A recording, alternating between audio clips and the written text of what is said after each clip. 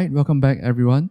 So today we'll be building a full stack Rust dashboard app using Leptos, which is the framework, and SurrealDB, which will be our database. So without further ado, let's take a look at what we'll be building first. So here we have our dashboard app up and running on localhost. You can see right off the bat we have some statistics displayed out, right? Some numbers, some nice numbers.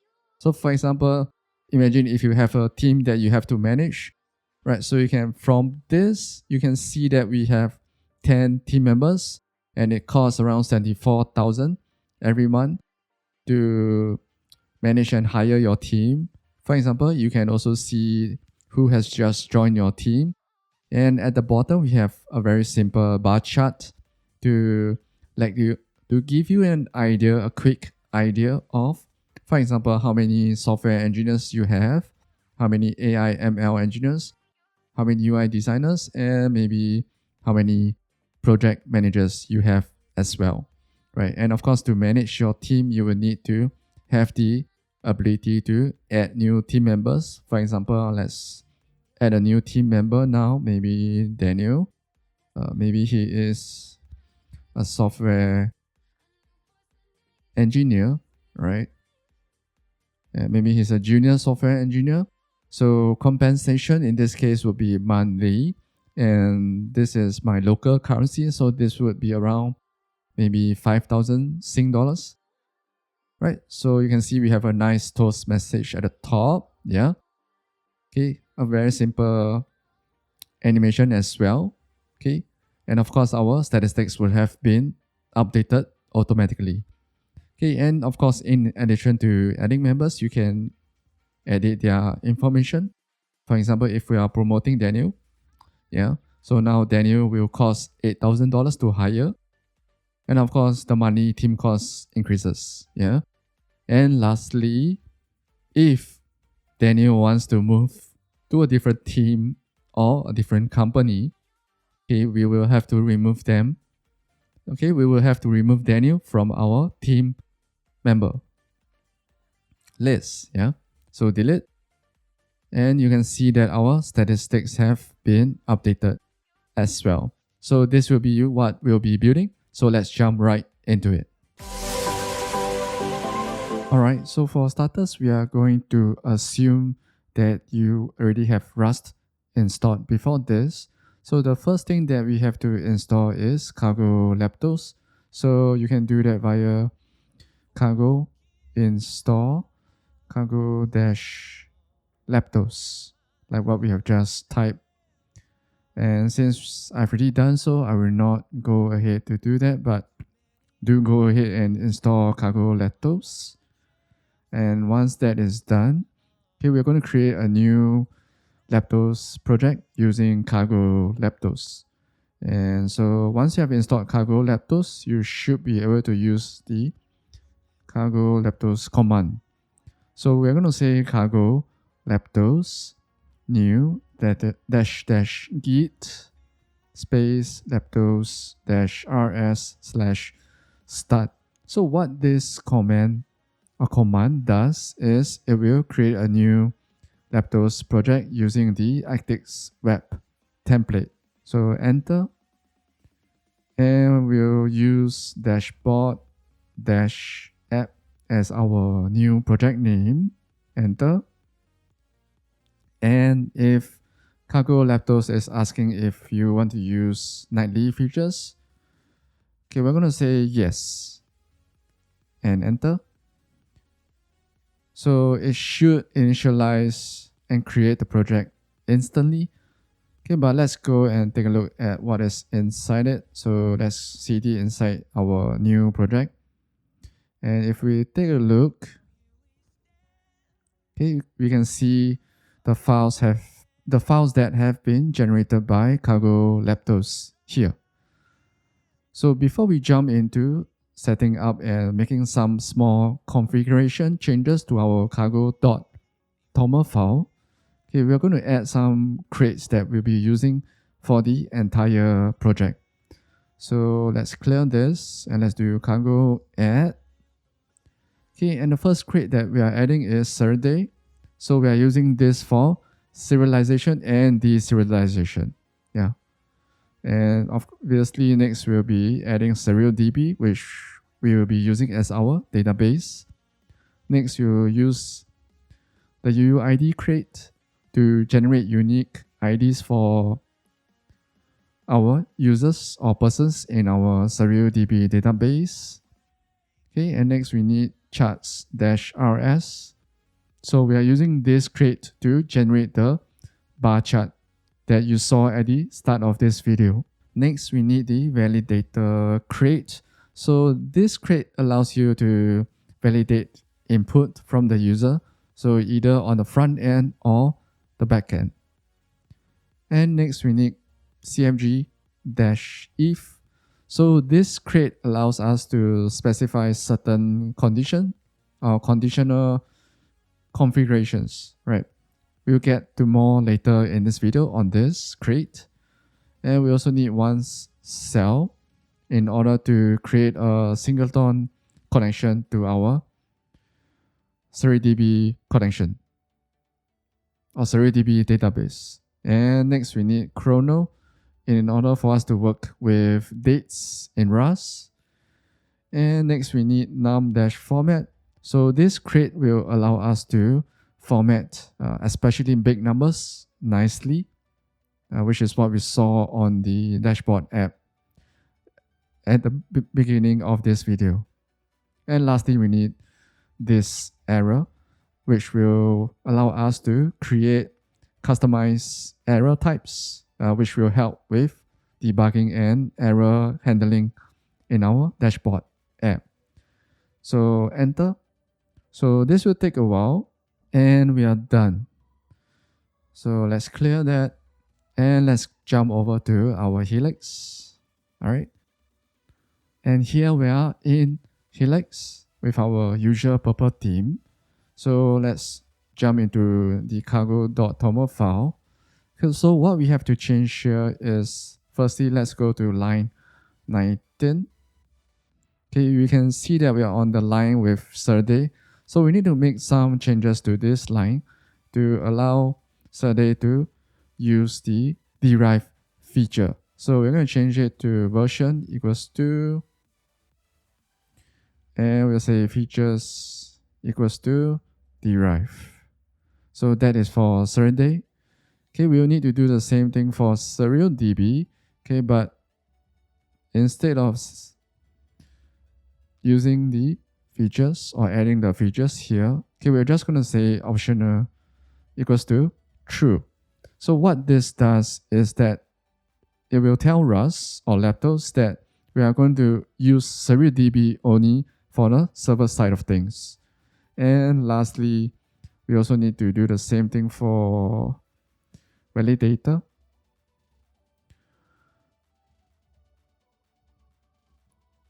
Okay, we'll say version equals to, and we'll add or enable the feature for derive as well. We will also need to jump down to the features portion here, and in the SSR here, okay, we'll add one line for our SurrealDB for a new dependency. So we'll say SurrealDB. Yeah, so this is to once again ensure that SurrealDB is treated as a dependency only for the server side of things. And let's go back to our terminal here, and let's ensure that everything works by attempting a cargo Leptos wash. So this will start the initial compiling of the debug version, and it will also run the app if it compiles successfully. Alright, seems that we are done.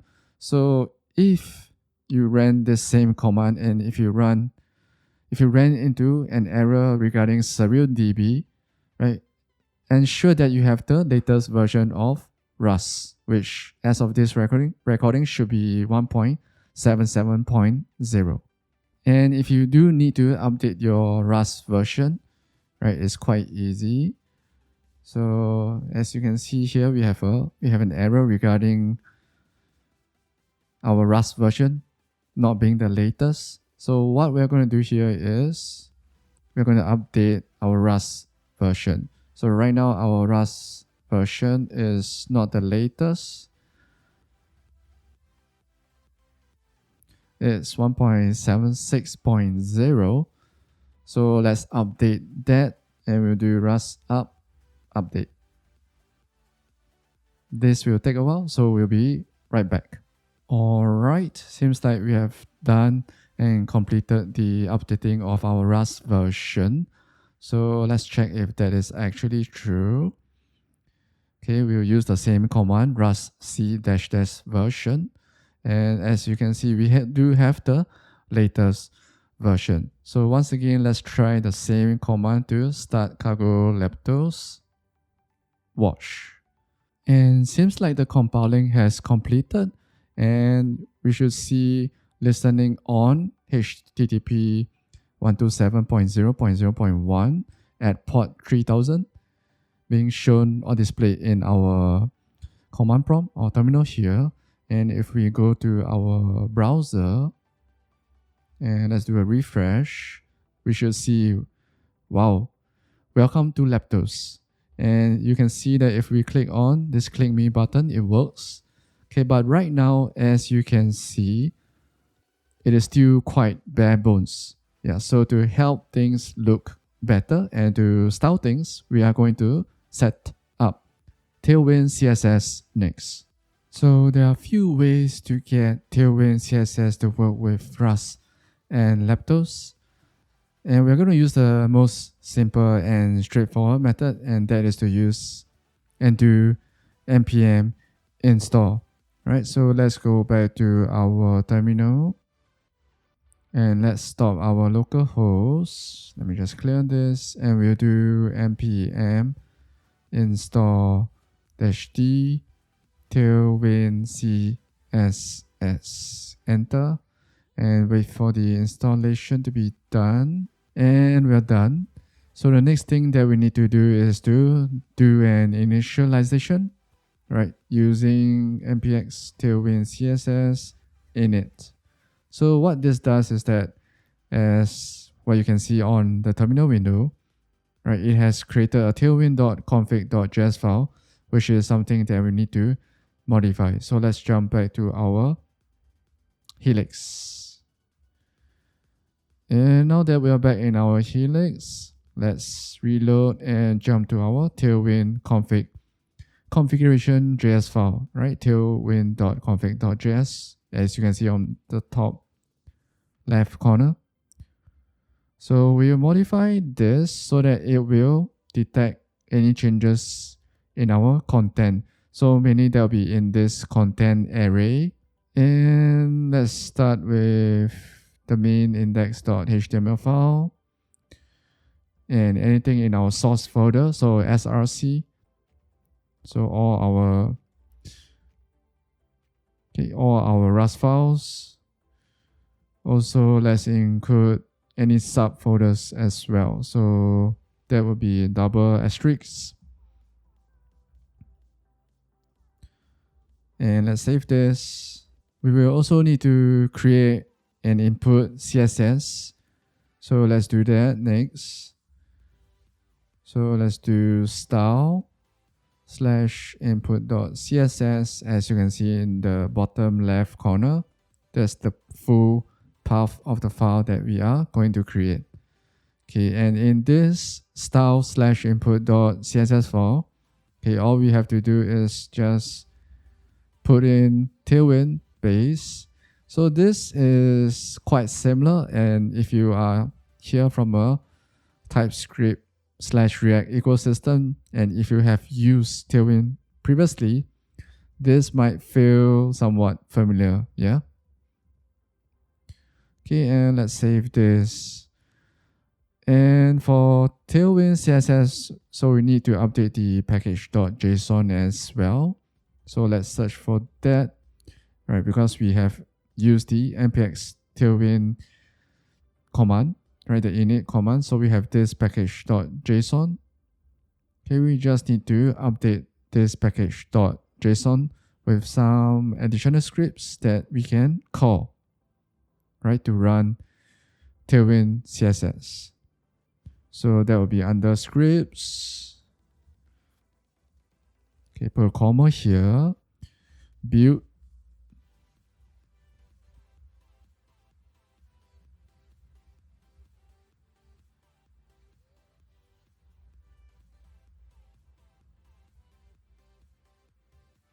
And save. Alright, so we sped through that, but let's go through what we added here under the scripts. So we added two new commands, okay, under the scripts section here. So one of it is build. So basically this takes in the input from our input CSS here, right, as you can see, and creates an output in the form of output CSS, right, as shown by what I'm highlighting here. So we also have the watch command here. So basically this will think of this as a live hot reload version for Tailwind CSS. Yeah, with the watch parameter here or argument. Alright. So for this to work, we will need to run the watch command under scripts. So let's go back to our terminal to do that.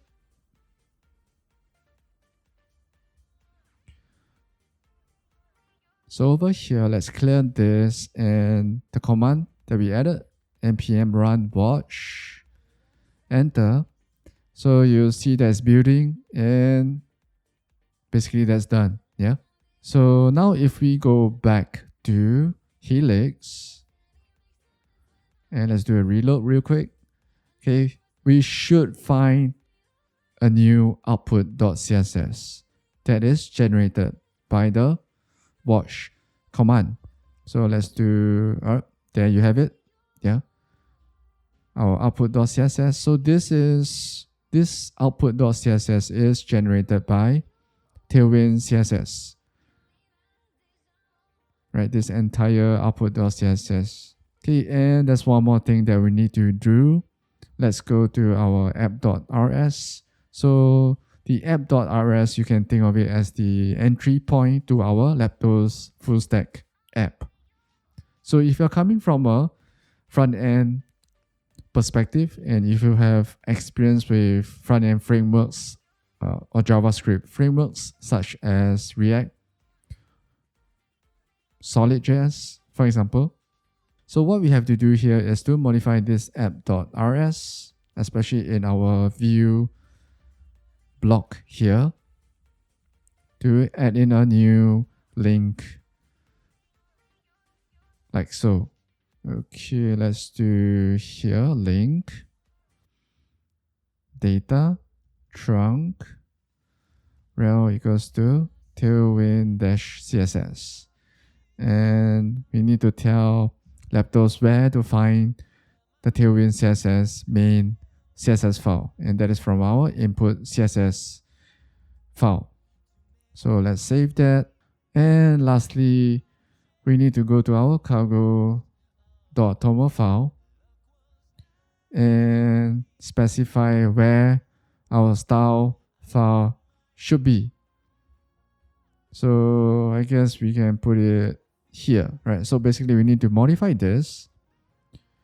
Yeah, so this is our optional source CSS file that Tailwind takes from. So this style file, so since we have changed it to output, right? So that will be output/output.css under the style folder. So save that. And we'll need to run our cargo Leptos watch again. So let's go back to our terminal. And back at our terminal. So by the way, this is another terminal window. So make sure you have your npm run watch up and running in another terminal because you need that for the Tailwind CSS to be live. So over here, we need to do a cargo Leptos watch, enter. You can see that's building, and wait for it to build and compile. So now that it's done compiling, you'll notice something new here. There's a notify watching paths, which includes our style/output, right above my head and right above the serving at localhost port 3000. So if you go back to our web browser in Chrome and refresh, you see that nothing has changed, right? In fact, all the way at the top, it seems like there's no styling because we have not done any styling yet. So let's go back to Helix. Okay, and let's jump back to our app.rs here.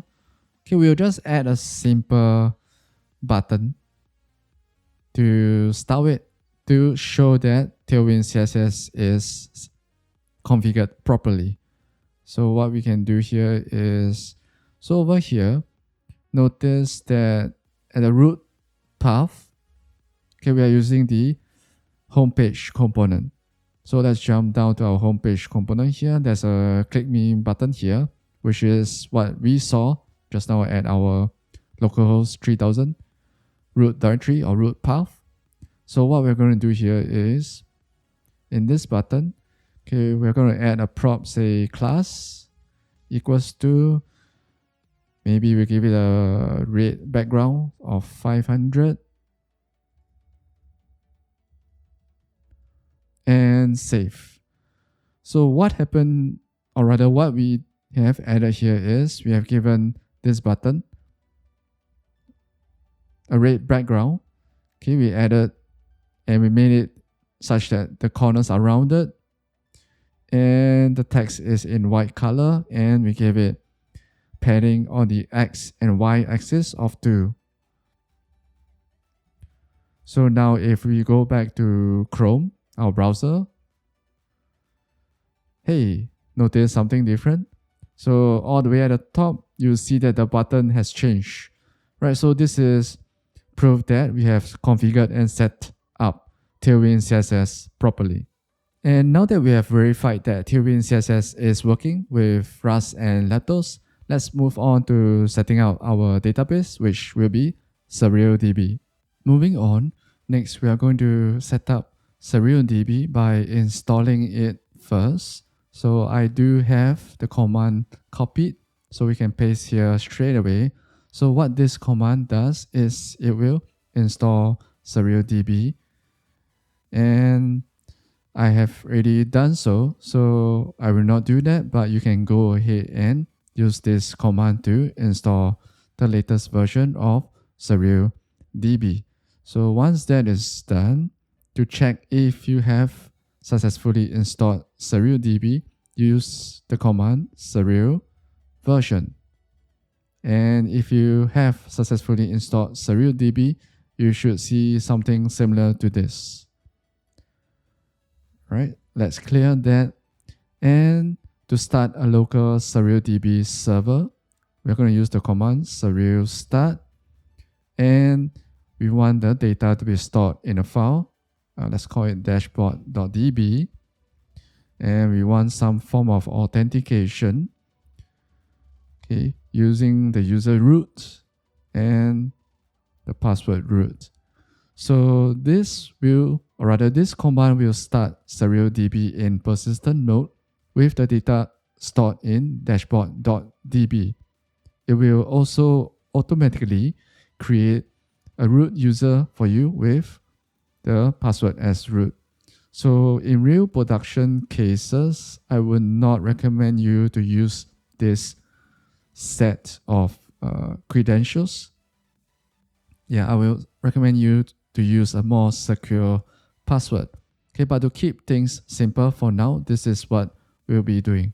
So enter, and we should see that SurrealDB has started. So now if we go to Chrome again,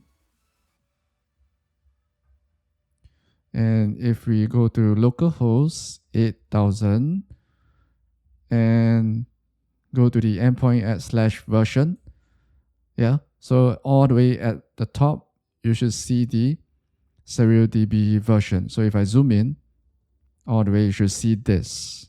Yeah, so this means that the local SurrealDB server is up and running. Now let's zoom out. Next, we want to connect to our SurrealDB server via our Rust dashboard app. So we are going to go back to Helix to start and create our database connection to it. Alright, now that we are back in Helix, let's start by creating our first module, which is going to be the DB module. So let's create that first under our app directory. So we'll call it db.rs to keep things simple. And we'll just have another module here called database. Of course, that doesn't exist yet. That is fine. And let's save this first. Yep, let's save that, which will automatically create that directory as well. And let's go back to our app.rs, and we want to let our app know of this new module.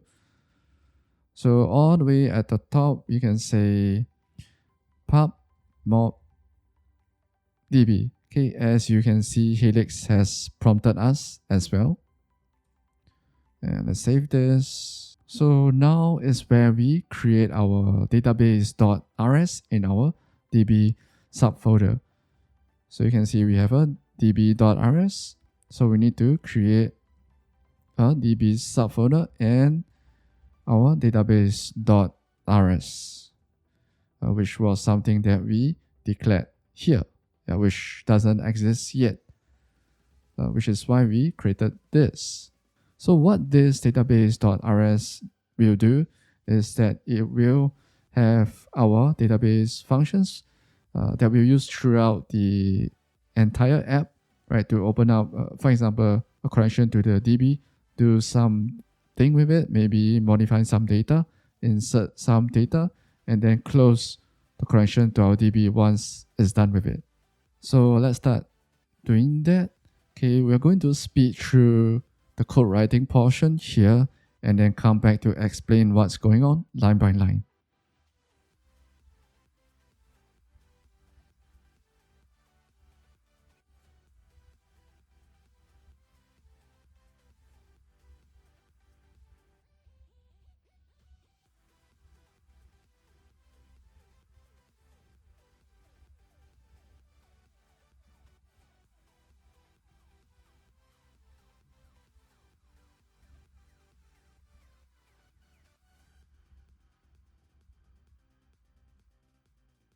Alright, so we added quite a few lines here in our database.rs. Let's go through them.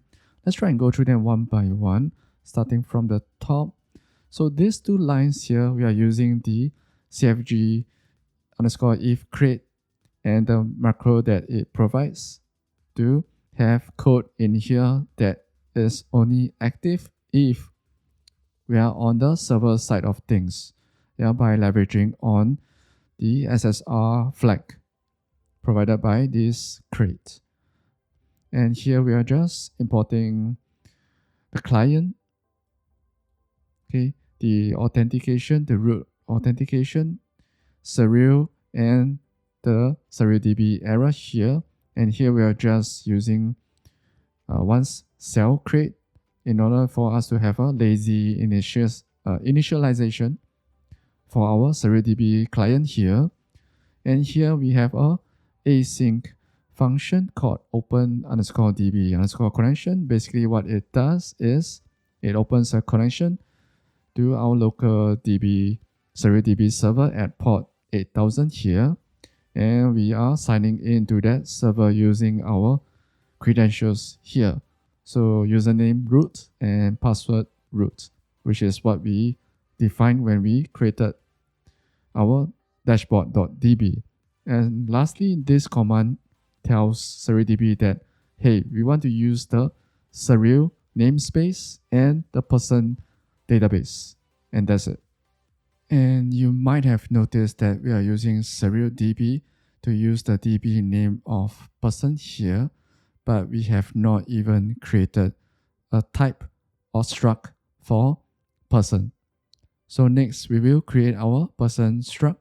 And before we can do so, let's go back to app.rs here. And at the top, okay, similar to what we did for our DB module, we're going to add a new module for models because our person struct will be one of our models. So let's save this first. It's fine if Rust is complaining about it because we have not created it yet. So let's do that next. So we're going to create the models module and the person.rs in it. So let's do src/app/models and person.rs.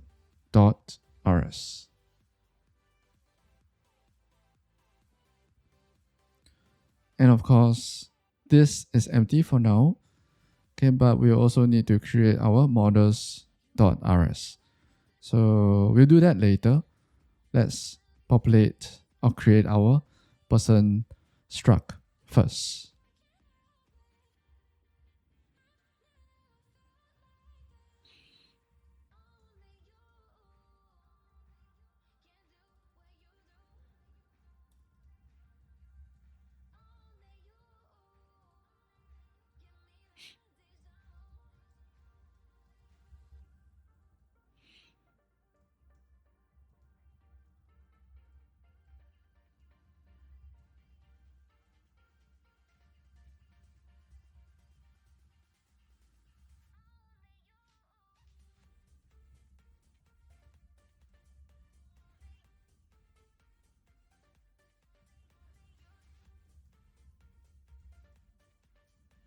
Alright, so we added quite a few things there for our struct, person struct definition.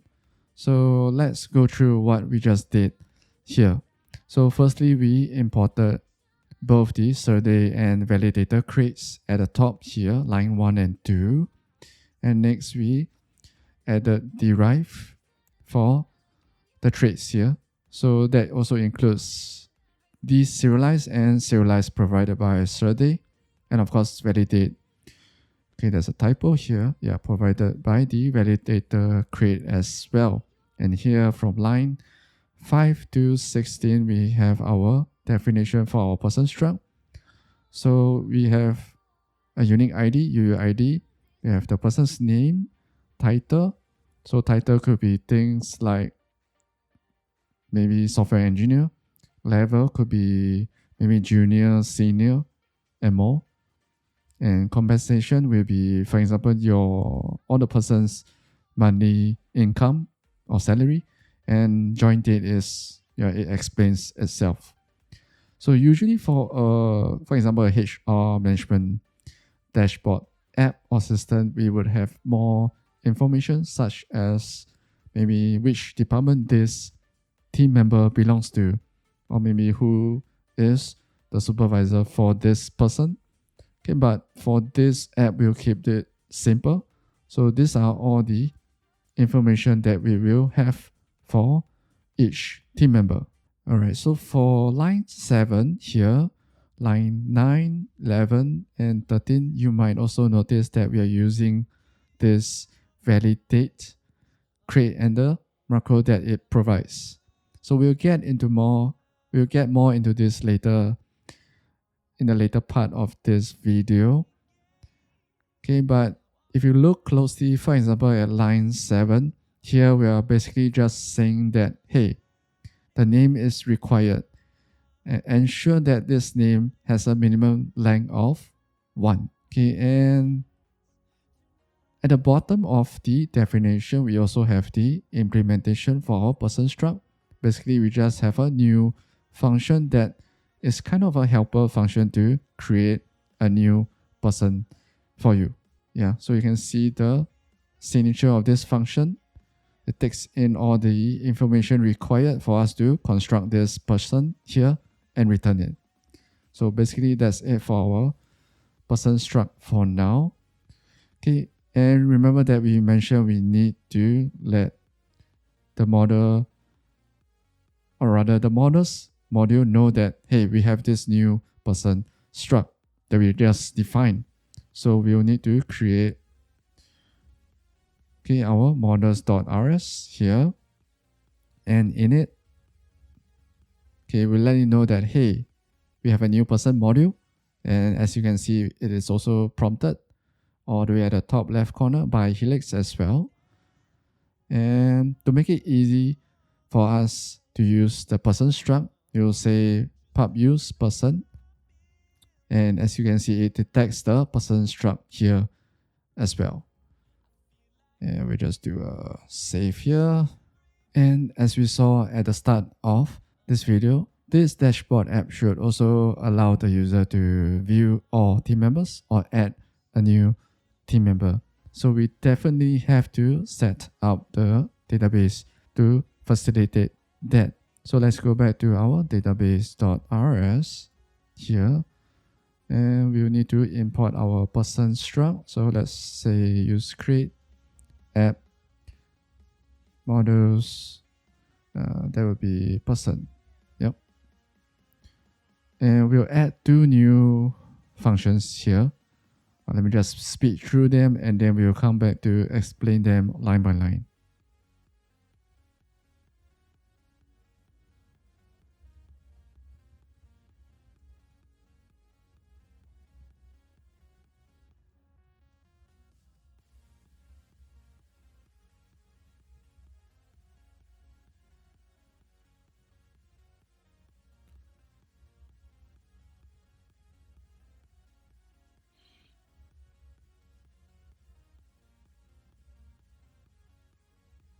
Alright, so we have just added our get all persons database function here. So let's first go through line by line what it does before moving on to add our add person database function. So firstly, if we take a look at the signature of our function here, we can see that it returns an option of a vector of persons. Yeah, because we want the data of all team members in our SurrealDB. So firstly, we open a connection to our SurrealDB. We execute this query with our SurrealDB. Okay, the order by join date is basically for us to say, hey, I want to display the person who is the latest team member to join our team at the top. Yeah, so hence the order. And next, once we have retrieved our results from our database, we'll close that collection by calling invalidate here. And we'll do a match on the results as well here on line 30 as it returns a result variant. So we have to match on it. So that includes both the OK on line 32 and the error on line 39. Obviously, for the case if there's an error, we return a none. Right? If you remember our function signature and it's OK, we take the result from it and we do a match on it because that is also a result as well. And if there are no errors with this, okay, we just return sum wrapping our data, which is also in the form of an option. Yeah, if you recall the function signature here. Next, let's move on to adding our add person function as well.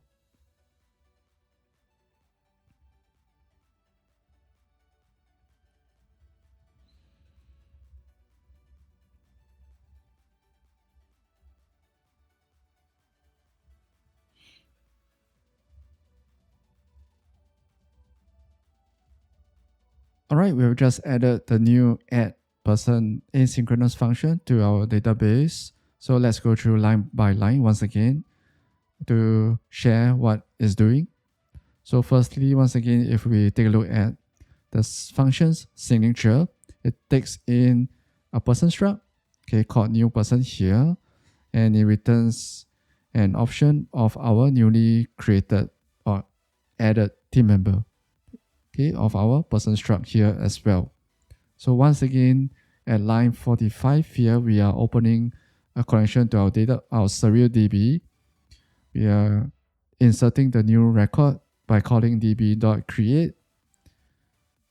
Okay, and all the information for this new team member is passed in via this dot content.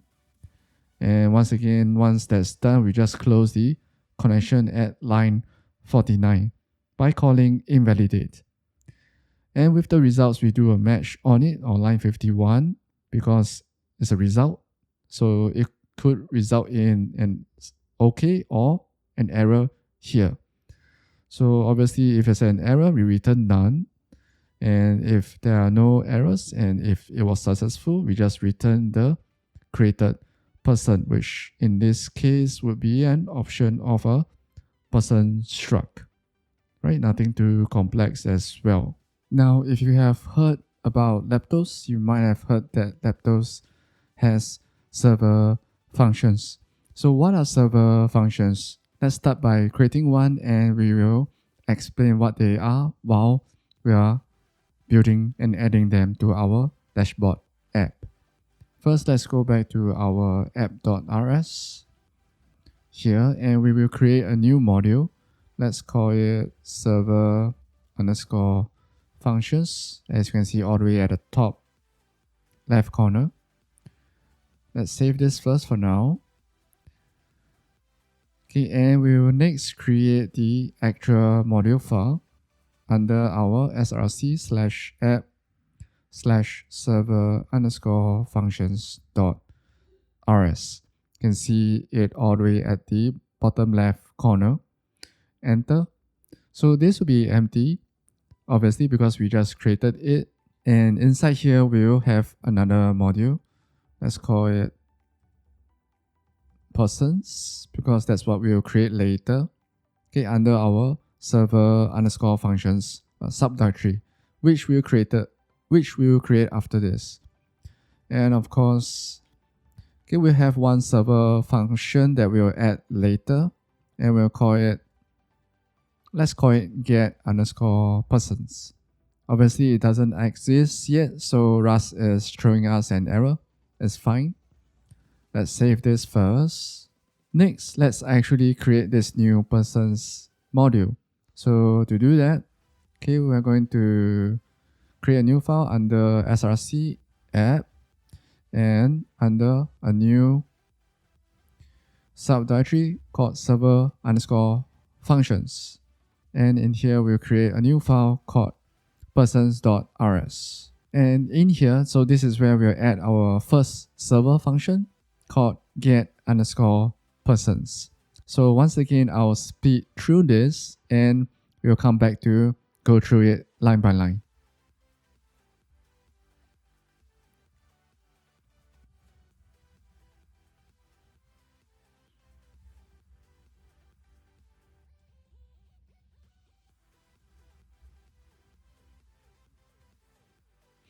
All right. So what we added here, let's start from the top. So at the top, we added, or rather we imported our person struct that we created previously. We also imported Leptos and SurrealDB for serialization. And here you can see we have a server macro. Okay, using this server macro provided by Leptos. Okay, so like the name suggests, server functions are basically functions that live only on the server. Okay, but one cool thing about them is that you can also call it from the client as well. And we'll get into that more in the later part of this video.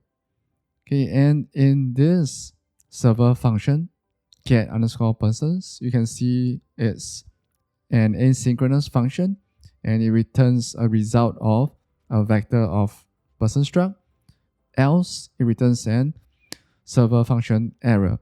And here we are just calling this retrieve all persons function that does not exist yet. And because we want it to be asynchronous, we're using await on it as well. And lastly, we just return whatever we get from this function too. Okay, by wrapping it in an OK. And since we have not added this retrieve all persons function yet, let's do that next.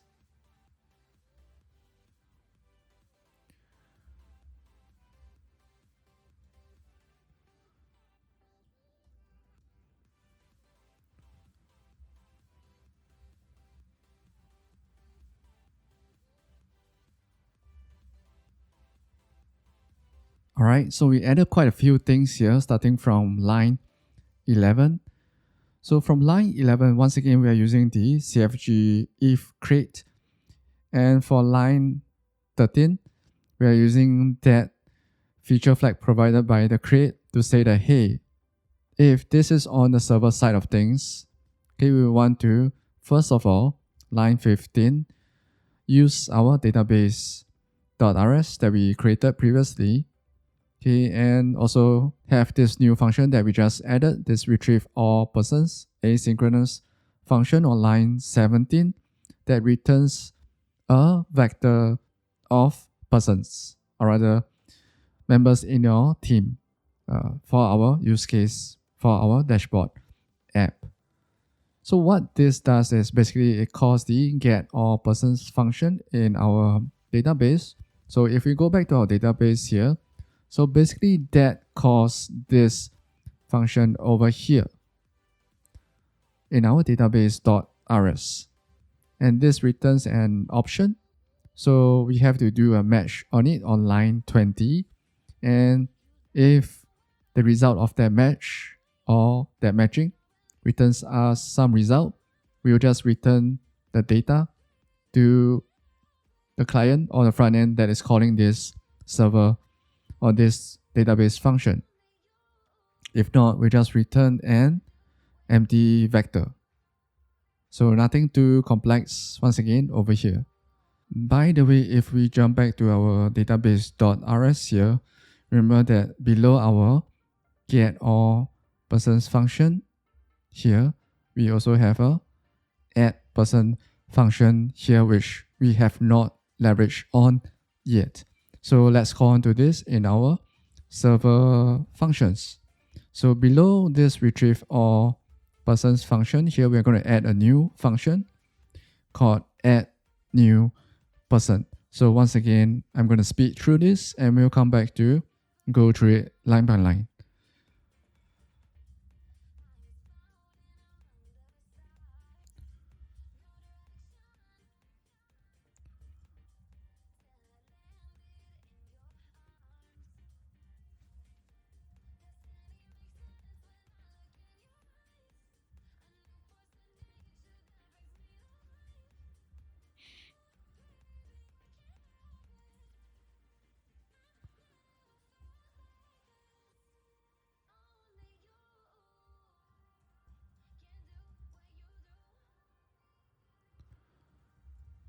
All right, so we added quite a few things here. So let's go through what we did starting from line 16.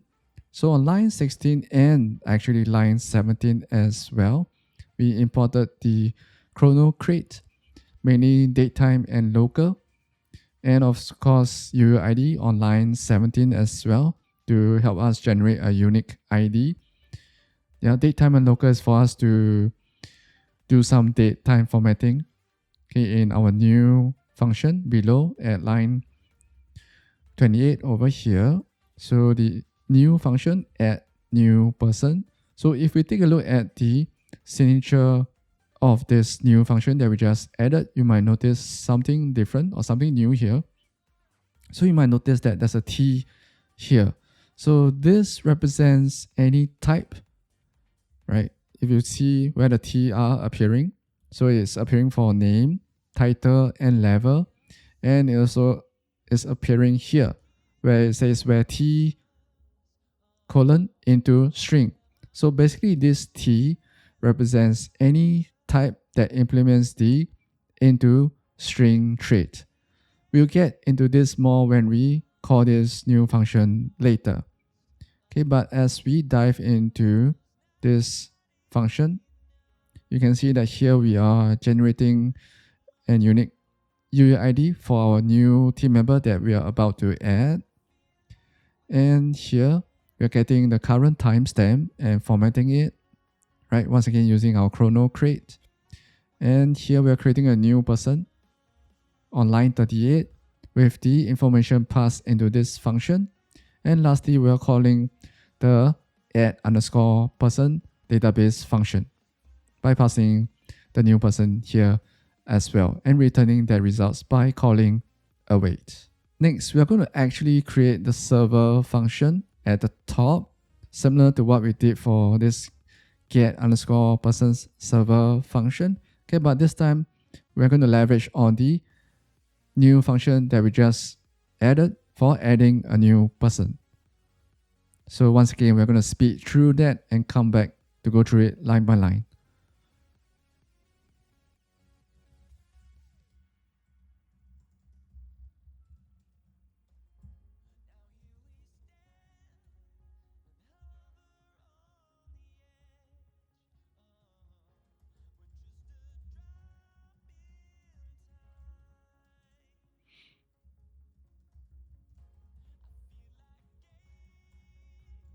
All right. So once again, we have added quite a few things, especially in this new add_person server function. So once again, let's go through what we did here. So right off the top, right off the bat on line 11, you can see that we are using the server function macro again to define this add_person as a server function. Okay, we are giving it the add_person name here. And if we take a look at the add_person function signature, it takes in one parameter, and that is the add_person request of type add_person request, which doesn't exist yet, which is why Rust is throwing this error, which is fine because we'll add this after this. And this function returns a result of either the newly added person here or a server function error here, right at the top here. And let's move on to what's going on in the function itself. So firstly, we are calling the add new person function in the block below here that we just added below and on line 46 here. All right. And passing in all the required information. So for example, the person's name, title, level, and compensation. And because it returns an option, okay, we have to do a match on it on line 21. So if the results, or rather if the match returns some results, which is on line 22, we will just return that result wrapped in an OK, because the signature of this function does return a result. If not, we'll just return an error with the text message saying, hey, there's an error in creating this new person. And that's for this new add_person server function. Once again, nothing too complex. So as we just mentioned, we have not added this new add_person request struct yet. And we're using it to send information, right, required for adding this new team member from the front end to our server. So we'll need to define and add this to our app. So let's do that next. So in order to do that, we're going to jump back real quick to our person model here, because we're going to add that new add_person request right below our person structs definition and implementation. So once again, we're going to speed through this and we'll come back to go through it together line by line.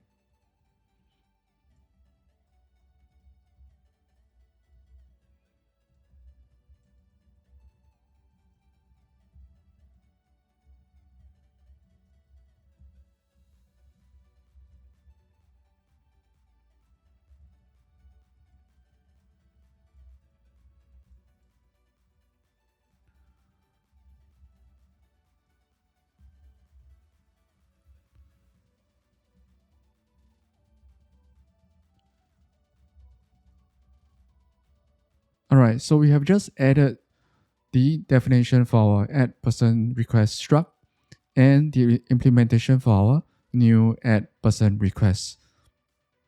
So nothing too complex here once again. Okay, but if we take a look starting from line 38 to the top left of where I'm pointing to. So once again, we are deriving from all these traits that we need this struct to have. So in our new add person request struct, okay, we have a name of the new person, the title here, the level. So once again, there's something along the lines of junior, senior, principal, maybe. And the compensation, so that's your money, cost or income or salary for this team member.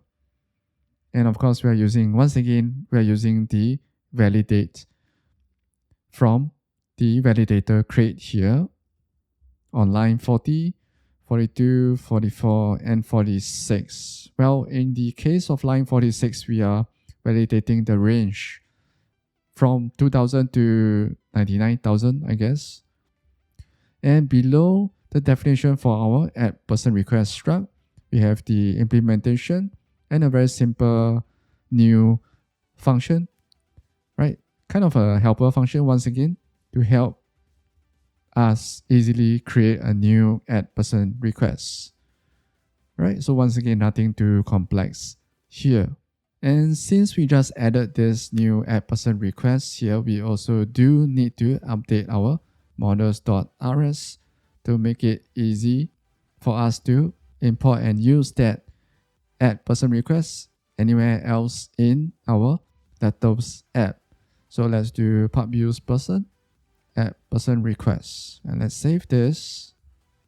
Now, if we go back to our server function here, you can see now if we do this, you can see now Helix detects that, hey, you can actually import this because we just added this new add person request struct. And you can see that it is now automatically imported. Let me just save that. And the error goes away. So now that we have set up the server functions for both retrieving team members and adding them, let's start setting up the front end routes for the 2 pages that we'll be creating. Now to set up front end routes in Leptos, first we have to jump back to our app.rs. And we're going to make some changes here, some small changes. And once again, we're going to speed through this and come back to go through them line by line together.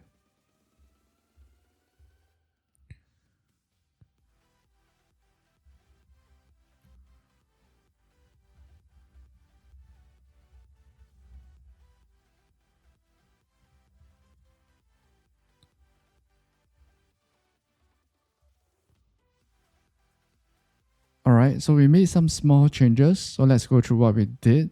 So starting from line 21, so basically we just changed the title that appears on the tab of your window. So we just changed it to full stack dashboard app.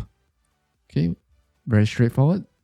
Okay, next, if we take a look down, starting from line 27 onwards, so here we are basically setting or linking the route, the root path or the root directory to render this home page component, which obviously doesn't exist yet. And we are doing the same thing for this /theme route, which will render this theme page component, which once again, obviously does not exist yet, which is why Leptos or Rust is throwing these errors. So for starters, we will create a new module called pages, and we'll have both our home page and theme page be in it. So let's go to the top of our app.rs here, and let's create a new module called pages. And we'll say use pages, home page, and theme page, which obviously does not exist yet. Let's save that first. Next, okay, we need to create that pages module. So let's do src app pages.rs. So once again, do not worry because the source code to this entire app will be free on GitHub in the description box below or on the top pin comment. So save that, and we'll need to create that pages.rs.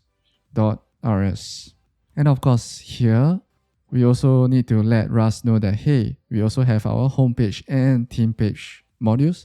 So we'll say pub mod home_page, which doesn't exist yet, but we'll get to creating it after this. So in our home_page.rs module, okay, we want to have a component called homepage, which does not exist yet, but we'll get to creating it after this. Same goes for our theme_page module. Okay, we want the component to be called theme page, which does not exist yet. Okay, but we'll create it after this.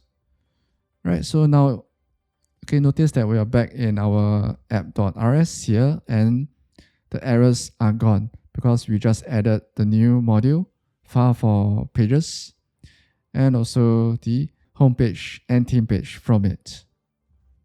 Okay, but of course, to resolve the error here on our pages.rs, we do actually need to create our homepage and theme page components. So now let's create these two components that define, or rather, that will represent our two pages. So starting with the home page, so let's do src/app/pages/home_page.rs. So this will be our home_page module, which will have our home page component in it. So let's create a very simple homepage component for now. Okay, but once again, we are going to speed through this and come back to explain it line by line.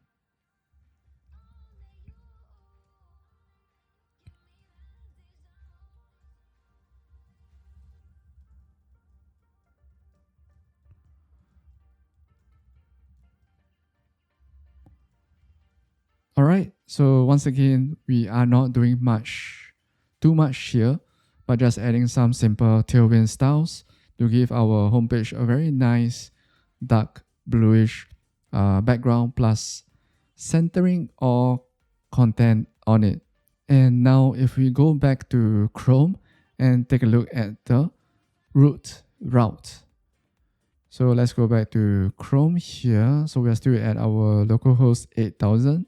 So make sure your cargo Leptos watch is still running and compiling without any errors. And if that is so, if we go back to the root route at 3000/enter, you can see all the way at the top here, it says home page here, which is what we entered or what we set to display or render in our homepage component, right? Because that is in our root route. And let's go back to Helix.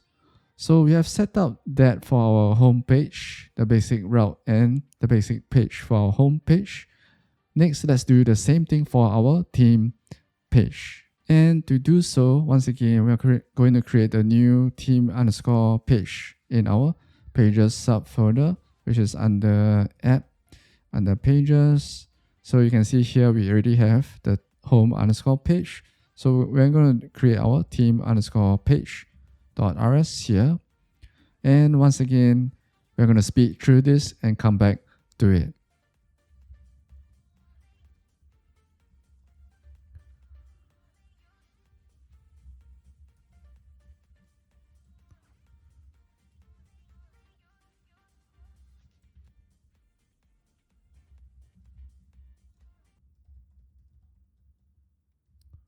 Alright, we are done with adding or building our theme page component, the first version.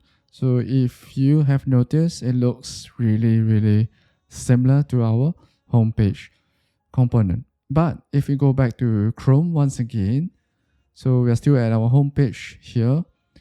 And if we type in /theme, we should see theme page here.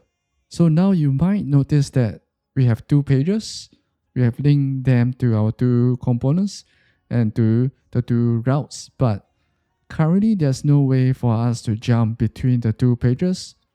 And the only way to do so is just to type it in the address bar, which doesn't make any sense whatsoever. So to resolve that, we're going to add a new navigational header to our dashboard app. So what we want is to have this new navigational header be in a components folder. And for that, we will need to have a new components module. So let's go back to our app.rs here, and let's go all the way to the top, and let's add a new module called components. Save that. So this is similar to what we did for all the modules, for example, DB, models, pages, and server functions. So next, let's actually create that components module file. So that would be under our app, and let's call this components.rs. And in here, so let me just add a simple comment here for components all the way at the top left corner. And we'll say, hey, let's have another module here called header, which doesn't exist yet. And we'll say pub use header, and we'll call the component name header. Obviously, it doesn't exist yet, so that's what we'll be creating next. So let's create this new file under app, under components, and this will be header.rs.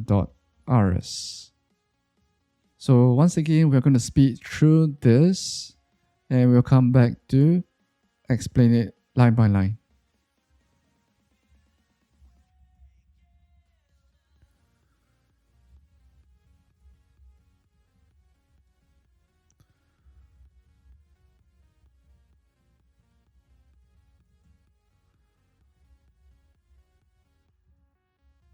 So let's take a quick pause here and take a look at what we just added. So very straightforward for line 1 and 2, we just imported Leptos and Leptos router.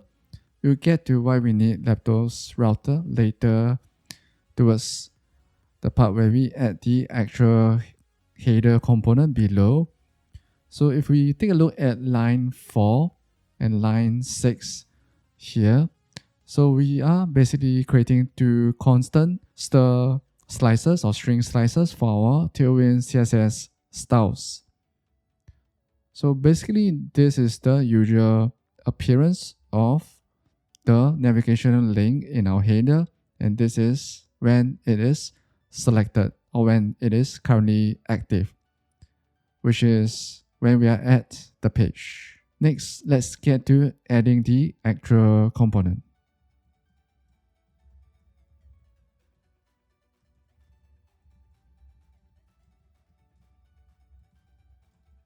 Alright, so moving on, here we have our signature for our header component. And on line 12 here, we are creating a signal here to get and check or set our current path. Yeah, the current path that you are in the browser. So if you are familiar with signals, or if you are coming from solid.js, for example, this might seem similar to you or familiar. This might seem familiar to you. So in Leptos, when you create a reactive signal, right, you get two things from it. Right, firstly, you get our read signal, so that in this case would be current underscore path.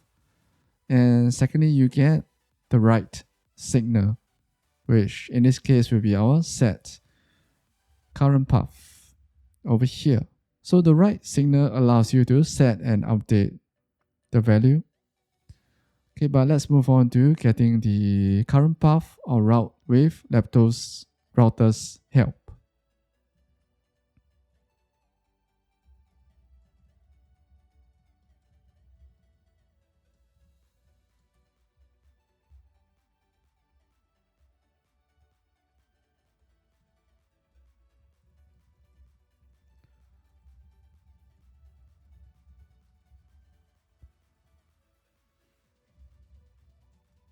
Alright, so this next section, starting from line 13, might seem familiar to you if you are coming from a solid.js or React background.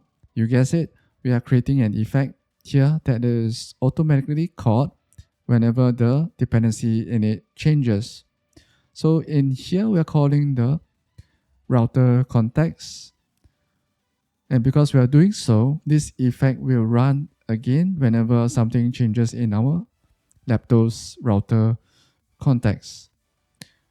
And because this router context returns an option here, we are matching on it, as you can see by the inferred type here. So we are doing a match on it. And hey, if there's something returned from it, we get the current URL or route here by calling pathname.get. And we're calling our write signal to store or save that URL. If not, in the none variant, okay, we're basically just setting it to the root path. Next, let's move on to actually creating the view portion that will render our header.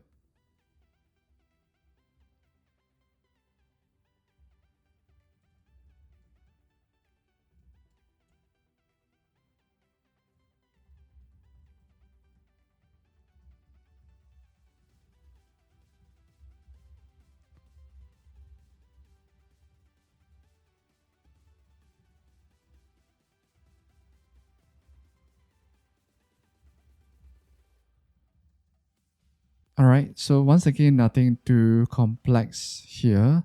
So starting from line 27, we are calling the view macro provided by Leptos and ensuring that whatever is in here gets rendered when this component is mounted on. And basically we have some TailwindCSS styles here. Okay, we have a nav with 2 navigation links in it. Okay, but what is important here is this function on line 31 and 34 that is called twice. So this get style from URL function that we obviously have not created yet. We're going to use it to determine what Tailwind style we want to use for this navigational link.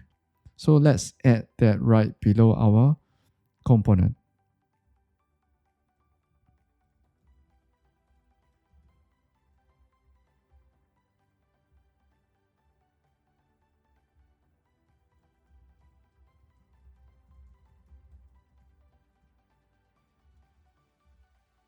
Now, if we take a look at this new function that we just added, this new get style from URL, okay, basically we are taking in the current path in the form of URL here and comparing it to the URL that we want. So for example, if currently we are at /team and we want to compare it to the root URL, which is just /. And if that is true, we will return the TailwindCSS style for the navigational link that is selected on line 44. If not, we will just return the default TailwindCSS style for the navigational link on line 47. So if we take a look at this function's signature again, you might notice some A's and B's littered around on line 42.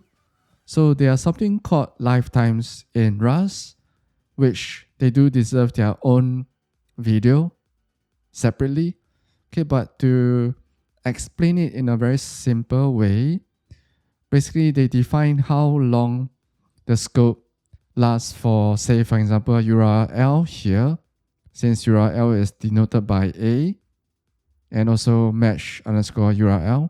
So since, for example, on line 42, URL and mesh_URL are both denoted by A here, they have the same scope, which lasts the same lifetime. Now let's go back to our theme page, theme_page here, and let's go to the top, and we're going to import our newly created header component.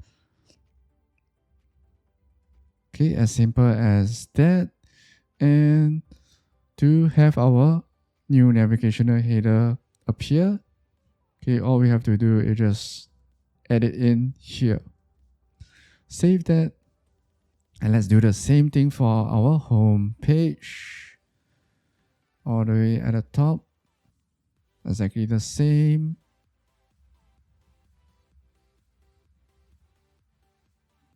Save that. And now if we go back to Chrome, let's go back to Chrome here. Let's do a quick refresh. Okay, so we are zoomed out, but if we zoom in to 100%, this is what we see at the top. So right now, if you notice that at the top here, okay, let's zoom in again. Yeah. So if we zoom in here, you'll notice that at the top we have dashboard and theme appearing in white. So these are our navigation links. You can see that when my mouse hovers over a dashboard, a purple underline appears. And right now, because we are on /theme, the theme link is being underlined. So if we click on dashboard instead, you can see that, hey, now the dashboard link is underlined instead. So this is as simple as it gets to adding new routes with Leptos. Now, before we can actually start working on the home page, which is what we are looking at right now, with the dashboard and the bar chart, we first need to have some data, and in our case, team members. So next, let's move on to building our team page first, which should allow us to start adding new team members and listing them down. Alright, so now we are back at Helix, and let's jump real quick to our team page component here.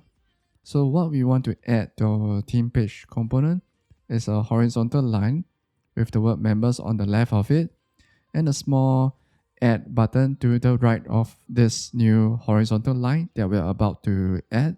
So once again, we're going to speed through this and come back to explain it line by line.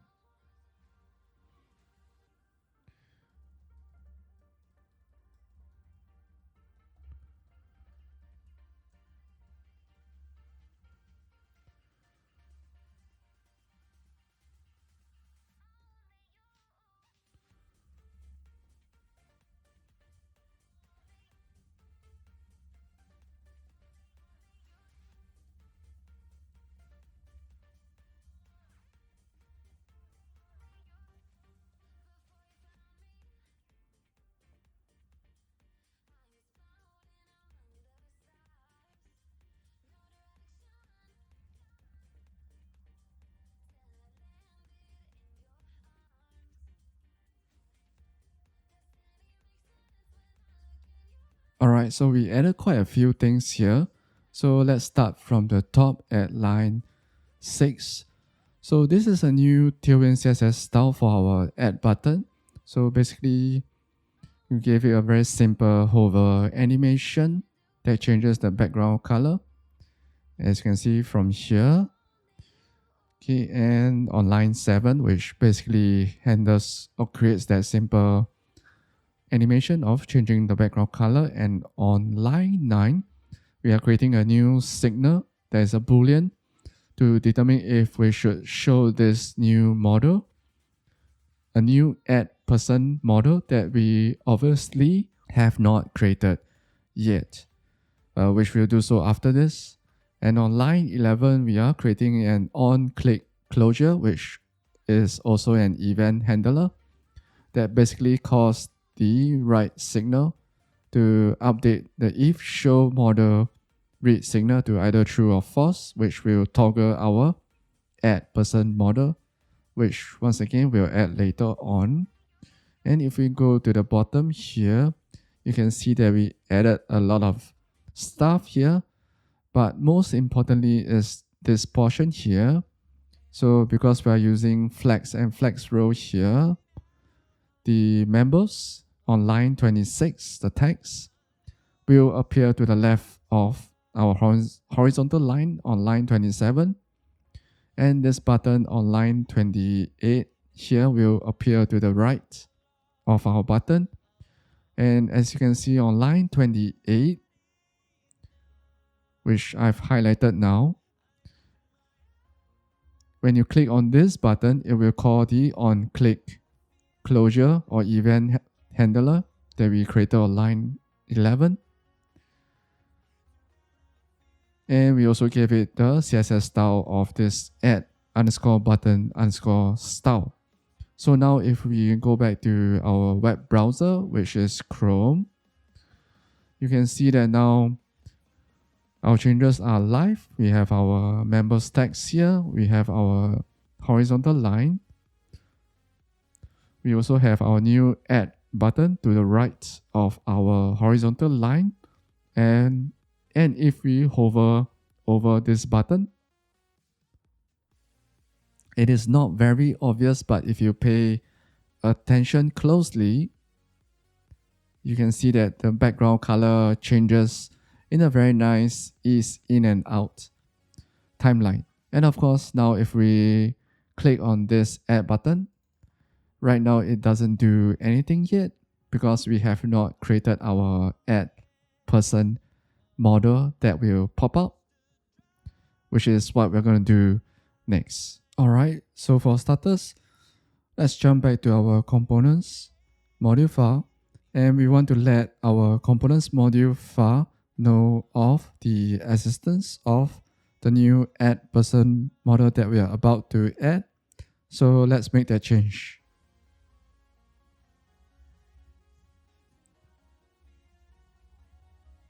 Alright, so that's what we did here. We inform our components module that we are going to add a new module called add_person_model.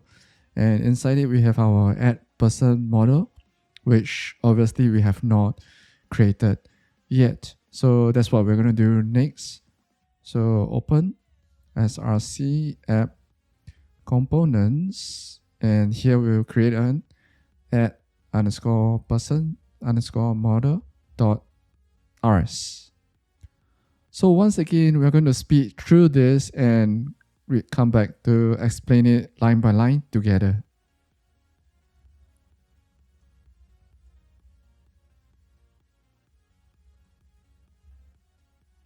Alright, so let's take a quick pause here and take a look at what we just added. The first 4 lines at the top left corner.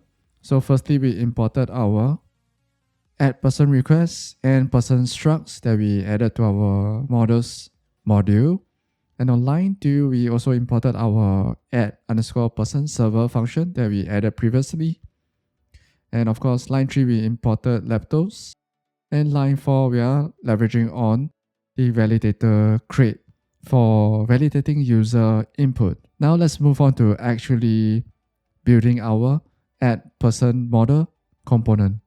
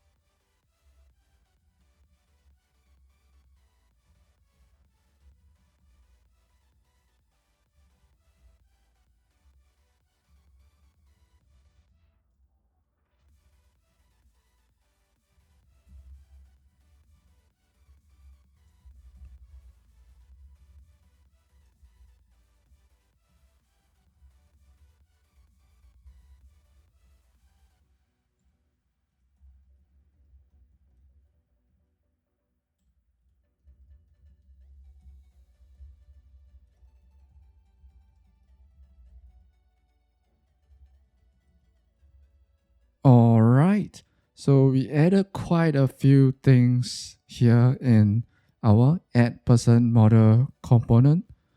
It's not done yet, but let's go through what we did here. So let's go all the way to the top to our signature for our add person model component. So if we take a look on line 7, for our add person model component, we are taking in one prop, which is the right signal for set if show model. So this determines if this model should be rendered or hidden, right? Just a simple right signal for Boolean. And then for line 8 will be the Tailwind CSS styles for the various input or text fields in our model for the user to enter the various or input the various pieces of information, right? Such as the new team members' name, title, level, compensation. And then we have on line 12, the Tailwind CSS style for the cancel button, which should hide this add person model. And then line 15, we have the Tailwind CSS style for the add button that actually will call the add person server function that we'll leverage on later. And then on line 18, okay, we have the Tailwind CSS style for when there are no errors. And then for line 21 will be the Tailwind CSS style for when there are errors. So for line 18 and line 21, these two styles will leverage on them later on when we add the errors to this model as well. Okay, let's move on to line 24. Well, line 25. So starting from line 25 to my left, you can see that we have created quite a few signals for example, for the new team member's name on line 25. And then for line 26, the new team member's title. Line 27, level. And line 28, the new team member's compensation. Whereas for line 31 and 32 are for displaying the respective error message after the validation for the user input has been done. Next, we're going to add two new event handlers closures, right? For when the user clicks on either the add button or the cancel button to close this model. And once again, we're going to speed through this and come back to it.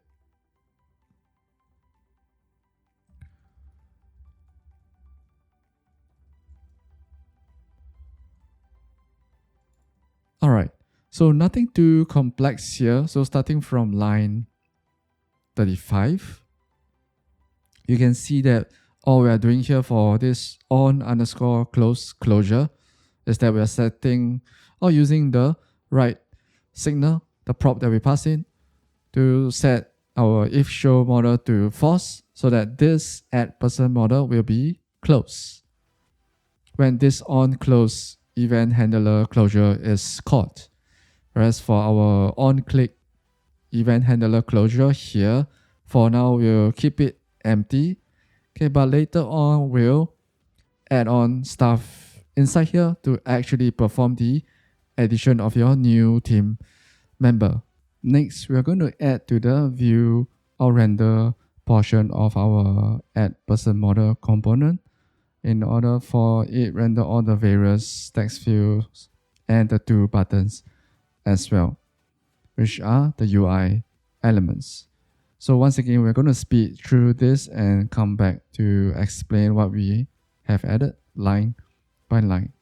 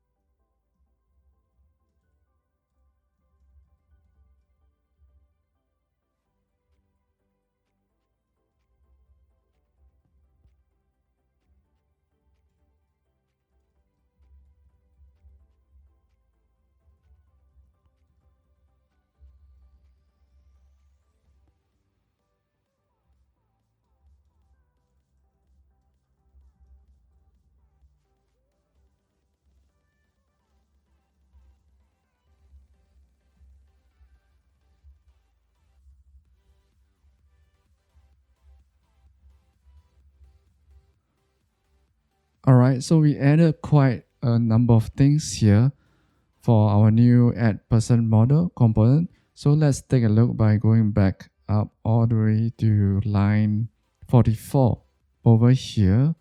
So what is going on here is we are changing the Tailwind CSS style depending on whether there are errors, which is on line 45, or if there are no errors on line 46. And for line 48 to all the way to line 53, so this show block portion here will only render whatever's in it. So that's line 49 to line 52 whenever there's an error. You can see the error message is here. And then if there's no errors, right, this whole portion will not be shown at all. And then let's move on to starting from line 54. We have a simple title here, add new employee, right? You can change this to anything you want. And then as you can see for our add person model, we have 4 text fields or 4 input texts. Okay, one for name, one for title, one for level, and lastly for compensation. Okay, they are all using the same Tailwind CSS style over here. Okay, but I'd like to bring your attention to the on input here, okay, where we call the right signal. So for example, for person name, okay, whenever it detects an input from the user, whenever the user types in something, okay, we'll call the right input and update the value from the user's input. In this case, that would be set underscore person underscore name. Yeah, whereas for example, for the person's title, there will be set person title. Okay, and we also have level and compensation for the person or the new team member that you are adding. And below our 4 input fields, okay, we have 2 buttons. One is the cancel button that we will call the on close event handler closure that we added above. And the other button actually will call the server function that will add to the on click event handler closure here. Okay, as you can see now, Helix is showing us that this is a mouse event handler, which is also a closure in Rust. Right, so save this. And now to actually display this new add person model, let's go back to our theme page here. So remember this on-click event handler closure on our theme page component. So we just need to leverage on this, both the write signal and the read signal for our if show model here. And let's scroll all the way to the bottom here in our view portion. We're going to add in a show when block, right? Similar to what we did on our add person model. Once again, we're going to speed through this and come back to go through it line by line.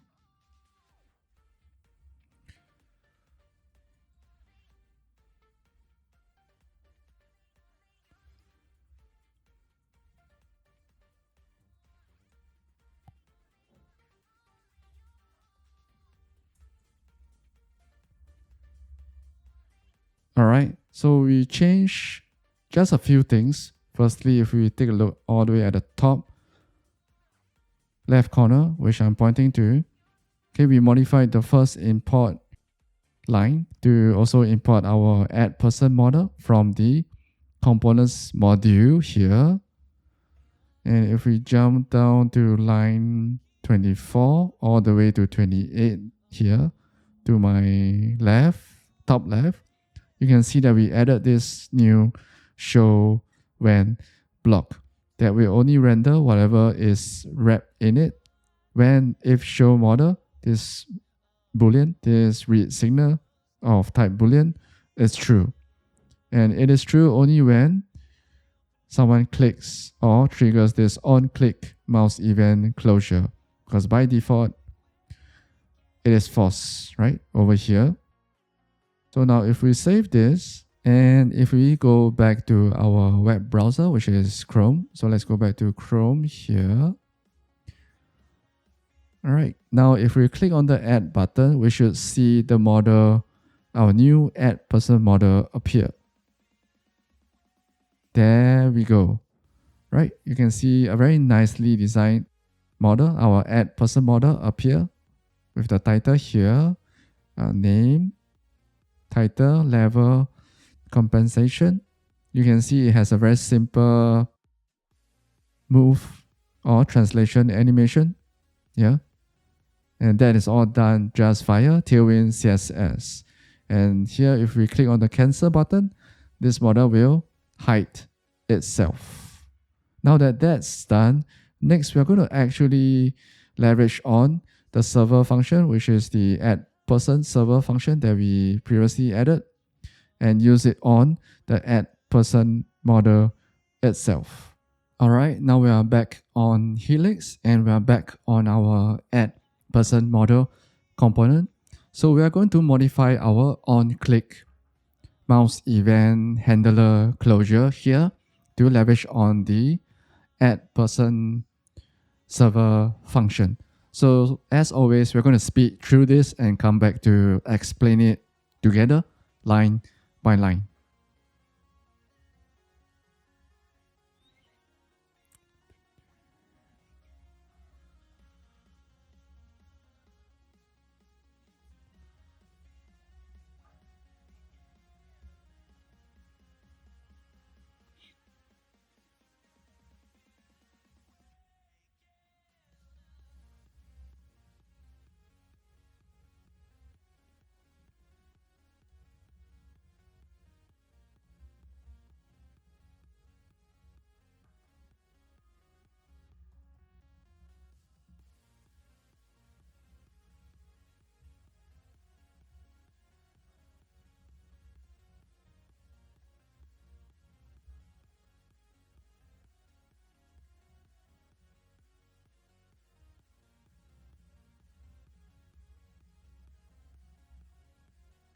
All right, so we have done modifying our on-click event or mouse event handler here.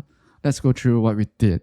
So firstly, starting from line 41, we created a new add person request, and then we pass in the person's name on line 42, title, line 43, and level.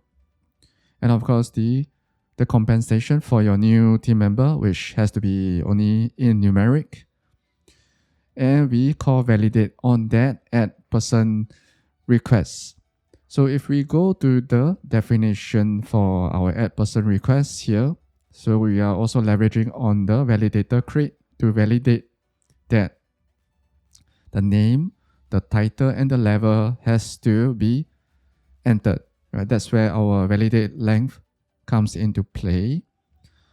So if the user did not enter all the required fields, this match on line 50 will result in our error branch, which should be on line 64 here.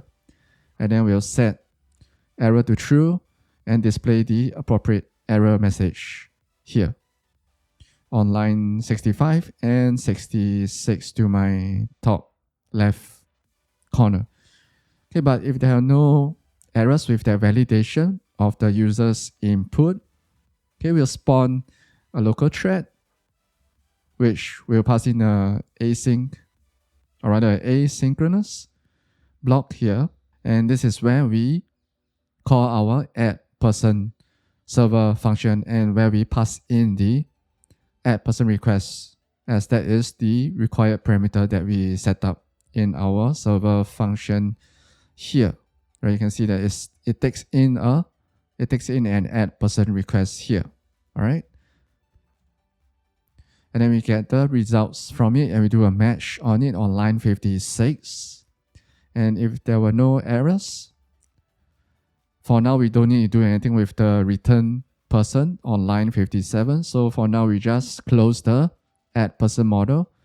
But if there was an error adding this new team member, for now we'll just do a simple print line to maybe say error adding, depending on what the error was. Right, so nothing too complex for now. Okay, let me just put an underscore in front of this because it's unused for now. Or we can just do this, yep, to get rid of that yellow underline. Okay, now let's go back to our browser, which I'm using Chrome, to check this server function out in action.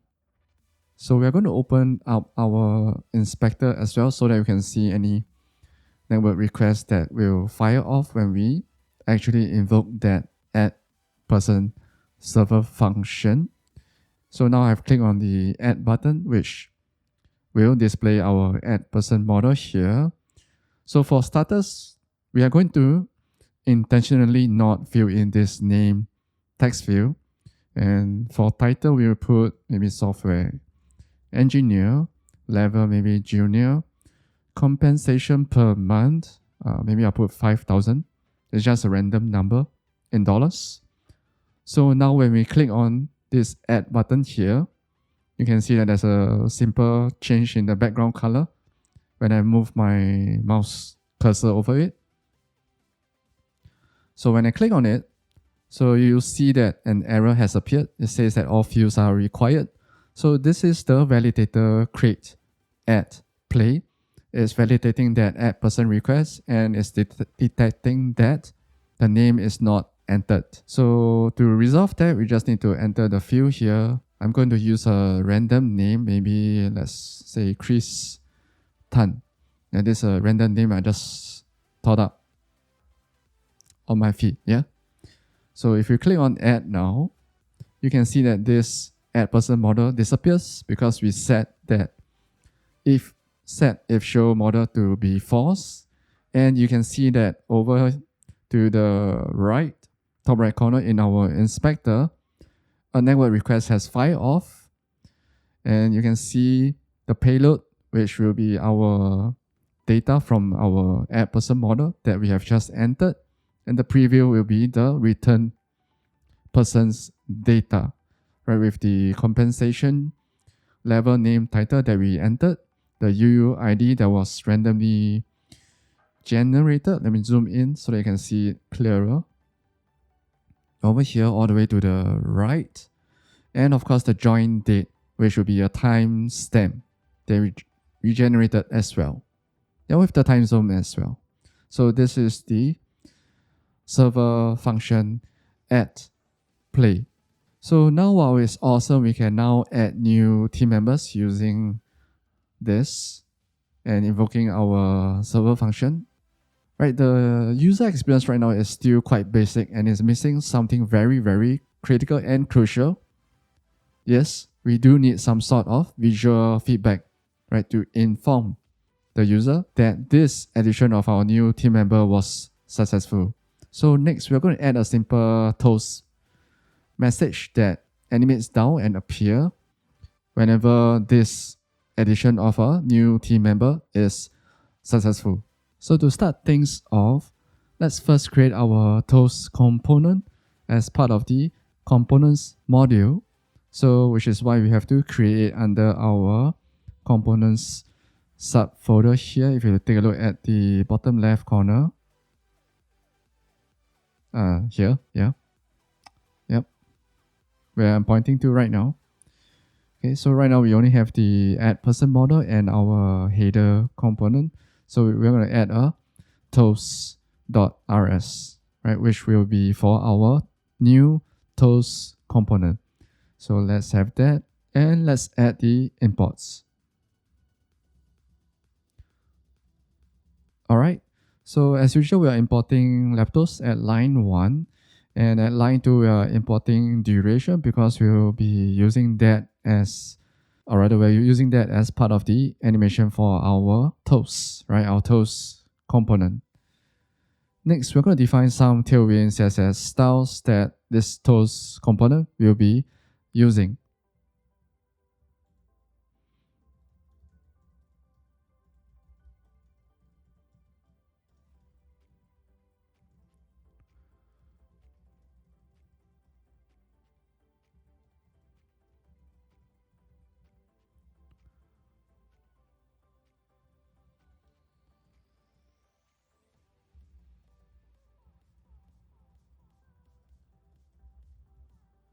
So we added 3 new constant string slices or slices, depending on how you want to pronounce them, for our TailwindCSS styles.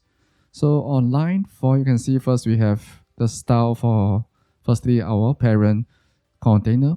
So this is when the toast is hidden away at the top, right, out of the user's view. Right, the next style is applied when we set the toast to animate and move down.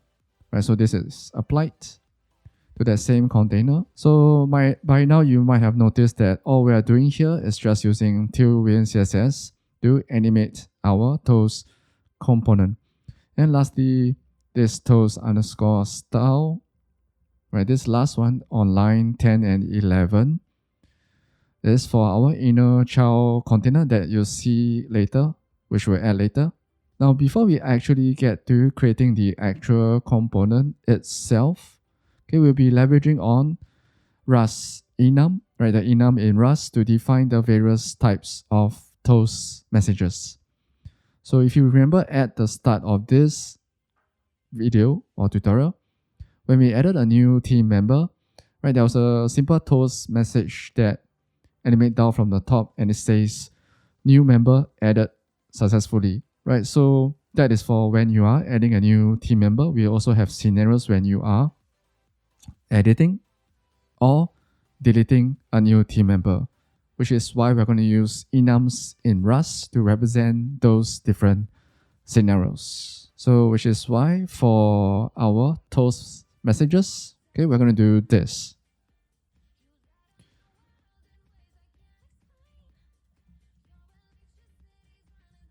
All right, so we just added our new toast message type enum on line 13 all the way to line 17 with our 3 scenarios: new member added, new member deleted on line 15, and line 16 for member updated. Now to actually display the respective messages based on the enum value, okay, we are also going to rely on the new type pattern in Rust, right? So that gives us its own video. So we won't dive too deep, right, into the new type pattern. But basically when we do this,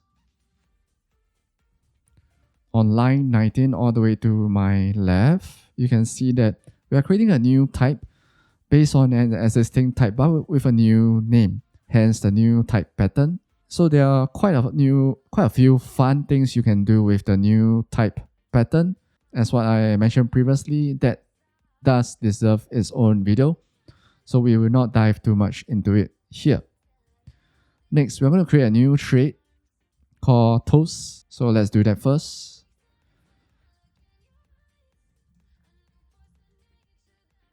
And save. Now, if you are not familiar with traits in Rust, be sure to check out my video on Rust traits and what you can do with them.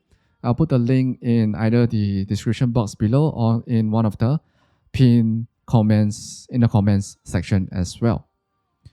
But basically, now that we have defined this trait here from line 21 to line 23, okay, we can decide how we want to implement this create function on line 22, depending on what data type we are implementing this trait for. Okay, so you guess it, we're going to implement it for our toast message type here that we just defined above. And it does return that toast message here. So we're going to add that implementation now.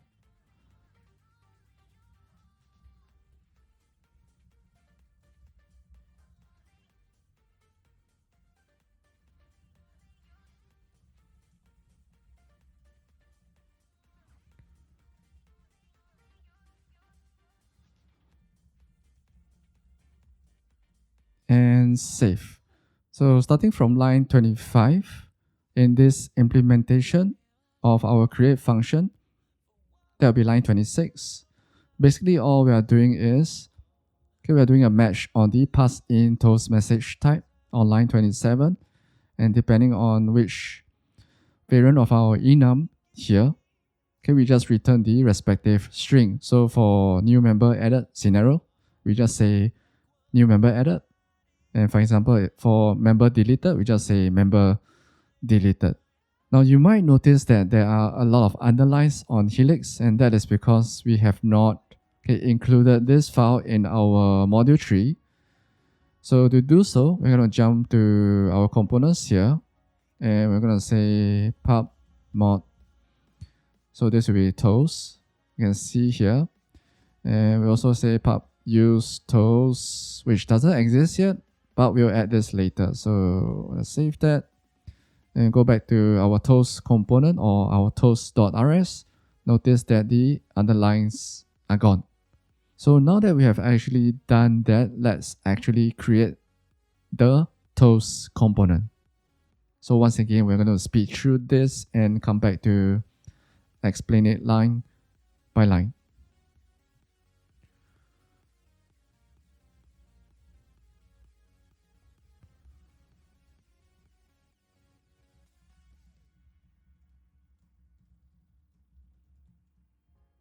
All right, so we added quite a few lines here, although it's not done yet, but we're going to take a quick pause here to go through what we have done so far, starting from line 35 and 36.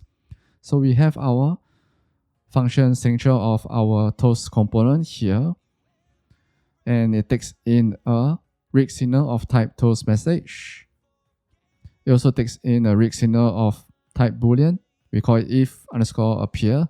So this is to check if this toast message should appear or not.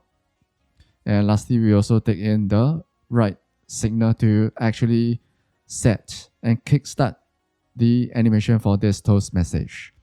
And in our toast component, first we added a very simple height closure that will be triggered, that can be triggered to hide this toast component, and we'll use this later on. So next we are going to create an effect. Yeah, so if you are coming from solid.js or React, you might know what effects are. Okay, but we're going to create an effect using Leptos create underscore effect, and that we'll call this height event handler closure, right? Just maybe after a few seconds of the toast appearing. So that will ensure that the toast doesn't stay in place and just obstruct the view of your app.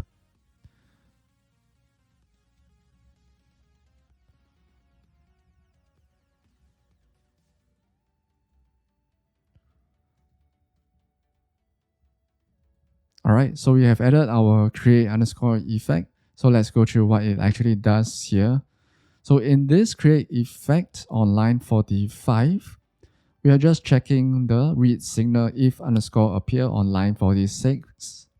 And if this is true, okay, we'll use the Leptos version of set timeout, right, to schedule the hiding of this toast component after it has started to animate. So we set that as 4 seconds using, or rather with the help of our duration that we imported at the top, if you remember, from the standard library here at line 2.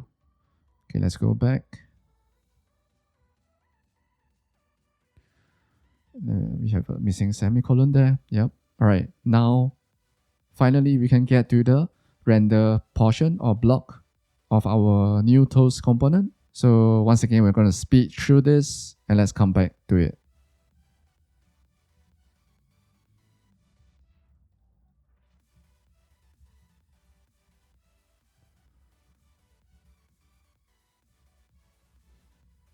And save. So you can see in this block here, starting from line 51 to line 60 is our view macro. Okay, it's nothing too complex. So we have two divs.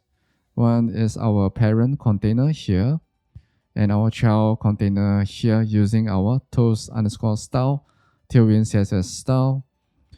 And for our parent container here, we are basically saying, hey, depending on if this if underscore appear read signal, if this is true, use the appear style, which will cause our toast component to animate down. If not, use the default style that will have our toast component be hidden away. Okay, seems like we have an error here, and that is because we did not add a semicolon to our height. So let's do that. Save. So in addition to our toast component here, we also have our toast message, for example, our new type that we created, and our toast message type enum. So to make it easier to use them elsewhere in our app, okay, let's go back to components, and you guess it, we're going to add them here as well under our toast component. So we'll say toast message. You can see that Helix is prompting us as well. And there'll be toast. Okay, that's a typo. Message type. All right. So now that we have added our new toast component, let's go back to our theme page, because that's where it will appear and animate. So let's go back to theme_page. So we're going to modify our theme page component here. So once again, we're going to speed through this and we'll get back to you.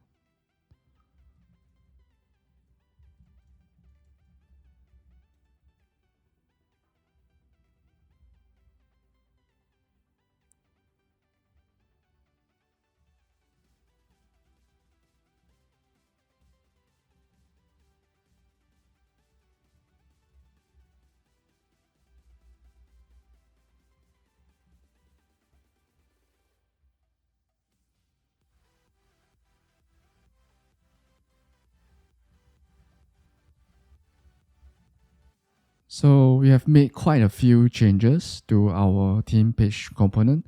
Let's start from the top. So if you go to the top here, firstly, we added the importing of our toast component and our toast type, our toast message type over here. And we also, on line 12 and 13, we created two new signals. One is for determining if we should show that toast message component. And on line 13 is for the actual message that is shown on the toast. Now, if we move down here, on line 24 to my left, here you can see that we added our toast component, and we passed in the toast message itself, the if appear boolean that determines if this toast message should start animating and appear or not, and the actual write signal that will update and change whether this if appear as true or false, or to false and back to true, vice versa. Now I would like to bring your attention to line 35 here, starting from line 35, which will be our add person model component. So you can see that we added two new props to pass in here, and it says that there's an error because we added the new write signal for if show added, right? So this determines if, or rather this allows you to trigger that animation for the toast message, and this allows you to set the toast message. Okay, but currently, because the add person model component doesn't have these two props yet, which is why Rust is throwing us an error. So which is why we are going to modify our add person model component next. So let's jump to add person model here and modify it. So once again, we're going to speed through this and come back to explain it line by line again.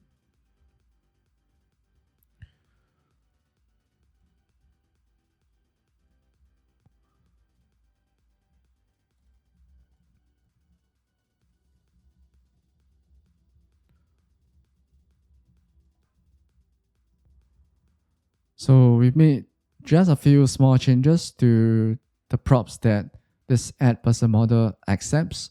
So first up, we added the set if show added. So this we'll call later once the addition of a new team member is successful, to update and set this to true so that the toast message will start animating. That's on line 10. And then for line 11, so this will actually set the message to be shown on the toast component itself. So next we want to call that, right? We want to call this too in our add person model component itself. So we're going to make the changes to this. And once again, this will be speed up.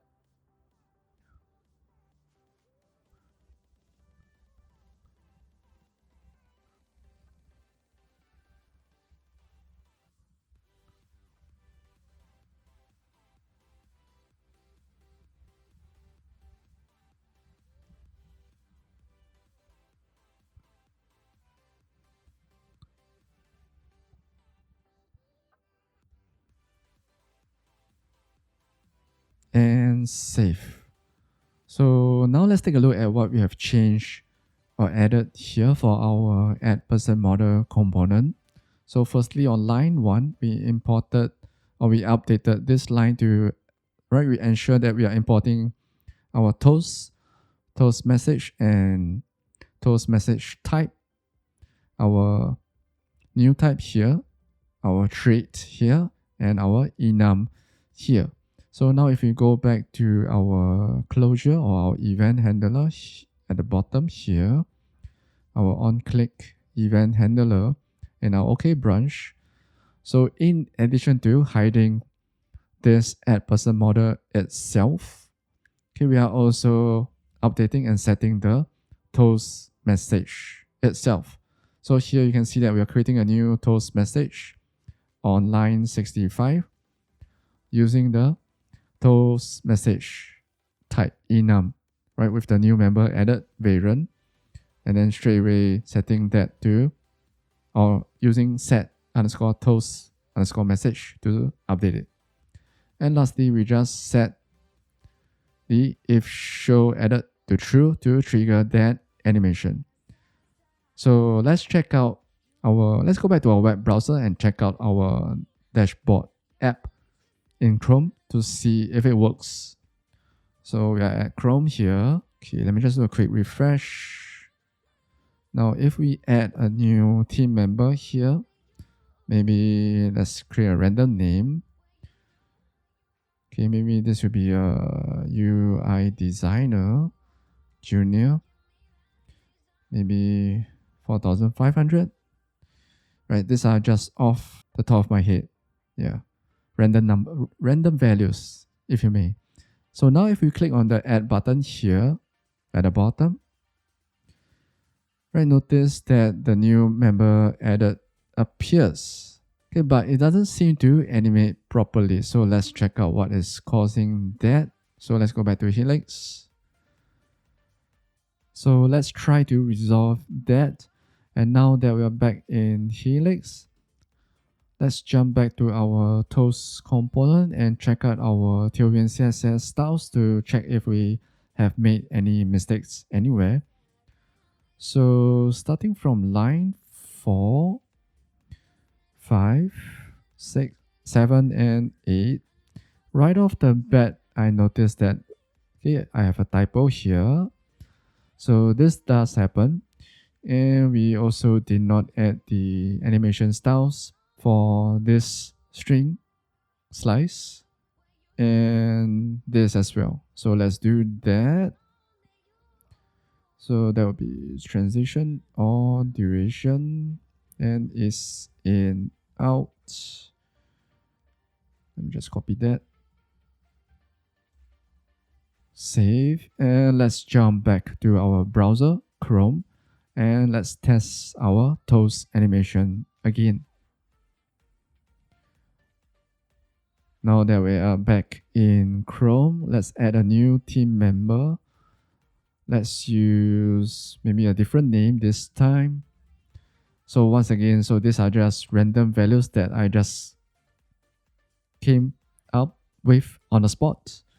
So maybe she is another software engineer, maybe a senior software engineer, maybe earning about 8,000 per month. So these are just random values.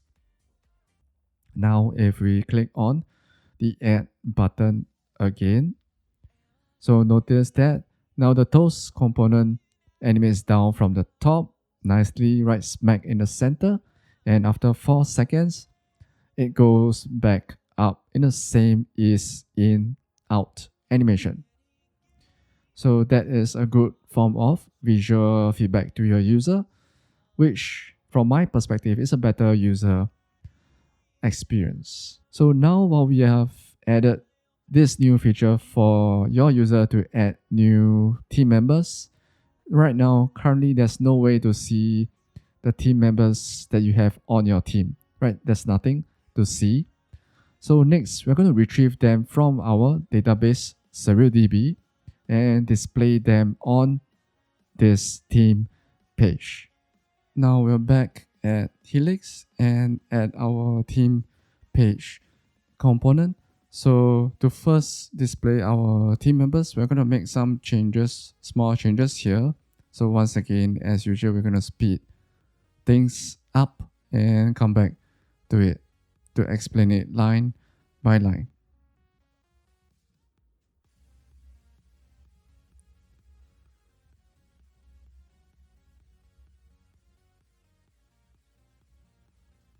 So we added one line, or rather one create underscore resource. Okay, I'm going to format it so that you can see it better.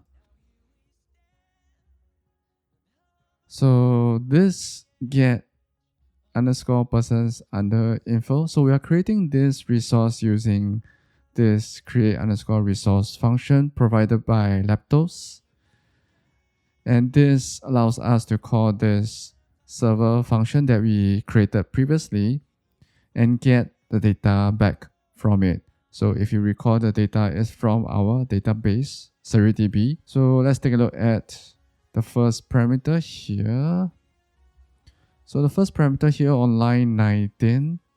So here you can actually pass in a read signal that when changes, right, will trigger this get underscore persons underscore info to refetch and get the data via our server function again.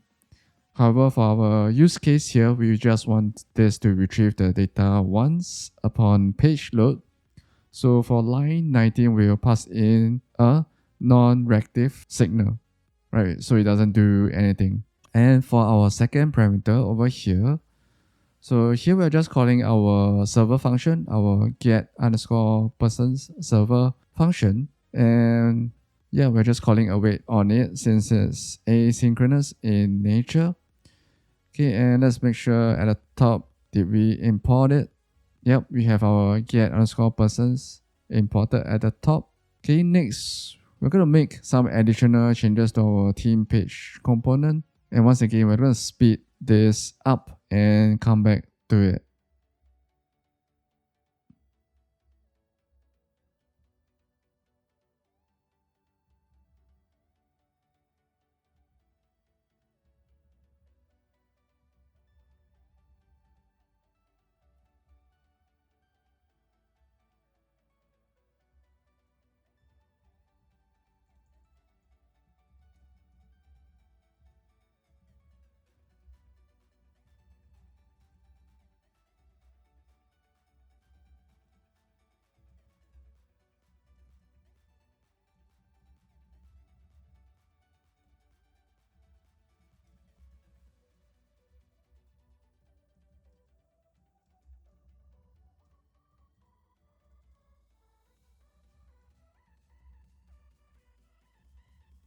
And we are done.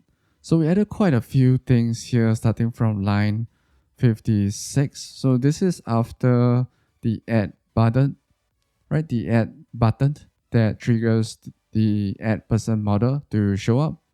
So over here, notice that here we're using a suspense and a fallback that will show this loading text when the data is still in the midst of getting retrieved. Yeah, so this over here, you can also pass in other things like maybe a nice picture or an animation. And when your data is retrieved, right, it will show the children here or whatever is being wrapped in it. right? It will show whatever is in it. So that's starting from line 59 as highlighted. And in our case, we have on line 62, our resource get person's info.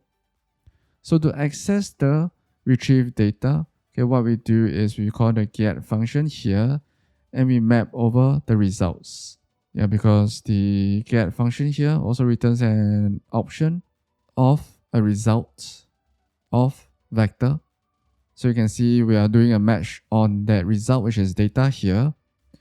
And it returns, if there were no errors, it returns a vector, which is why we call it iter. And then we map over each item in our vector to display each team member's name on line 67. And of course, it's possible for there to be an error, which is why we have, for now, if there's an error, we don't display anything. Well, not really in this case. And for starters, since we are just displaying each team member's name, we are just going to use a reference to their name. As you can see with our reference here on line 67. So now if we go back to Chrome, let's go back to Chrome, our browser here, and let's refresh.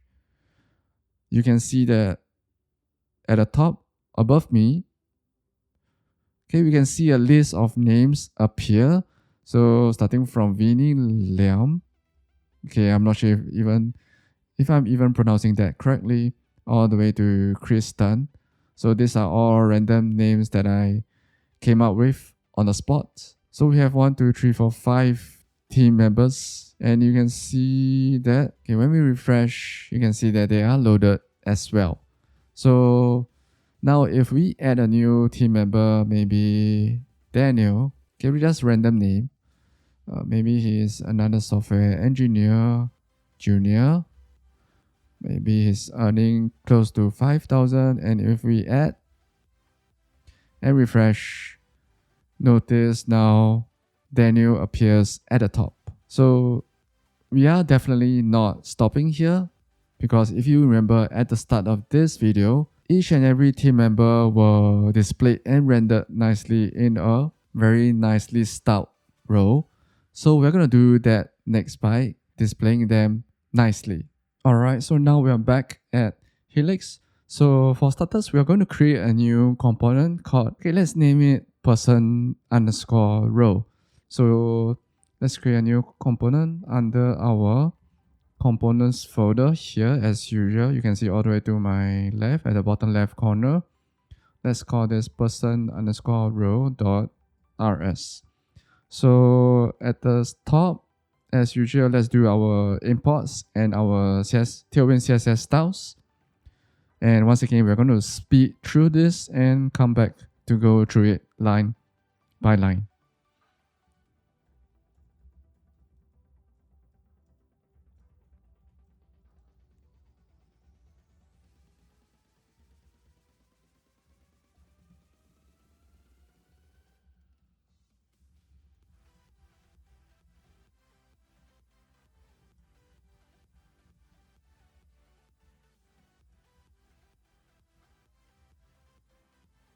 Now, okay, let's start from line 1. So from line 1, you can see it's quite, right, it does explain itself.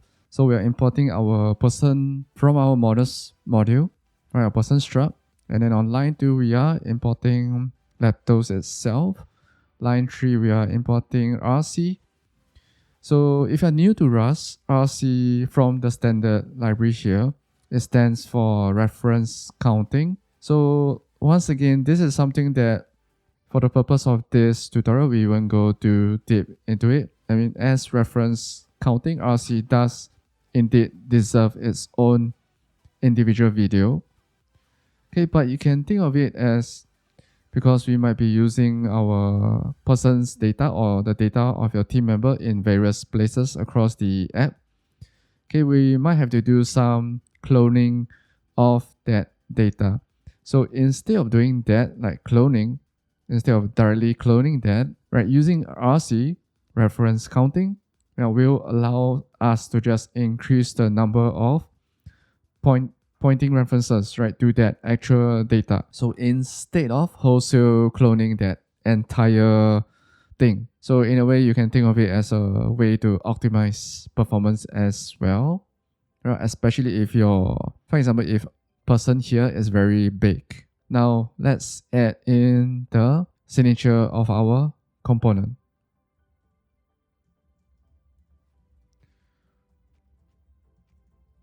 All right.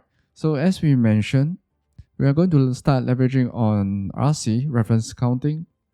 So we are taking just one prop here, which is a person, yeah, or rather a RC of type person here. So next we are just going to work on or start on our view macro, which is responsible for rendering whatever you see on the app itself. So we'll use that to nicely display each member's information. Okay, by the way, all the other line is because we have not added this in our components module. So let's do that first. So over here, we'll say pub mod person underscore row. And then we can say pub use person underscore row, person row. And if we save this and go back to our person row, you can see that the other lines are gone. Yeah, so now let's actually start on our view or render portion. And once again, we're going to speed through this.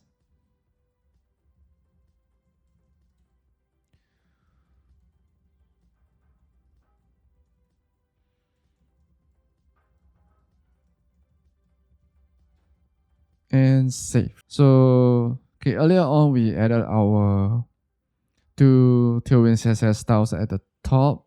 So that's on line 5 and line 8. Okay, so they aren't doing too much except they make it nicer they make the row nicer. And there's a simple animation as well, especially for our icon style, which we'll use later. You can see that there's a simple difference in the width when we hover over it, and the height as well. And of course, we added our transition, duration, and is in out for our very simple animation. So there's nothing too complicated here.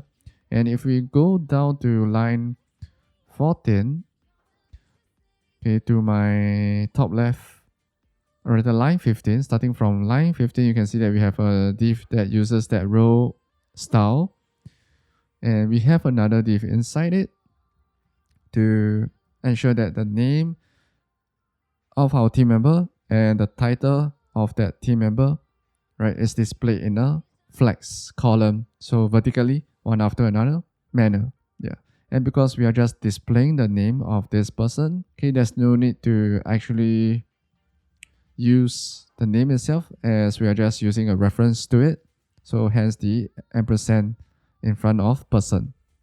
Yeah, same for the title as well on line 18. Now let's use this person row component in our team page so that we can actually see it in effect. So let's jump over back to our team page over here. And okay, we're going to make some changes to our team page component in order to leverage on our new person row component.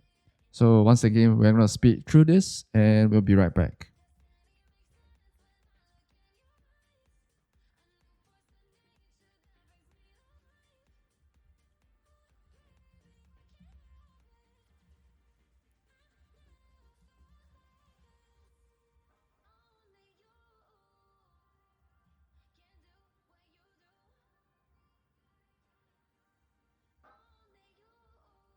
So we made some changes. Let's start from the top.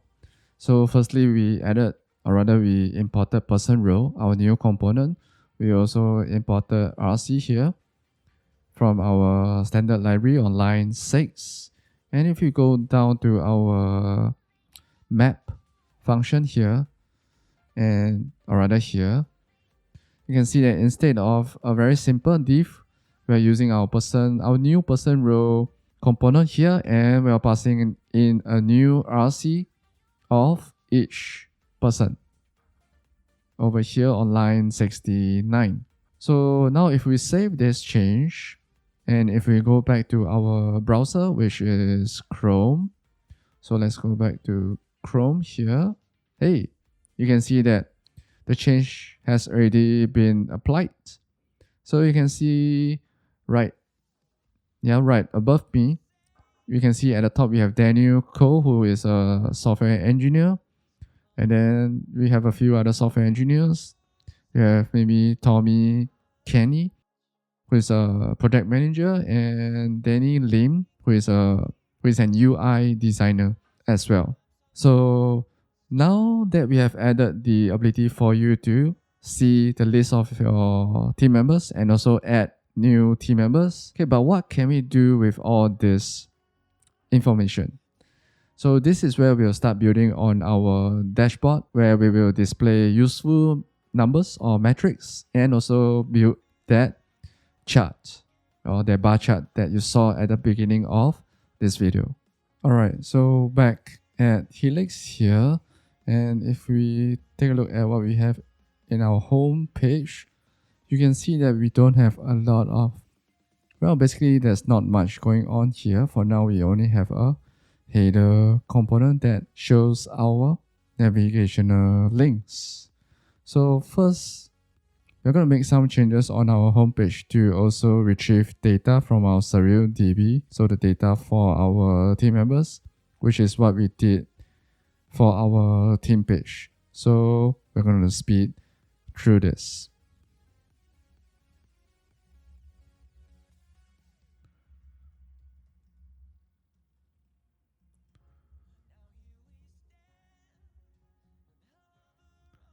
And save. Just to make it easier for us to see what is going on here, let's do this so that we can see what's happening on each line. So this is exactly the same as what we did for our team page. So if you go back to our team page, you can see at the top, okay, exactly what we did over here to retrieve our team members data on line 19. It's exactly the same here on our homepage. So now before we actually do something with this data that we are retrieving from our SurrealDB on line 7 here, line 7, okay, we are going to add the header with the image that you saw at the start of this video to our dashboard. So to achieve that, we're going to create a new component. Right, let's call it dashboard header. So let's create that first, and that should be under our components model or module as well. So that will be under our components folder. So let's call it dashboard underscore header.rs. So once again, we're going to speed through the creation of this component, and we'll come back to go through it line by line.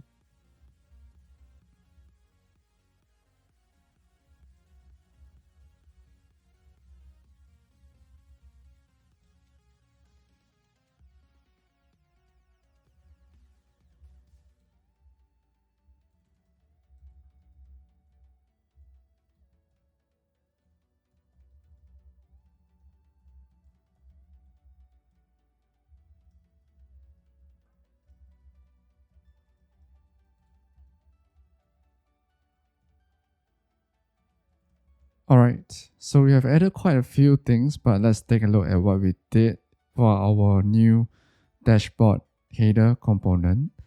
So for starters, if we go to our components module here, you can see that we added we declared and added our dashboard header module here. And also we added one line to make it easier to use our dashboard header component anywhere else in our dashboard app. And if we go back to our component here, you can see at the top we are importing our chrono crate. So this is for us to work with dates, which later we will see. And of course, we're importing Leptos as well. So this line 4 is the signature of our dashboard header component. And then starting from line 7, we're actually just getting the current date time. Yeah, leveraging on the chrono crate. That's line 7. And then on line 10, we're actually just getting the number that represents the current month. So for example, if it's July or August, right now, this will return 7 or 8. And because try from here usually returns a result, so we're using unwrap here to get the data within it. So usually in production situations, I wouldn't recommend you to use unwrap. Okay, but or rather to make this easier to understand, for now we'll use unwrap here. Okay, same goes for the next line where we are, or the same goes for here on the next line where we are trying to get the short form of the current month based on our month number, or rather our month underscore number. So for example, if this month underscore number is 5 or maybe 2, it will return us Feb instead of the entire February. And lastly, on line 16, we are just displaying that month and year in a nice format as what we saw at the start of this video. And later we'll see this on our web browser in Chrome. And next, of course, we still have to add the render block portion of our new component. So let's do that. And of course, we are going to speed it up.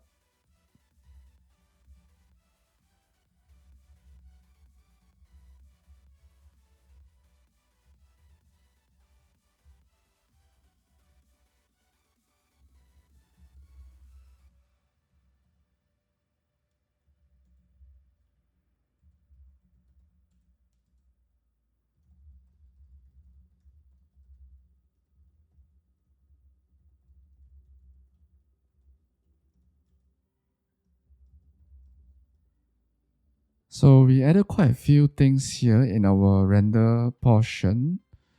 Let's take a look. Okay, so before that, it seems like we have an error with calling .year.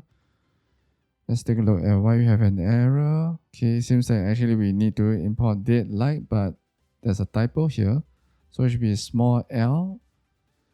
Let's save that. And now the error should go away.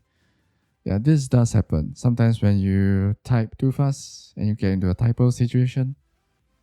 Okay, but now let's go to line, let's see. Okay, let's start from line 21. So we are not doing anything too complex here.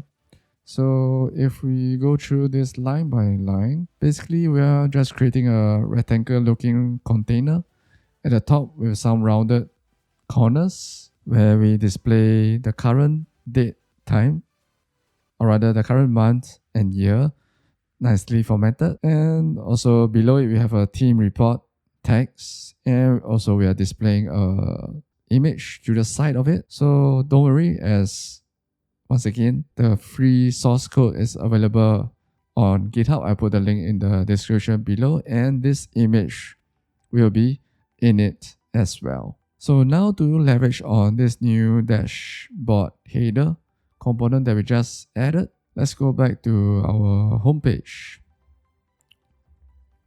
Over here, let's remove this homepage here. Okay, so of course we have to import it. So let's do that here. At line 1, that will be dashboard header. You can see that we have prompted to use that. And basically below header, I'm just going to put dashboard header. And that's it. Let's save. And now if we go back to our browser, which is Chrome, it'll be here. You can see that we have our new, right above me, our new dashboard header component appearing. So you can see starting from the top left corner here, we have our month, July, and the year 2024, and the big team report text. And of course our image to the right over here, to the right of the team report text. So that looks good. So now that this is done, our first header at the top, okay, we're going to add some useful statistics or metrics to our homepage or our dashboard to appear right below this header, or rather this dashboard header component. So, and to do so, we are going to leverage or make use of the data that we have retrieved from SurrealDB on our home page. So let's go back to Helix. So here we're back at our home page component. So for starters, we are going to leverage on our get underscore persons underscore info on line 7 here, as I just highlighted over here. So we're going to leverage on that to use the data that we retrieve from our SurrealDB. So to do that, we're going to make some changes. Once again, we're going to speed this up and we're going to come back after it to explain it line by line.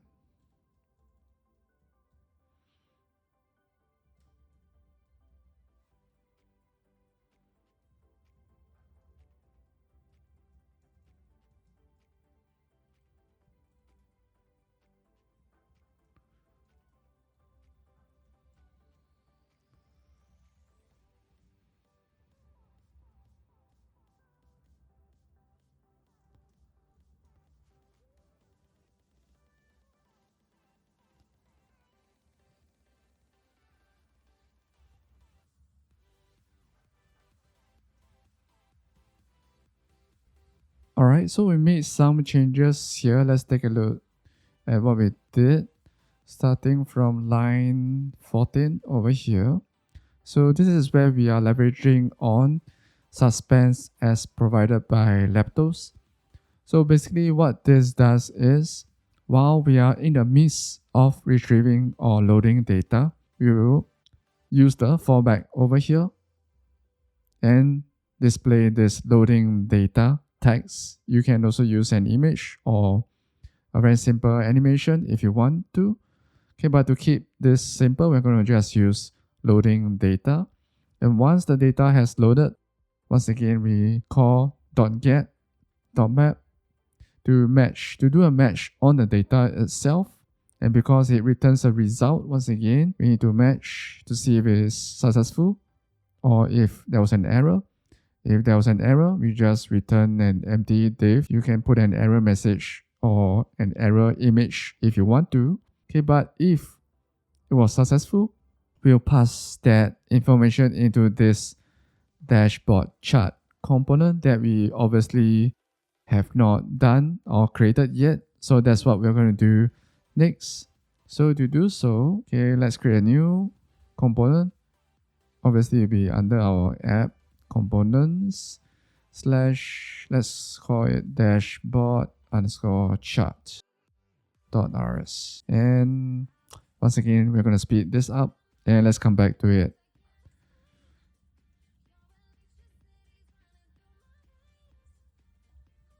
So we added 4 lines. So these 4 lines basically imports, starting from line 1, our person model or person struct in our models module. And we're also importing Leptos on line 2. And here on line 3, we are importing both buffer and locale from the num underscore format create, which we'll use later to display some numbers nicely.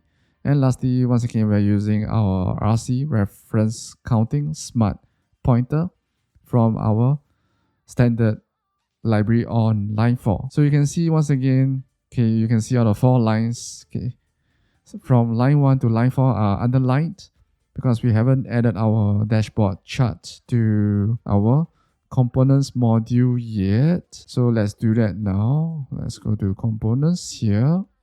So at the bottom, okay, we just add to it. We'll say pub mod dashboard. Okay, you can see that it's prompting us our new module.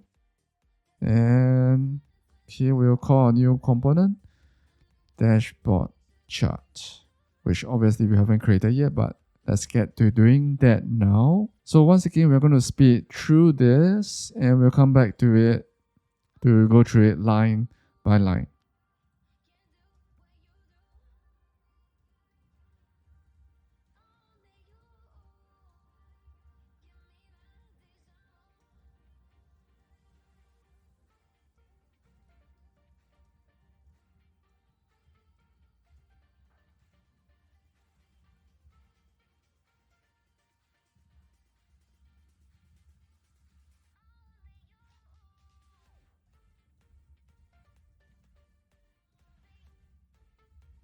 Okay, let's take a pause here and let's go through what we did so far. So we added the definition, or rather the function signature for our new dashboard chart component at line 7. And as you can see, it takes in one parameter or one prop, which is our persons underscore data, which is a vector of a person. And starting on line 11, okay, we are creating a new RC of our person's data, which is a vector of a person. So once again, this is to prevent additional cloning of the actual data, as we can just increase the reference count by 1 anytime we do a clone on this RC of a vector of a person. And then on line 14, we're just counting the number of team members we have in our team. And on line 17, okay, so this is just a integer that we are creating so that we can keep track and calculate the total cost per month for the entire team. Later we will see this come into play, and that is why we have declared this as mutable. So same goes for line 20 as well, because we will be modifying this as well to determine who joined the team the latest. Yeah, who's the latest to join. So this has to be mutable as well. Same goes for counter. So all three of them are mutable. So next, we're going to loop through our person's data to get all this information that we just mentioned. So once again, we're going to speed through this and we'll come back to go through them line by line.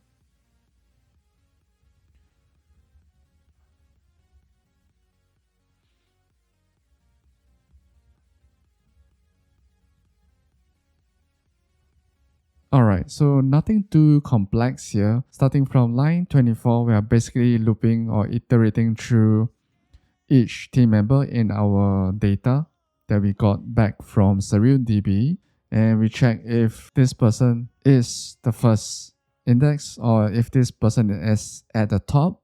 And the reason why we are doing this is because the results are sorted. So if this person is at the top, this person will have to be the latest member. And we are just saving that name here in latest member. And on line 30, we are just adding all the compensations from all the team members to our total cost here. And lastly, we have our counter at the bottom, and we are incrementing it by 1 so that later we can display how many team members we have as well. So next, this is where, or rather when, we'll use the num underscore format create to format the total cost to nicely display commas between every 3 zeros. So once again, we're going to loop through it and we'll come back to it.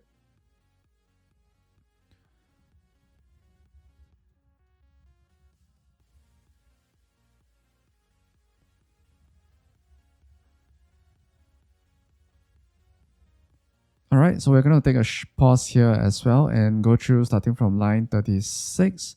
So we created a new mutable buffer here using our num underscore format create, and we convert, or rather rewrite to that buffer, and lastly we just format it.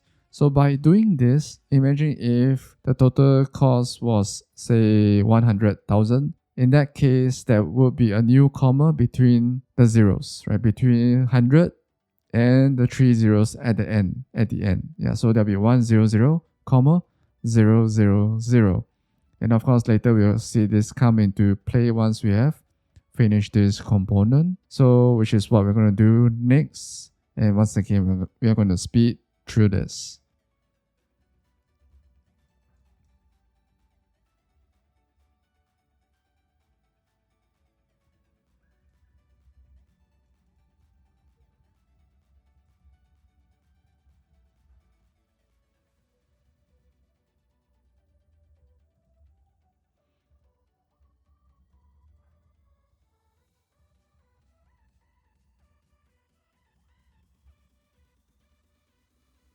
So now let's take a look at our view block starting from line 40 here.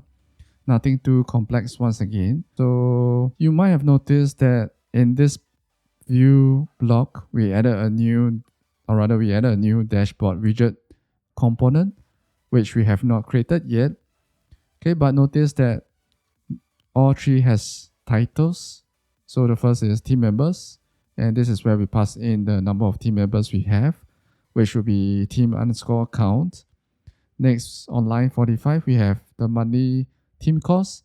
So that's our total money cost that we add up at the top here on line 30. And of course, lastly, we have the name of the member who just joined on line 46. And of course, we have not created this new dashboard widget component yet, which is what we're going to do next. Now, don't worry, as this new dashboard widget will be a rather simple and small component. So let's get to creating it. So once again, it should be under our components module. So we'll call it dashboard_widget.rs. And once again, we're going to speed through this and come back to explain it line by line.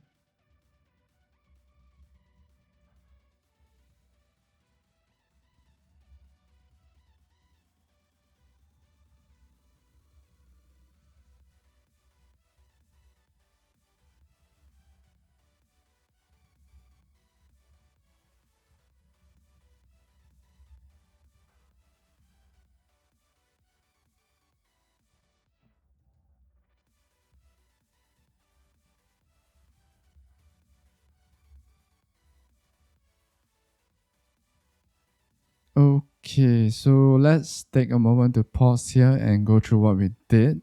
So here we're at our components module, or components.rs. You can see that we added 2 lines in order to let Rust know that we have a new dashboard_widget and the dashboard widget component at line 22 and 23. And of course, that will make it easier for us to use this component anywhere else in our app. And if we go to the actual component here, starting from the top, we are just importing Leptos as usual. And on line 4, we have the function signature for our dashboard widget component. So once again, you might see something very familiar here. So you might notice that we have our generic T for both title and value.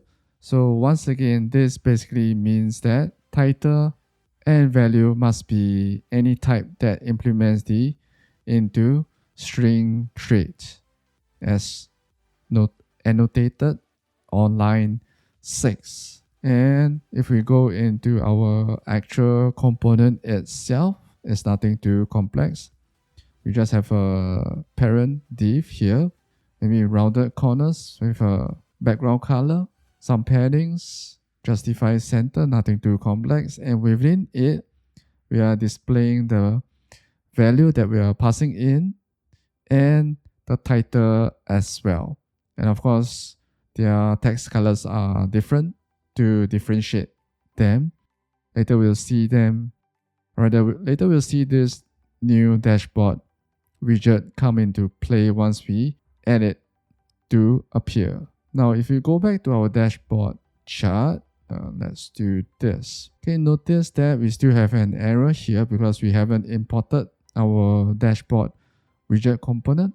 So let's do that next. Let's go to the top and let's do use create app components. Our dashboard widget should be here. And let's save that.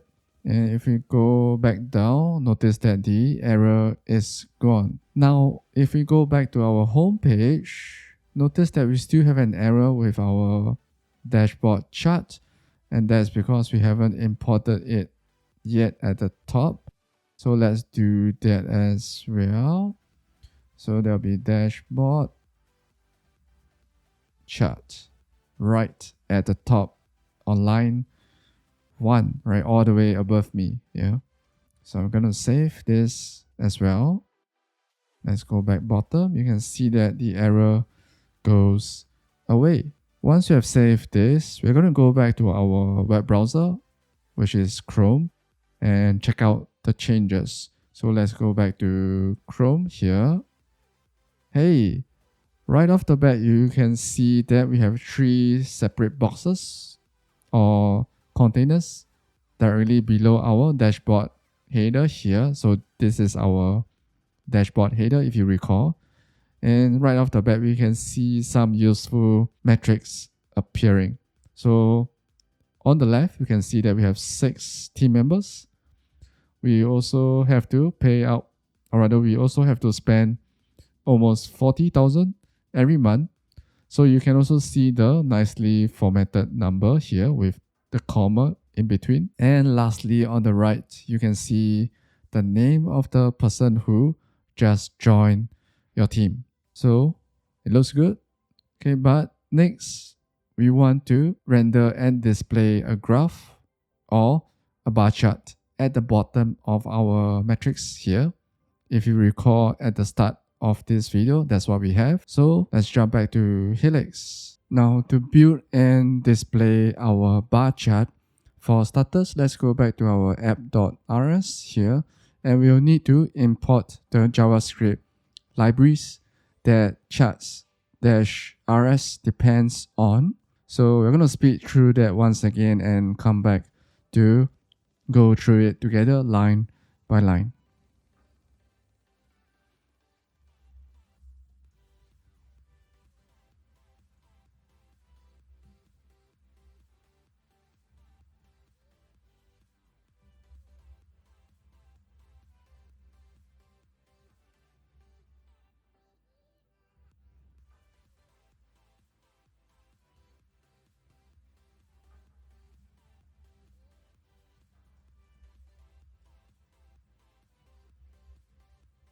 So we added quite a few lines. So let's go through what we did here. So for starters, we created 2 strings to import the 2 required JavaScript libraries that we need, or rather that charts-rs is dependent on. And starting on line 24, okay, we also do a simple clone to keep things easier, okay, for both of the links for the theme page, because we need to import these libraries for the theme page as well as the home page. And now if we scroll down to the view block portion here, so as you can see here, we are importing them both for both the home page component and the theme page component. Okay, now let's go back to our dashboard chart component. And we'll need to make some changes here in order to display and render our bar chart. But for starters, let's import the charts_rs create that we need.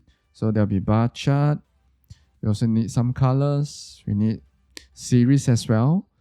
And a theme so that we can use this theme to display it in a nice style. Okay, next, we are going to make some changes to our dashboard chart, where we'll leverage on what we just imported. And of course, we're going to speed through this and come back to go through it line by line.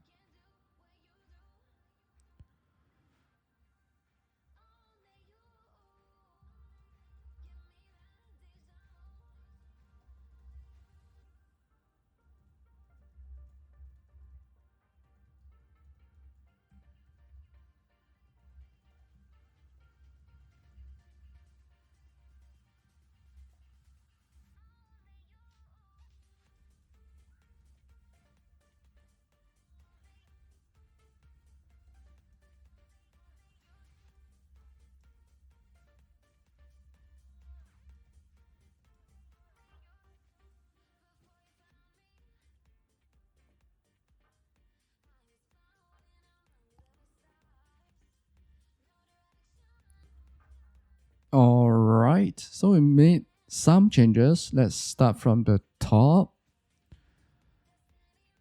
So starting from line 27 over here, you can see that, and 28 actually. So you can see that we created 2 new mutable vectors because we're going to make some changes to them. And we're going to add stuff to them as well. So one is for containing the titles for your team members. So they could be things like software engineer, project manager, and so on and so on.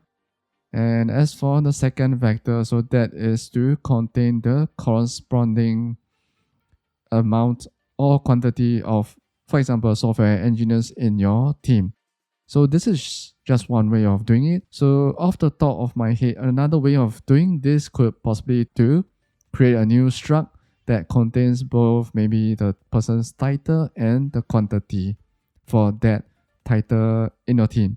So that could be another way of doing it. So there's no right way to arriving at the same destination. So we also, if we go down to line 41 here, so here we are just checking to say, hey, if this title has not been added to the vector yet, we add it and we set the number of, say for example, software engineers to 1 in the count vector.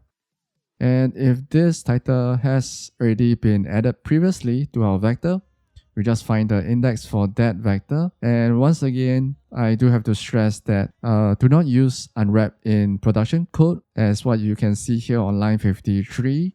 Okay, we are using unwrap here to make things simple or easier for you to understand. But I would advise or recommend doing something like a mesh. For example, of course, there are other ways of doing it, but just don't use unwrap in production code. And once we have gotten the index at line 56, we just increment that number by 1. So this actually just prepares the data that we need to populate the graph. Okay, but we actually haven't created the graph on the bar chart yet. So that's what we're going to do next. And once again, we are going to speed through this.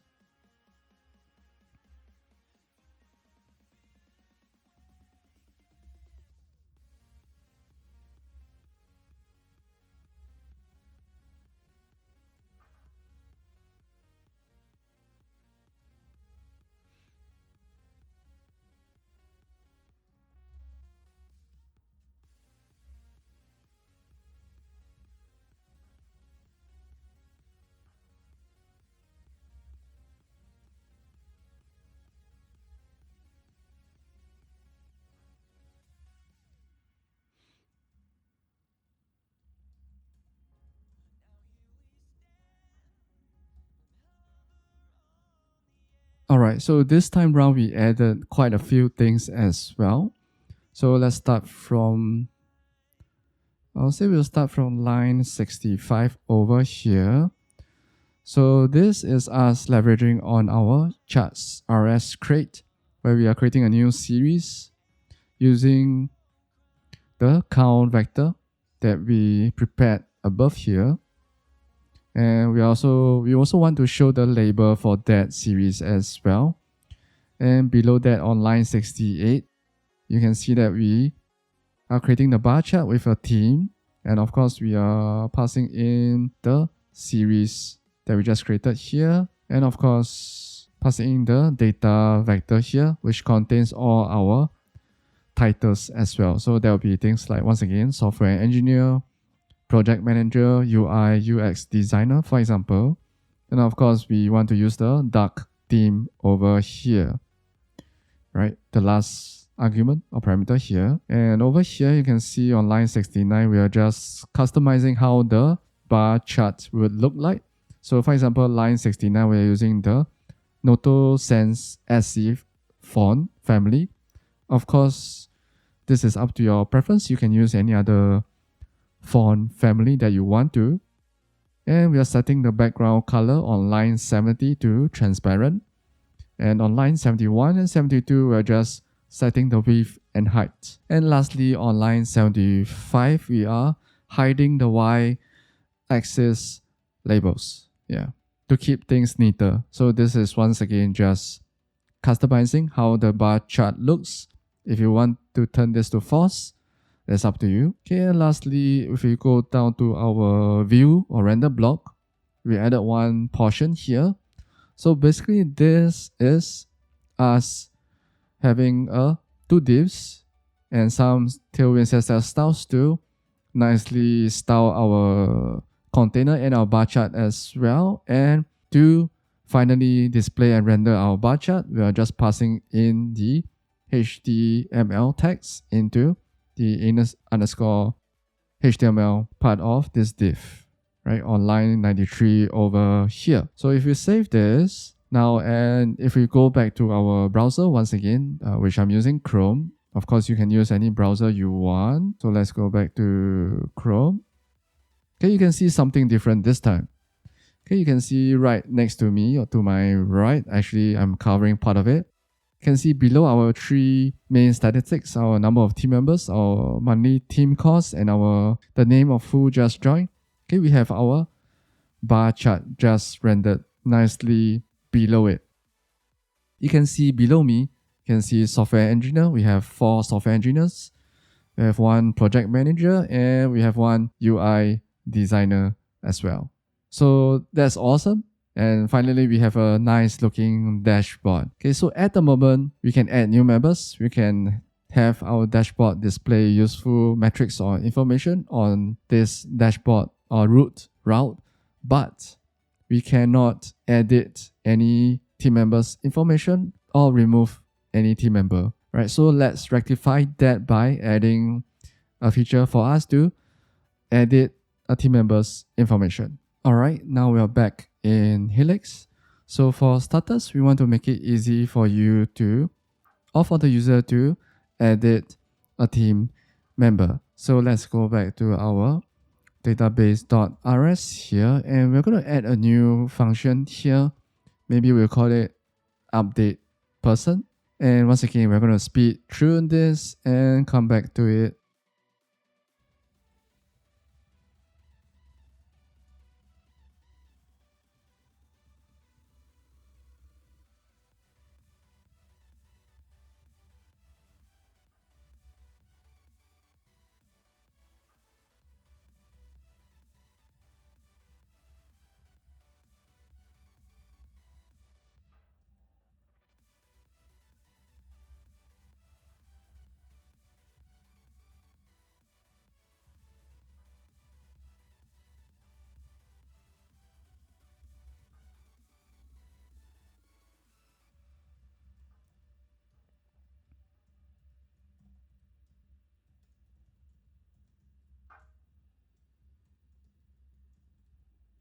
Okay, let's start from the top. So starting from line 60, so that is our function signature, update person. So you can see that we are taking in the UUID for us to find that person's record in our SurrealDB. And of course, we want to take in the title, the level, and the compensation as well. So notice that we are not taking in the person's name because this depends on your user flow or use case, okay, but we do not want to allow the user to randomly change a person's name. Okay, and of course, we are just returning an option of a person struct over here on line 61. So for starters, on line 63, we are just opening a connection to our database, SurrealDB. And first, on line 66, we are attempting to look for that person's record in our SurrealDB by using db.select and passing in that person's UUID. And since we are getting a result of an option of a person, okay, we do a match on line 68, and if there were no errors, we will go within that result and get that option to match it. Hence, we are matching it here on line 73. And of course, if we have something in our option, okay, we use that record itself. And of course, the new data passed in to call a db.update to finally perform the updating of the person's information. So you can see that here we are just reusing the name and the join date on line 80 and line 85, but we are passing in the title, level, and compensation from the caller of this new function, because the user might want to change any of these 3 pieces of information. And once we are done, we close the connection to our database and we finally do another match to see if there was any errors or not on line 89 and 90. Okay, if there were no errors in updating this user or this person, we just return that on line 89. If not, we'll return none.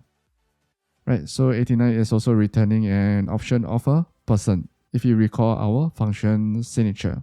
And then here on the match on our option, if we have nothing, we just return none. And on the bottom here, on line 96, right to my left all the way, okay, if there was an error finding this person or this team member, we will straight away close the database connection and just return none, because our function's return type is an option of a person. So that's either some or none. Okay, and that's our new database function, update underscore person. Now you'll notice for the errors or none match results that we just explained, okay, we're just returning none here. Okay, on line 93 and line 98 for almost all of them. Yeah, line 90 as well, actually. So this isn't actually very helpful in providing meaning and context or even error messages to our front end if an error were to actually happen here. So to address that, we are going to create our own custom errors. For starters, let's create our errors module. So that will be under our app here. Let's create errors.rs, and at the top left corner here, we're going to say pub module persons underscore errors. Okay, and of course we need to add, or rather we need to let our app know of the existence of our new module. So we'll do this pub mob errors. You can see that Helix is prompting us to add the new errors module as well. Let me save that. So let's go back to our errors, our new errors module here. So first up, we can really see that Rust is complaining that the module person underscore errors is not, or rather is unresolved because it's not created yet. So that's what we're going to do next. So that'll be under errors, and we'll call this person underscore errors.rs. Okay, and if we go back to our errors here, actually we need to make some changes. Let's see, for person error, let me just save that. And you can see that the error here is gone because we have just added our person underscore errors module here. So once again, we're going to make some changes here to create our first custom error. And of course, we're going to speed this up.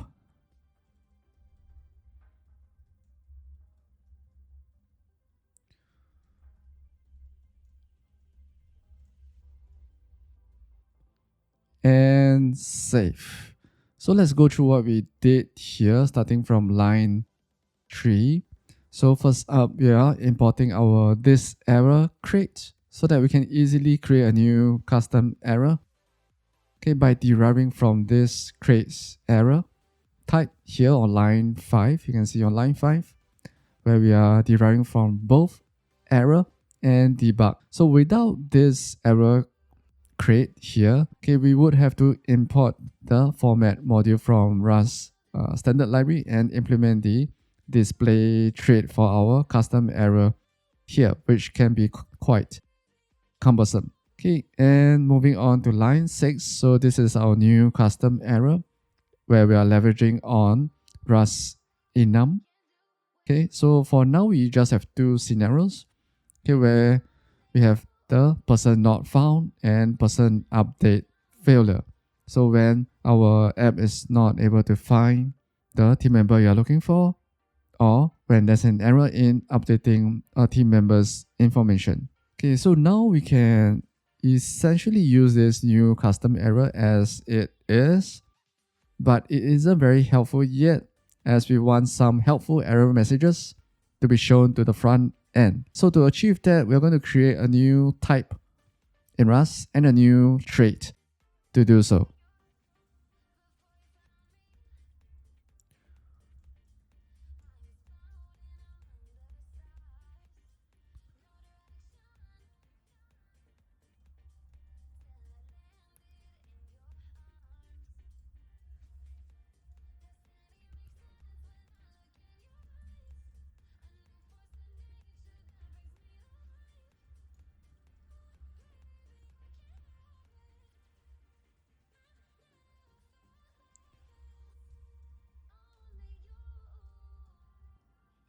and save.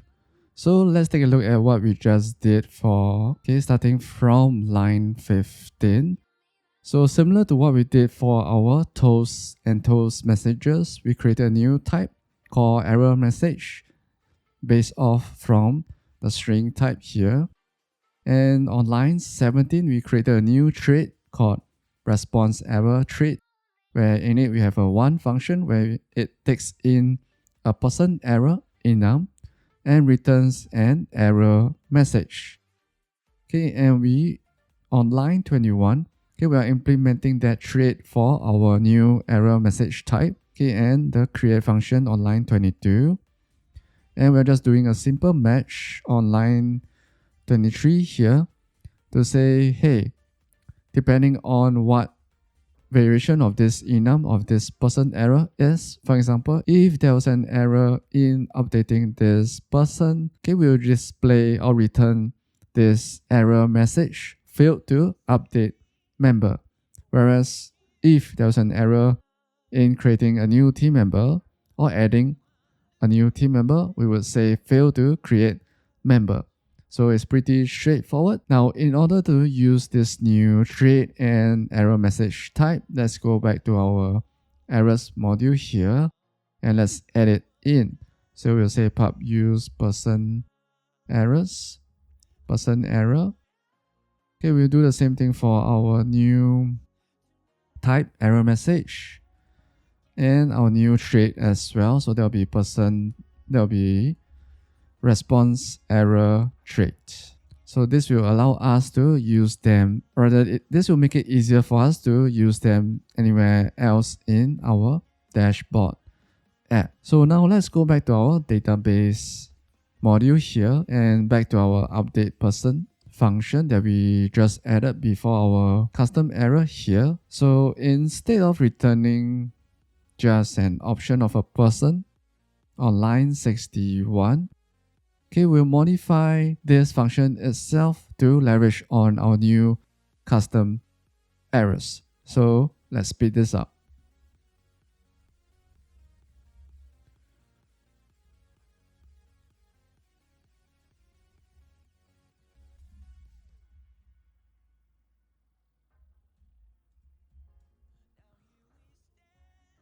So we have just saved the changes that we made. But let's take a look at what we did. So if you go all the way to the top, you can see that we are using our persons. Actually, we should move this into our SSR block here. So let's do that. So let's save this. So you can see that here at line 6, we are importing our new person error only if in the context of server-side stuff.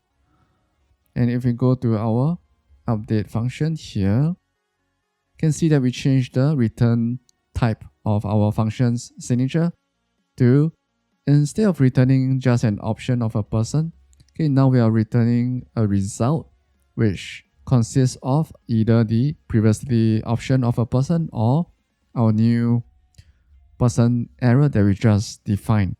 So doing this allows us to return things like an error or an error of a person update failure error on line 91. So this is when there was an error in updating a team member's information. So similar to line 94 as well. And if we go down to line 99, right to my left, you can see that here we are returning a different error, which is, or rather where your team member is not found. So using custom errors in this manner, right, provides more context and meaning, especially if you need to return and display something back to your front end. Now, we will also need to go to line 90 here and change this to return OK as well, because now our function signature returns an result of an option of a person or a person error. Right, so in the case or in the scenario where we have the happy flow, where we return our result here, we need to wrap it in OK on line 90, which is what we just changed. If not, this will not compile as well, and Rust will complain. Okay, so now that that is done for our database.rs module, okay, the next change we want to do is we want to add the new server function that we need to allow the front end to invoke. So let's go to persons, okay, under our server functions module. So over here at the bottom in our SSR portion here, okay, we will need to add a new error. Okay, so let's say use create app errors, and you can see that person errors appeared, right? Person error here. So we're going to add that in. And next, we're going to add a new function here, which will call our database function that we just added. So once again, we're going to speed through this and come back to explain it line by line.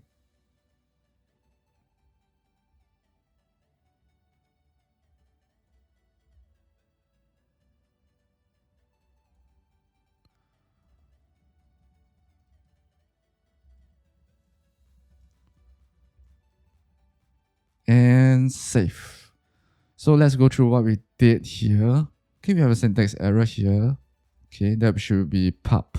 Yep. So first of all, let's take a look at what we changed here. So firstly, of course, we imported our person error create, or rather our person error. If we jump to it, there's our new person error enum here that we added previously, our custom error. And if we scroll down here, we added our new edit team person function that we will call later from our new server function. And if we take a look at this function's signature, as usual, is asynchronous, and we also are leveraging on generics here with the use of T, okay, for UUID, title, and level. So T basically represents any type that implements the into string trait over here. And of course, we are just returning the result of an option of a person. If it is the happy flow, everything succeeds. If not, okay, we return a person error, which is our custom error that we just created. And here we are just calling the new update person database function and passing in the UUID, title, and level and compensation, and calling await on it. So nothing too complex. Now, in order to call this function that we just added, let's go to the top. So now we're going to add the actual server function here that we call that new function. And this new server function will be invoked by our front end. So as usual, let's speed this up.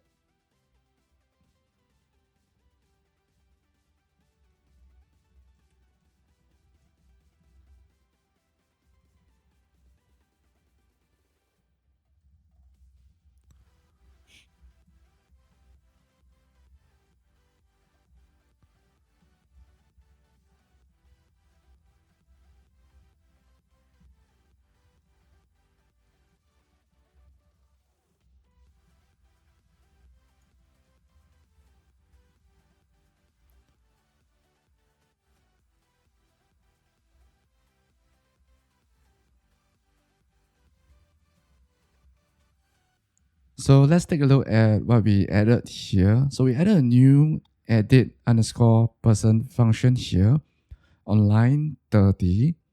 So that's the function signature for our new function. You can see the line 29. This denotes that this is a server function called edit person. And you can see that this new function takes in just one property, okay, one parameter, edit underscore person underscore request of type edit person request, which we have not created yet. So we'll get to creating that after this.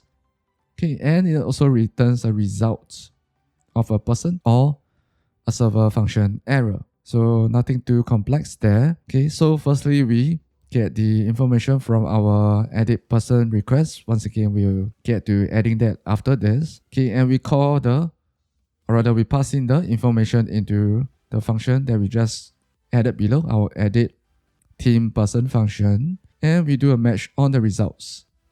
Since it returns a result, if there were no errors, right, it would return a sum. Okay, because it will be an option of a person. Okay, and then we just do a simple conditional check here.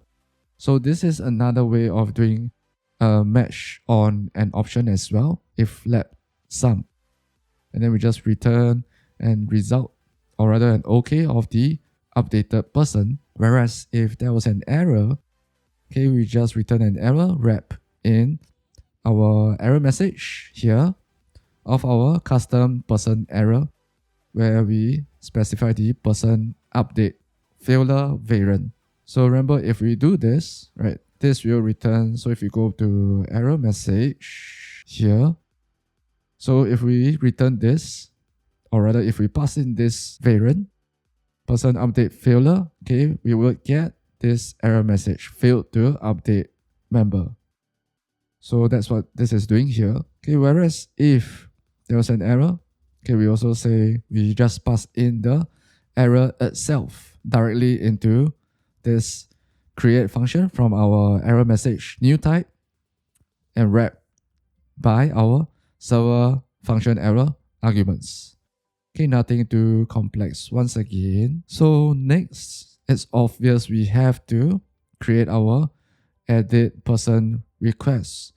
So to do that, let's jump back to our person's model here and add that new edit person request at the bottom.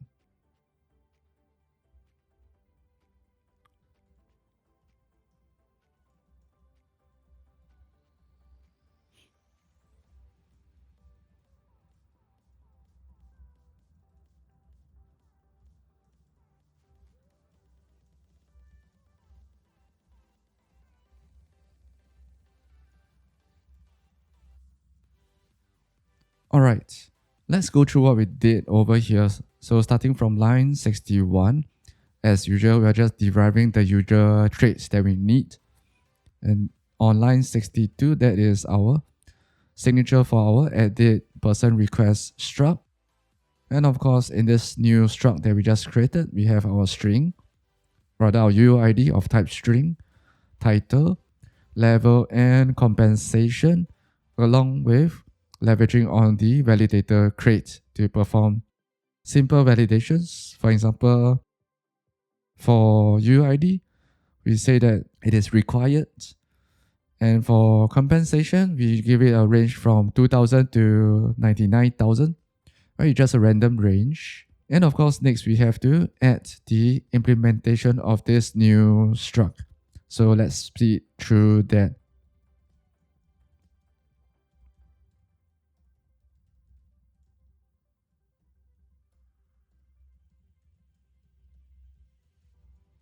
All right, so nothing too complex. Here on line 73, we have our implementation of our new edit person request struct. On line 74, we have a new function, a new public function that helps with creating a new edit person request struct, where it takes in UUID, title, level, and compensation. So once again, nothing too complex. Okay, but to make this new edit person requests easier to use anywhere else in our app, let's jump over to our models module here and add it here so that it will be easier to import the edit person requests anywhere else in our app. Now, if we go back to our server function here, you can see that it still throws an error that edit person requests cannot be found in this scope. That's because we have not imported yet. So now notice that if I type request, it shows this prompt that tells us to use this new struct that we just created.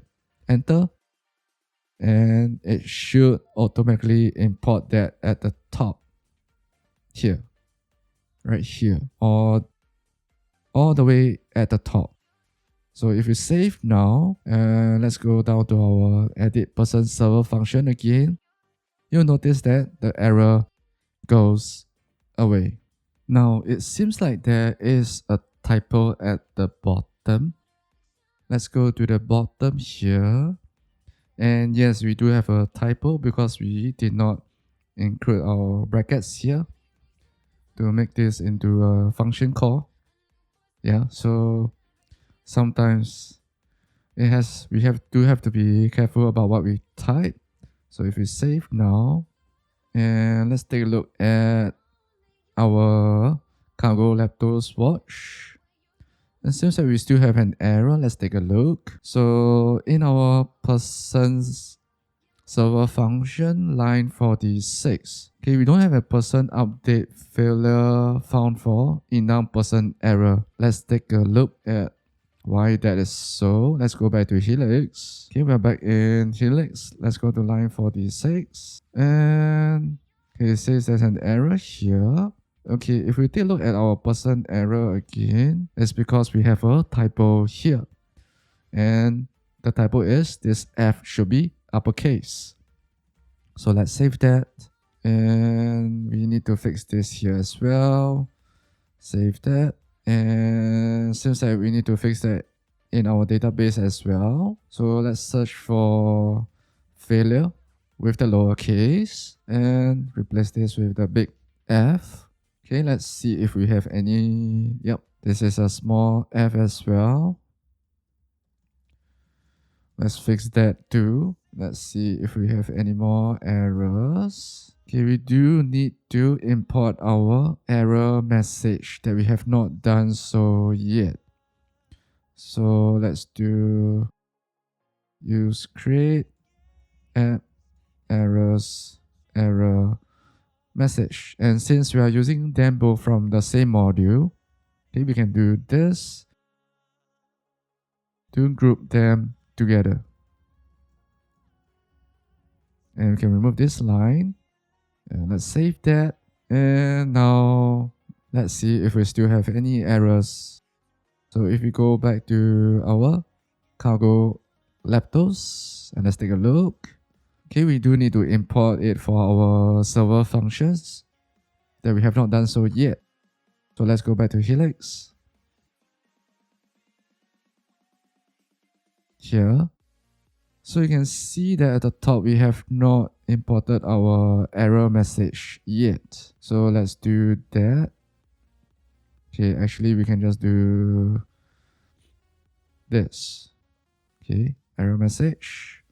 Use create app errors error message. Let's take a look at the top. Okay, we have our error message now. Save that. And lastly, we do need to import it here, okay, in the SSR block as well. So error message and save. And lastly, let's check our cargo Leptos watch again. So seems like we have an error here. And as you can see, this error is telling us, hey, items from trades can only be used if the trade is in scope. So if we take a look at this helpful error message, so this is one reason why I also like error handling and messages in Rust. It's really helpful. So you can see that it says, the following traits which provide create are implemented but not in scope. Perhaps you want to import one of them. And the reason is because, so you can see here, if we scroll up to the top, okay, we are calling this create method, which is actually from the string type because our error message is based off, or rather our error message is a new type based off from string, but our create function here, if we go back to Helix, and if we jump to our error message definition here, you can see that our create function is actually from our response error trait that we have not imported yet, where we are using this create function. So let's resolve that by importing this. So let's take a look at our errors module. Okay, we have added this here previously, but okay, we have not imported it in our server function modules here. So that's what we're going to do next. So what we can do is modify this path on line 2, and we'll say response error trait. Okay, and if we save now, okay, we can also remove this error message here since it's imported at the top. And if we save now, and let's take a look at our cargo Leptos watch here. It's still compiling and seems like there's no more errors, right? If I just press enter all the way, you can see that now it's running without any errors. So that's good. Now let's go back to Helix here. All right, let's jump back real quick to our web browser, which is Chrome over here. And if we click on the theme link here, once again, we can see the data for our team members. Okay, but what we want to do here is to modify this UI here for each row, for each team member, so that we have a new button here at the right, okay, all the way to the right, below the add button here. Okay, maybe a new button that allows you to edit the information for this person. For example, if you click on the button on the first row. So that's what we're going to do next. So let's go back to Helix here and let's jump back to our person row. So we're going to make some person row, okay, not person error, person row here. So we're going to make some changes here in order to have that button show up. So once again, we're going to speed through this and come back to go through it together line by line.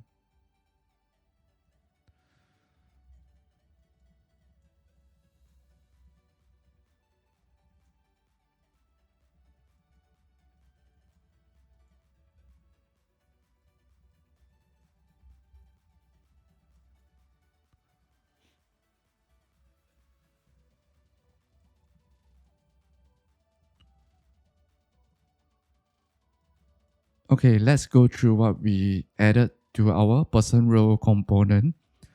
So starting on line 14, you can see that we added a new signal called if show edit modal.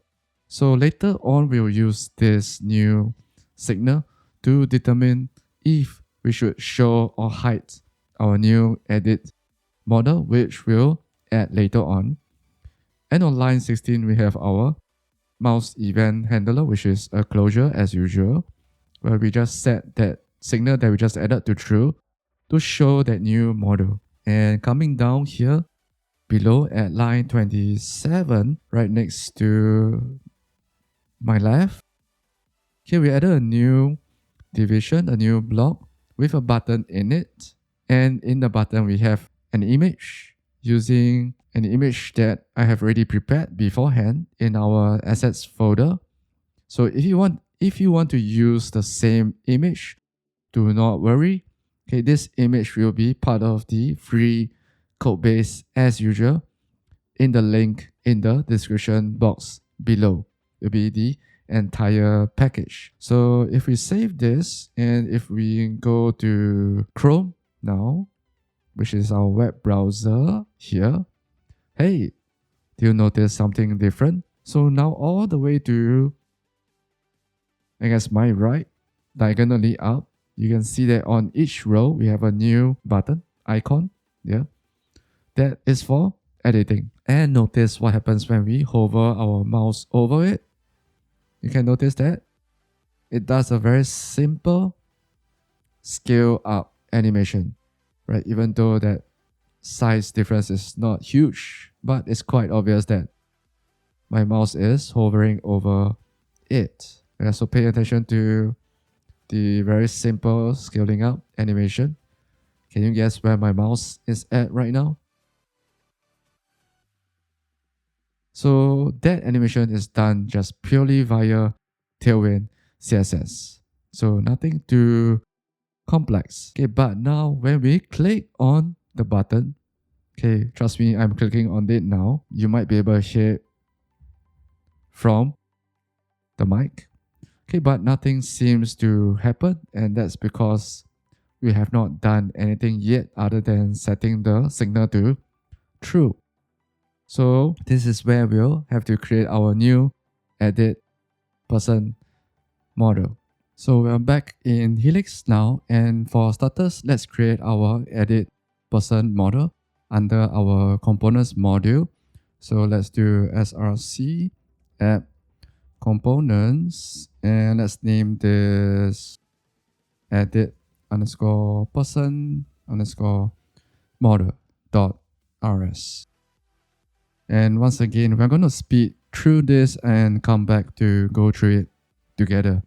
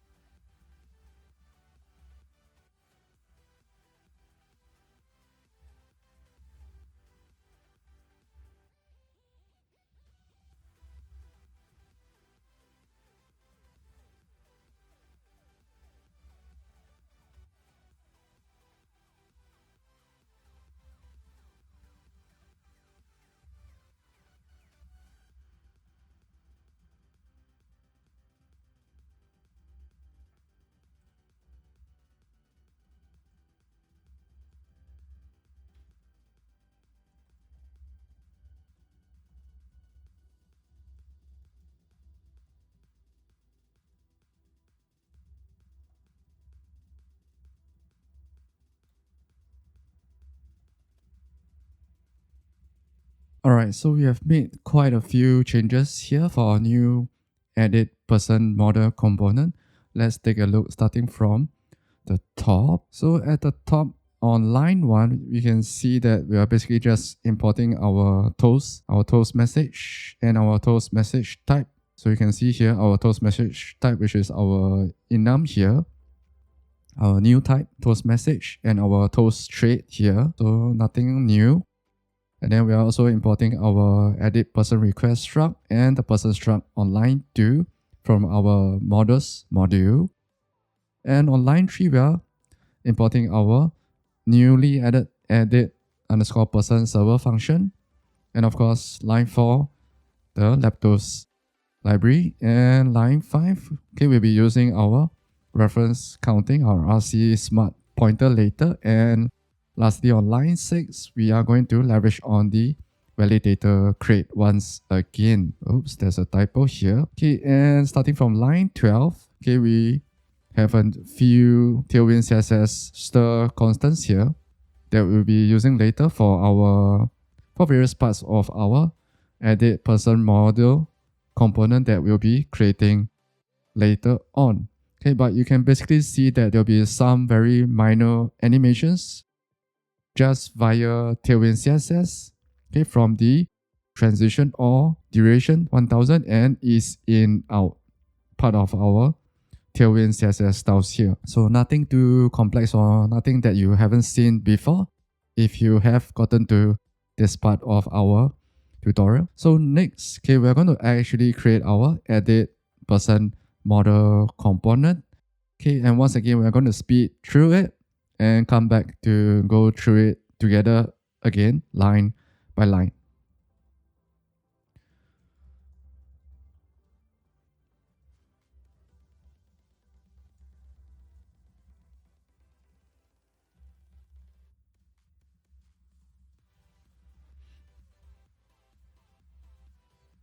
Alright, let's take a quick pause here and take a look at our function signature for our new edit person model.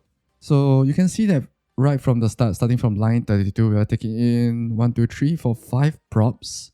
So starting from line 32, which I have highlighted here. So we are taking in an RC of a person. Okay, line 33, we are taking in a right signal of type Boolean. So this determines if this edit person model will be shown or hidden. Line 34 will be if we should show that toast message at the top which animates down from the top, if you remember. And line 35 is a right signal of our new type toast message. Okay, and this allows us to set whatever we want to be displayed on that toast message that animates down. And lastly, line 36 is our person resource, which we'll use and call later in this newly created edit person model component. Okay, but without further ado, let's start with creating some new signals in this new component. And once again, we're going to speed this up.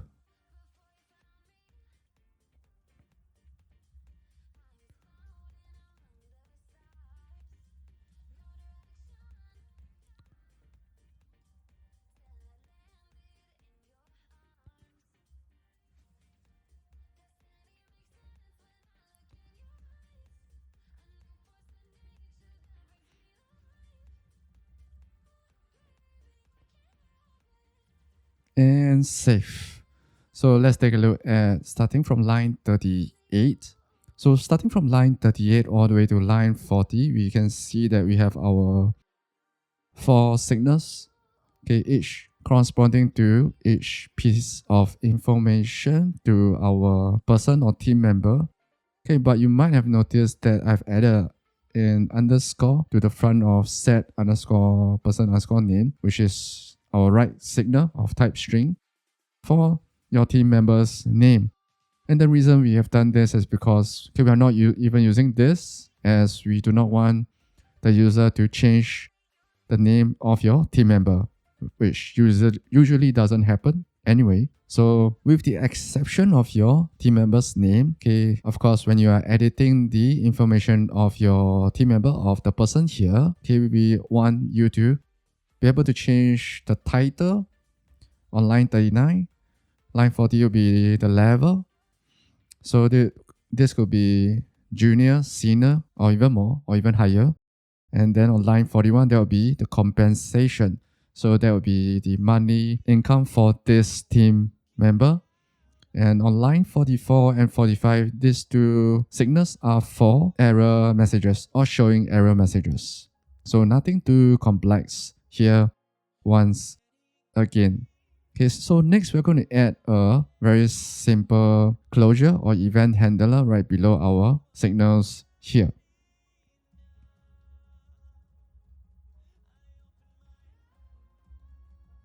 Okay, so let's take a look at line 48. So we added an on-close closure here, no pun intended, okay, which will be triggered later on when we call this in our view block. Okay, but basically what this does is this will allow you to close this edit person model by calling our right signal here, set if show model to false. And of course, this is one of our 5 props that will be passed into our edit person model over here on line 33, which I've highlighted to my top left. So nothing too complex. Okay, next we are going to create an event handler, which once again will be a closure, but this is what happens when you or the user clicks on the update button. And once again, we're going to speed this up.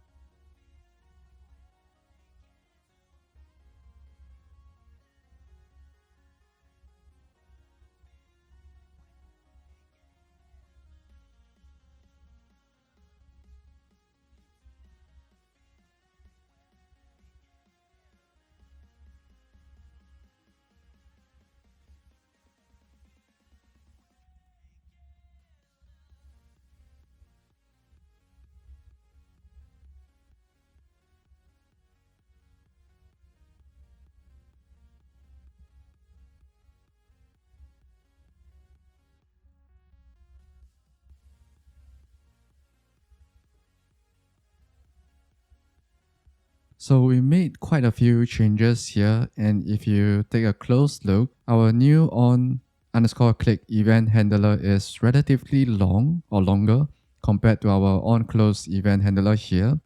So let's go through line by line and see what we added. So starting from line 54, we did a simple clone of the person's or team members UUID because we'll be using it later down below. And on line 57, we are doing a validation on the compensation entered by the user. So we are just ensuring that this is a valid number and not something that has alphabets in it. And we are doing a if let, okay, so this is another way of doing matching on that validation here, because our validation here, or rather our pass method here, returns a result of either the compensation itself, I32, or the pass int error, as you can see by the hint here provided by Helix. So going back to line 60 and 61 here, if there were no errors, okay, we'll use that compensation entered by the user in the form of OK_compensation to create our new edit person request of type edit person request using that new function that we created previously. So if we jump to the definition here, you can see it here, nothing too complex. Let's go back and then we pass in our UUID, our person title, level, and the converted compensation, which is once again OK_compensation. And we do a validate once again via the power of our validator create on that entire edit person request to ensure that our person title, level, and compensation are not empty. And if there were no errors, once again via matching on line 66. And if there were no errors on line 67, we start the process by spawning another thread and calling our edit server, or rather our edit person server function, and passing in our edit person request. So they'll be on line 70 here, which returns a result of either person or the server function error. So if we jump to the definition of our edit person server function here, which is what we added previously, so you can see the return type here, right? So it's a result of either the person struct or server function error, which is what we have here. And once again, we are doing a match on that result on line 73. And if there were no errors, okay, we call a refetch on that person resource, which will be passed into this new edit person model. So this will refresh the list of team members on the team page. Later, we'll see this come into play. And we'll also use the write signal of type boolean, which is this set if show model to hide this edit person model. And we'll set the toast message to be of toast message type member updated variant, right? Using this enum here, as you can see, our toast message type that we created previously as well. Let's go back. And lastly, we just set the if show toast to true to make our toast message start animating from the top downwards. While on the other hand, if there were any errors, okay, we just say, hey, there's an error on line 87, and we just show the error message to be error updating member. Please try again later. Okay, now if we jump to line 95 to my left here, okay, once again, if there were any errors validating our edit person request, this means that maybe one of the fields, okay, will change to be empty.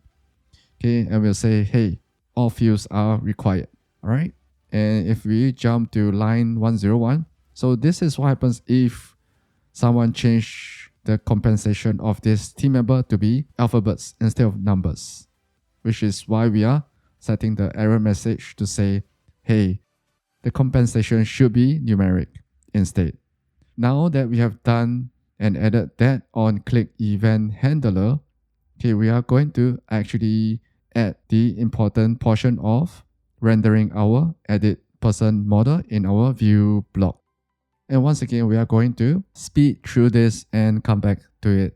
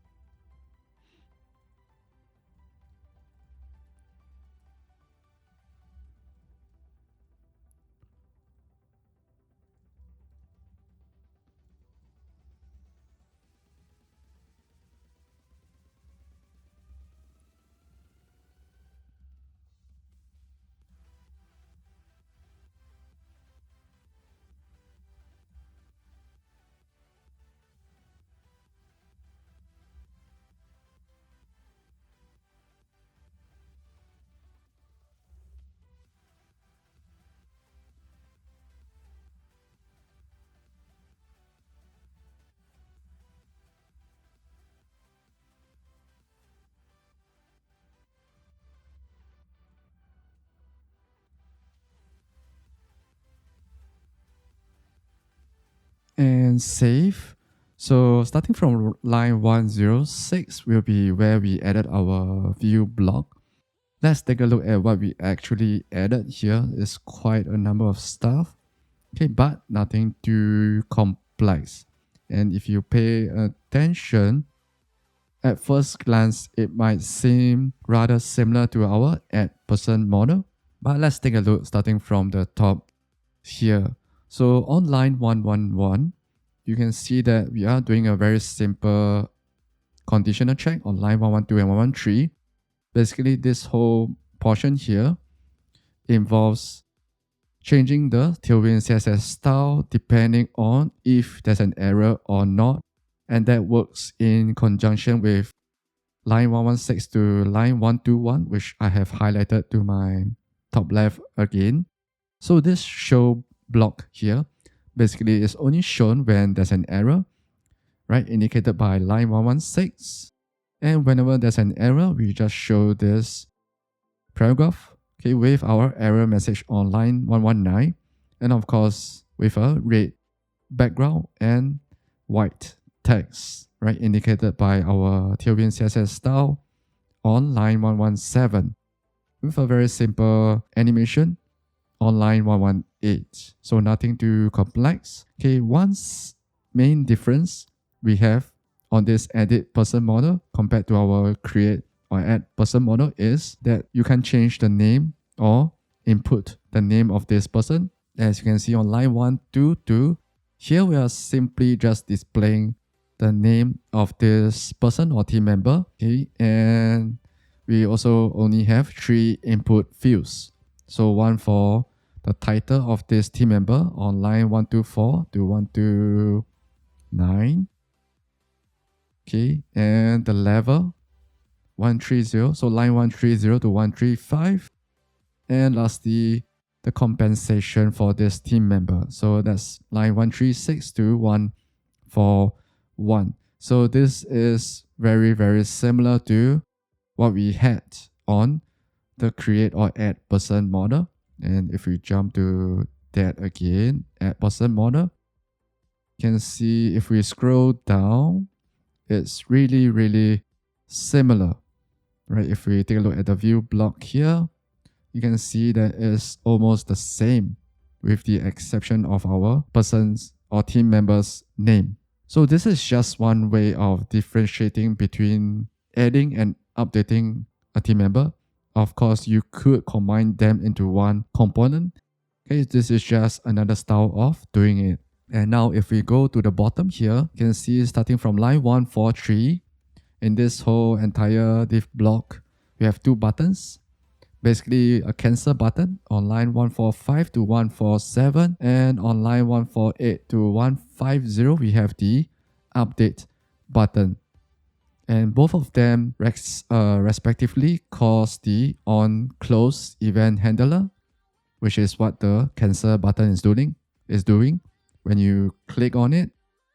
And on 148 to 150, our update button will call the on-click event handler, right, which is a closure as well, right? So nothing too complex here.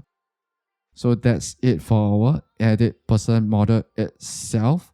Okay, but in order for us to use this model elsewhere easily, let's jump to our components module here and edit here under where we define our edit person model module. You can see that this pops up.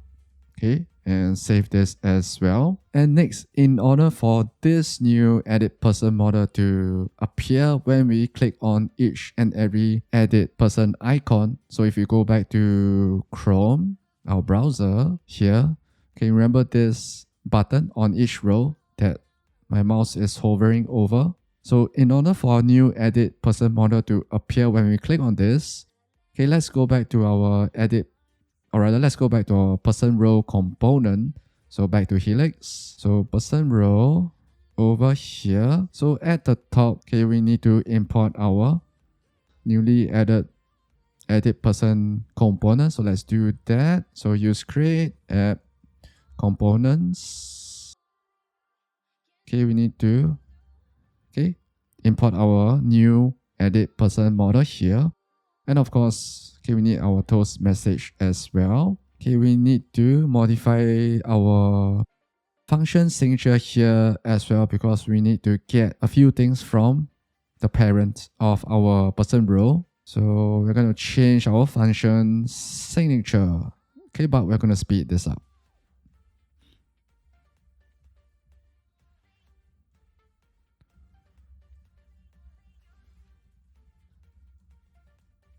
So we added 3 additional things here. Let's take a look.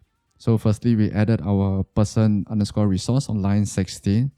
So this is what we will get when we call create resource on the parent of person row, okay, which we'll take a look later after this. And this is what allows us to call refetch and refresh the list of your team members and the data that we are getting back from our SurrealDB. Okay, we'll see more of this come into play later. Okay, on line 17, once again, we are just passing in our right signal of type boolean to determine if we should show that and animate that toast message down. And lastly, on line 18, this determines what is displayed on that toast message itself. So we are also going to do a very simple change here to clone our person that is passed in. So let's do edit person equals to person.clone. So this is basically just doing a simple incremental of the number of counts, okay, reference count to our initial RC of the person that we passed into this component. So this is not actually cloning the entire object. Which is one of the advantages of using a smart pointer such as RC. Next, okay, we want to actually show our newly added edit person model, okay, which is why we're going to edit our view block here starting on line 28 and onwards. So once again, we're going to speed this up and come back to explain it line by line.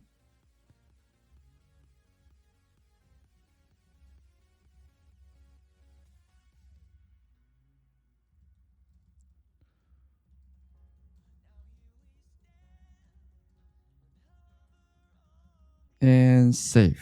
Okay, let's take a look at what we added here. So we added a new show when block starting from line 30, which I've once again highlighted to my top left. So what is happening here is basically if our if show edit model is true, and this is only true when you click on the edit button on each row, which calls this mouse event handler here. So that toggles this to true. And this will show our newly added edit person model here. And we are basically passing in the 5 props, basically our RC of a person. So that's on line 32. Okay, we are just doing a simple clone of that RC once again because okay, we just want to increase the number of reference counts to it and not the entire object in memory. itself. In line 33 and 34 will respectively be, this will determine if we should show this modal, and this is determining when or if we are showing that toast message. And lastly, we are just passing in that person resource. So this is what is retrieved from our SurrealDB database. And lastly, this allows us to set whatever we want to display on that toast message when it animates down. So nothing too complex here. And let's save this. Now, if we take a look at the updated signature of our person row component over here on line, starting from line 14, you can see that now we have 4 props that this new, or rather this updated component is accepting for person row. Okay, but if we go to our theme page over here, okay, you can see that right now we are only passing in 1 prop to our person row component, which is why Rust is complaining about it. So let's go back to here, and you can see that we do need to pass in the 3 other props here for our person row component. So let's fix this bug.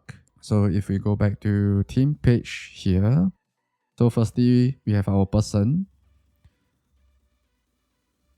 Okay, we still need to pass in our resource and our toast message signal and the Boolean signal to determine if that toast message should be shown or not. So let's start with our resource first. So person resource, and our person resource will be, if we scroll to the top, that will be our get underscore persons underscore info here. Right, nothing too complex. So let's go back over here.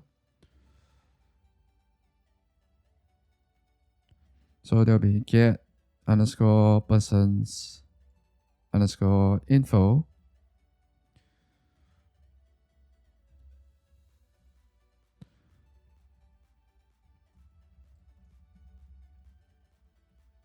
So that's 1 down. Next will be our set if show toast, and that will be exactly the same. Okay, we can actually use the shorthand form of writing this if we want to. So we can just do set if show toast, and lastly we have set toast message. And let's save this. Okay, we do have to save this, and let's see if that clears up our error. And it does. So you can see that all the underlying is gone. Let's do a quick jump back to our person row component here to ensure that we don't have any errors. And seems like we have an error here. You can see that we are missing a semicolon at the top of line 1. So let's fix that. And let's save. And that should remove our error. Yep, looks good to me. And now if we go back to our web browser, Chrome, and we are back here at Chrome, our web browser. So watch what happens now when we click on save. For example, the edit button for Daniel at the top, our first software engineer. So when you click on it, you can see that now the new edit person model shows up with the person's or team member's name displayed at the top and no longer editable. Okay, you can see that now we have Daniel's title, software engineer, level, which is junior, and compensation at the bottom. So if we say, for example, change junior to empty, and if we try to save this by clicking on our update button, okay, you can see that the error appears all the way at the top. It says all fields are required. Now, if you do the same thing for software engineer and remove that, the same thing happens as well. So let's add it back in software engineer. So if we say, for example, if we change Daniel from a software engineer to a project manager, for example, and we change the compensation to maybe 8,000 and update, you can see that we have our toast message appear that said member updated. And if we take a look at Daniel's title now, all the way at the top, right below his name, I'm highlighting it now. You can see that Daniel's title now says project manager. And if you go to dashboard, you can see that, okay, now the monthly team cost is $42,000. Let's go back and update Daniel's compensation to maybe 10,000, right? And save. And let's go back to the monthly team cost on our dashboard page. You can see that the monthly team cost has increased by 2,000. So this is basically the feature for updating your team members. So now that we have added the edit feature, it's time for us to add the deleting team members feature, and that's what we are going to do next. Now, if you remember, for our edit feature, we added our own custom error types via Rust enums. So for the delete feature, things could go wrong as well, which is why we do have to go back to our custom error. So errors here, and update this enum here to accommodate for person delete failure as well. So let's do that easily with the same thing. So we can say failed to delete member, and you can say person delete failure. Okay, rather straightforward. And as you can see, since we added a new variant for our person error, the new person delete failure here, okay, we do have to update our trait, okay, our response error trait here to cater for this scenario as well in this match block over here. So let's do that real quick. Over here, we can say person error, person delete failure, and we'll just return an error message saying failed to delete member. Nothing too complex over here. Let's save that. And now that we have added and updated our custom errors to accommodate for deletion failures, let's go back to our database module here, and add our new database function to allow you to delete a team member.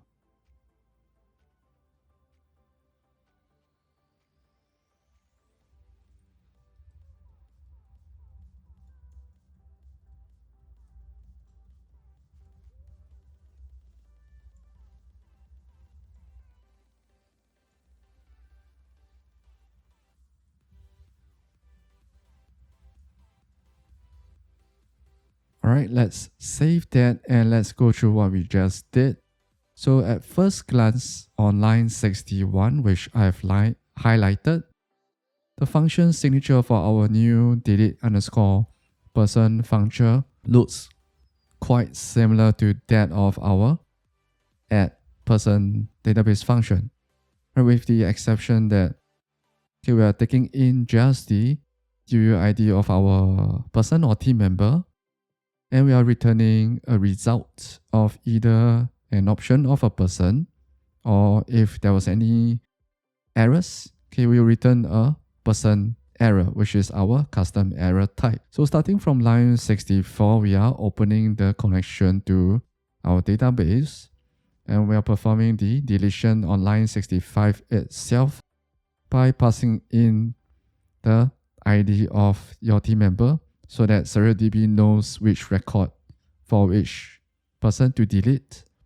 And we are closing the connection to our database on line 66. And lastly, on line 68 to my left, which I've highlighted, okay, we are doing a match on that deletion results.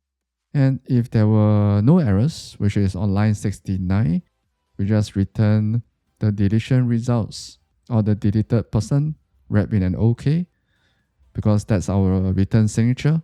If not, Okay, we return an error of person error. Okay, with our newly created person delete failure enum variant over here on line 70. So nothing too complex once again. So to leverage on this new function, this new database function that we just added, let's jump back to our server function here.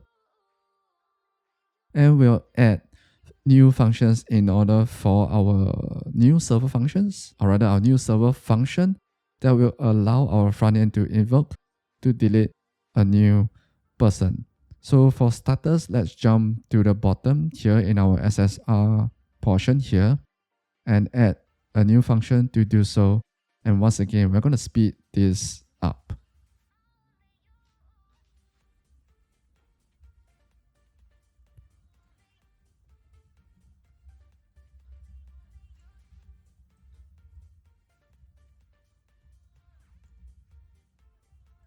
And let's save that. So nothing too complex. So once again, if we take a look at this new async function that we have just added in this SSR block on line 97, this new delete underscore team underscore person takes in one property or one parent, which is the UUID, which has to implement the into string trait. So that's on line 99 over here, represented by the generic T. And it returns line 98, a result of an option of a person, or if there was any error, a person error. So that's exactly the same return from our database function, which is what we just added. If we jump back to the definition here in database.rs, you can see the return type here, which is exactly the same. So now that we have added this async function in our SSR block, let's jump to the top. And now this is where we're going to add our new server function, which will be invoked by the front end. And once again, let's speed things up.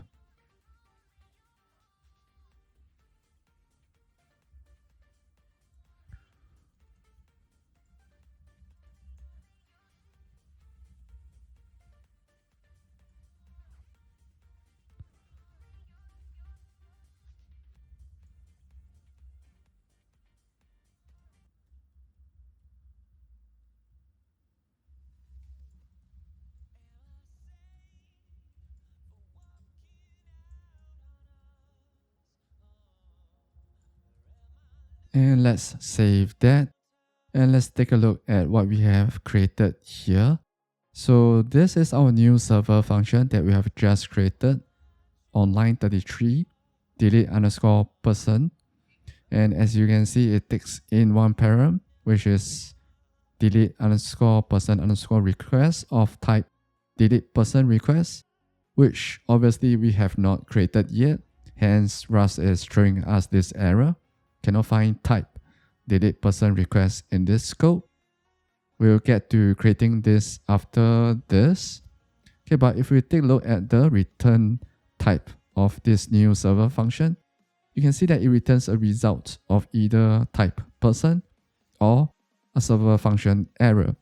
And if we jump into what this new server function is doing, basically we are calling that new function that we just created below and passing in the UUID, which is in that delete person request, and calling await on it. That's line 36.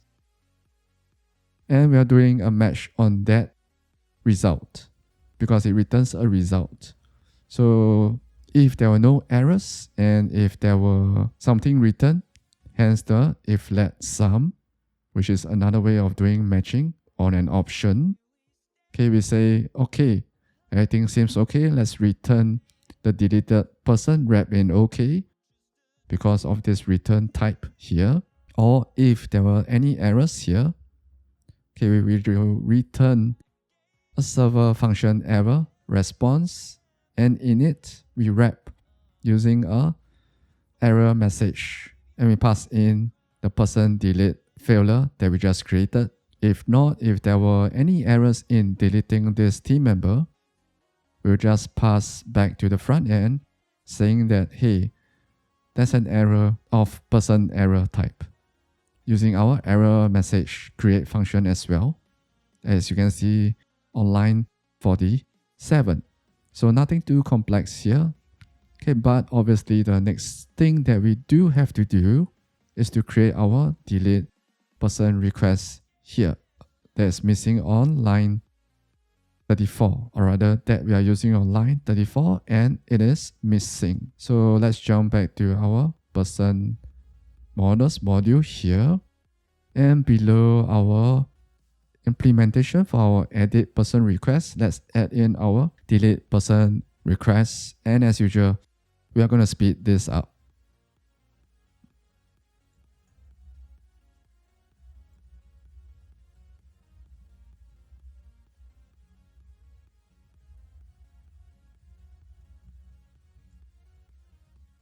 And save. So once again, nothing too complex here.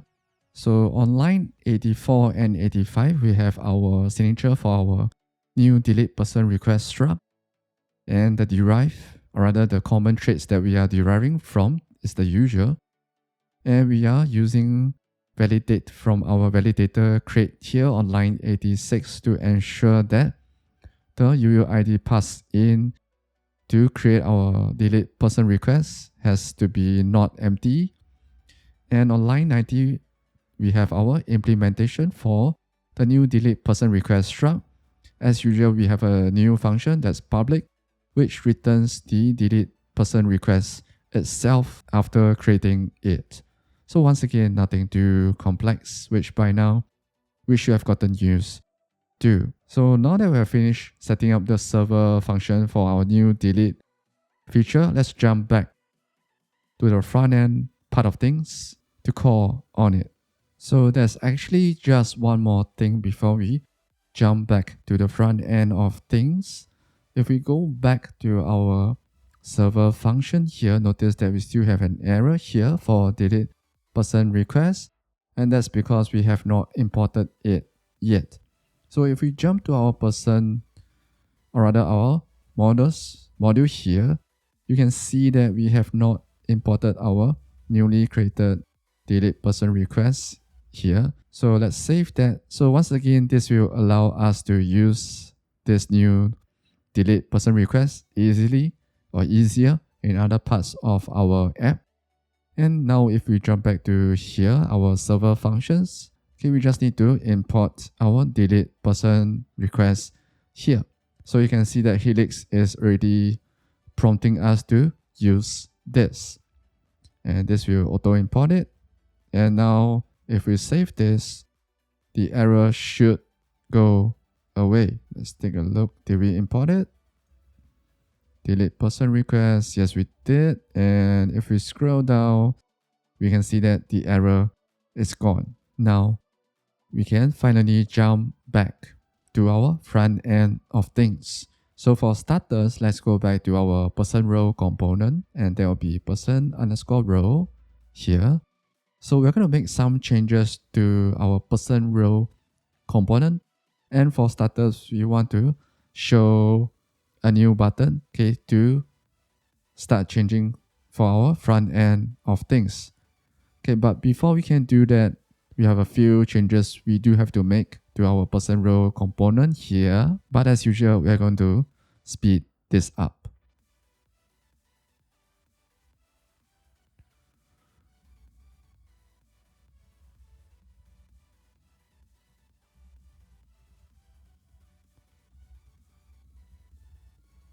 And save. So let's take a look at what we just added, starting from the top on line 20. So we added a new signal here, which will help determine if we are going to show this new info model that we'll be adding after this.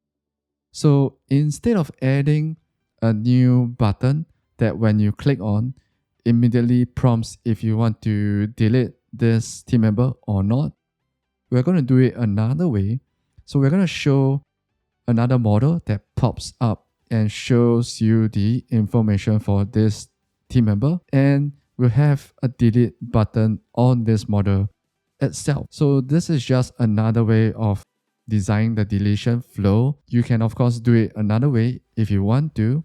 Okay, but I like to ensure that when you are deleting someone, you take into consideration if you have really decided to delete this person. But let's take a look at line 23 here. So here we have our new event handler, which for now still shows an error because we haven't used it yet, but basically it's doing the same thing as the onShowEdit event handler here, which decides if the edit person model is shown or hidden.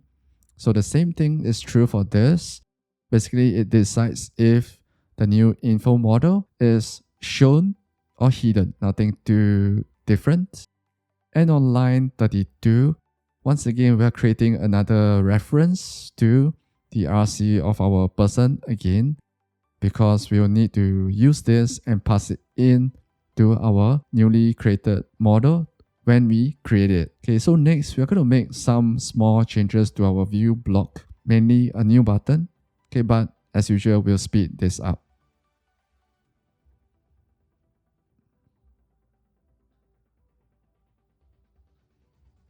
And save.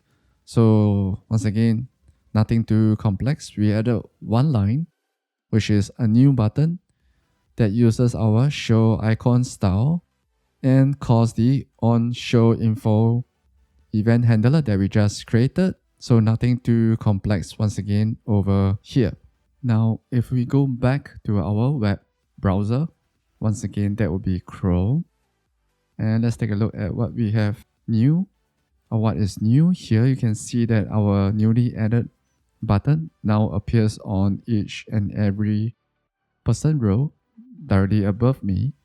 So you can see, for example, for the row for Daniel, Vinny, Angelina, Tommy, Danny, and Chris, okay, we have a new I button here. Okay, once again, you can guess which icon button that my mouse is hovering over. But basically, when we click on it, for now, nothing happens because we have not created our new model that will appear when we click on this new button. So let's get to doing that next by jumping back to Helix first. Okay, we're back in Helix. So now we're going to create a new component. So for starters, let's go back to our components module here. And let's call this component show person model. Right, so obviously Rust is going to tell us that this does not exist yet. Okay, but no worries. Okay, that's what we're going to do next. So save this, and yep, Rust is saying that we cannot find the module file, show person model.rs, which is why we're going to create that next. So let's create that in src app/components/ show _ person _ model.rs. So once again, we are going to speed through this and come back to explain it line by line.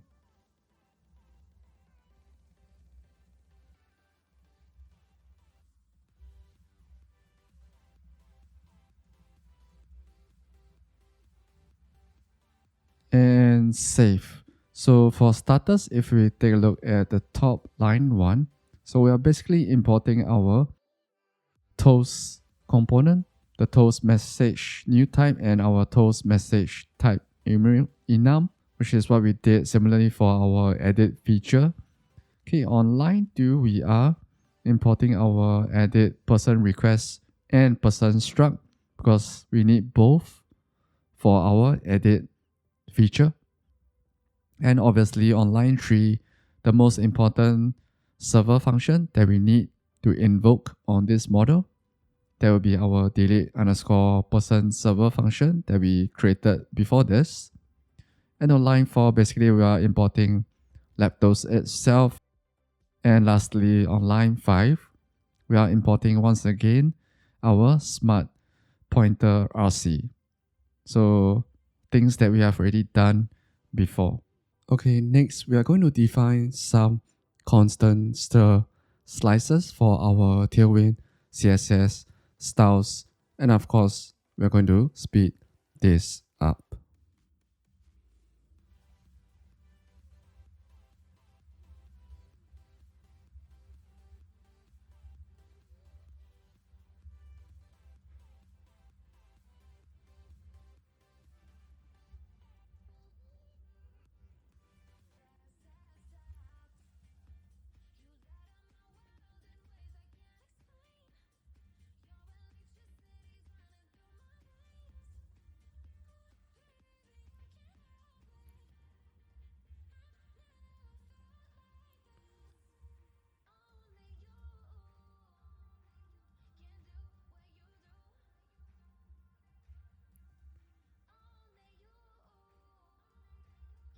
And save. So let's take a look at what we added here. So as mentioned, we added a few Tailwind CSS styles starting from line 9, line 12, line 13, line 15, line 18 here, and line 21. So nothing too complex, but basically we have added a few new Tailwind CSS styles to help style and determine how the buttons will look and animate. Now let's move on to adding the function signature for our new show person model component. And once again, we are going to speed this up.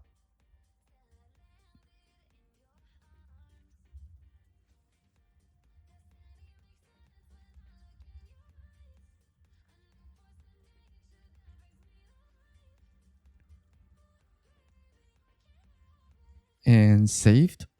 So let's take a look at the new function signature for our show person model that we just added. So starting from line 24 and 25. So this sets our show person model as a Leptos component as usual. And as you can see from line 26 to 30 to my left, okay, this new show person model takes in 5 props. Starting from the first at line 26, we have our person, which is actually just an RC of a person. So once again, our reference counting smart pointer. And on line 27 and 28, we have two write signals. So this allows us to change whether this model should be shown or not. And on line 28, this allows us to change and trigger the toast message to appear, which works in combination with line 30, which allows us to set that toast message that animates down. And on line 29, so this is similar to our edit person model, where we use this resource created via Leptos create resource, and we call refresh on it, right, in order to refresh that list. So once again, things that we have already done previously, we are doing it here as well. Next, we're going to add a few new closures, event handlers that will work in conjunction with our buttons that we'll add later on. But once again, let's speed this up.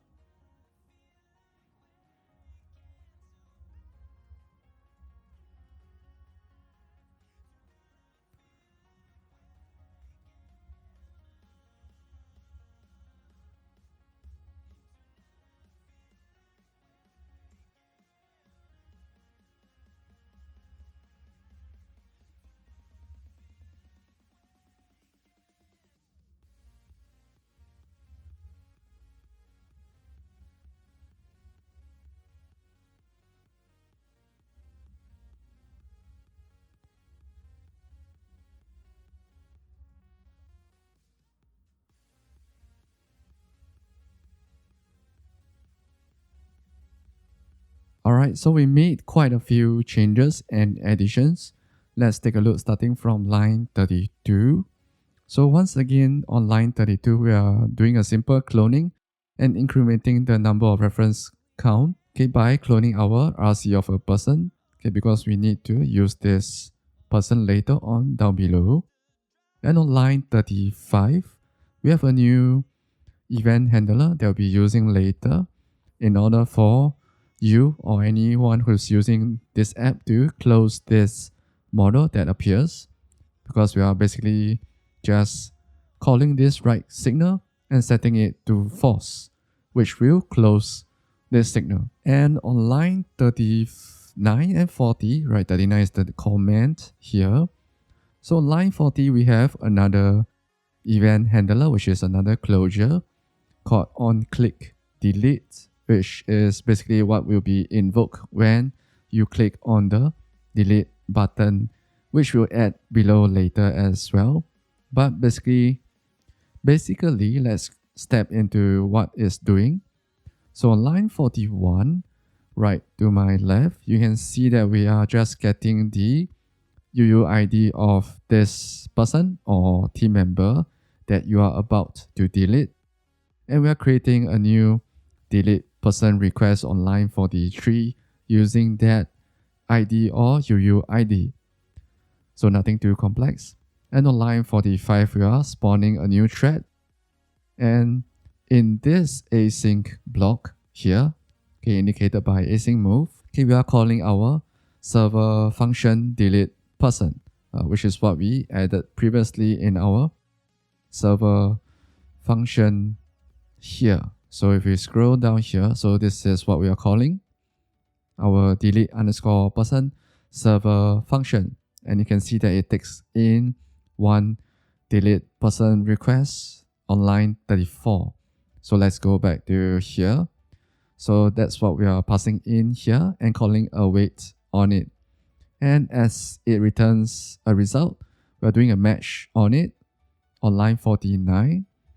And if there were no errors, which is on line 50, okay, we call the resource and ask it to do a refresh. So this basically refreshes the list, which should not show that team member that we have just deleted. And on line 53, basically we are just preparing the toast message to say, if we jump to this, it should say member deleted on line 31. So let's go back. And on line 55, so this will trigger the toast message to start animating down. Hence, we are setting it to true. And on line 57, this will hide this show person model as we are setting this to false. And lastly, if there were any errors deleting this person or team member, for now, we just do a simple print line. Of course, you can do something else like maybe having another error toast message that appears. If not, of course, there are other ways of going about showing visual feedback to your user. So next, now that we have added these few event handlers, okay, we should move on to adding the actual render block of our new model component, which is in the view macro. So as usual, let's speed this up.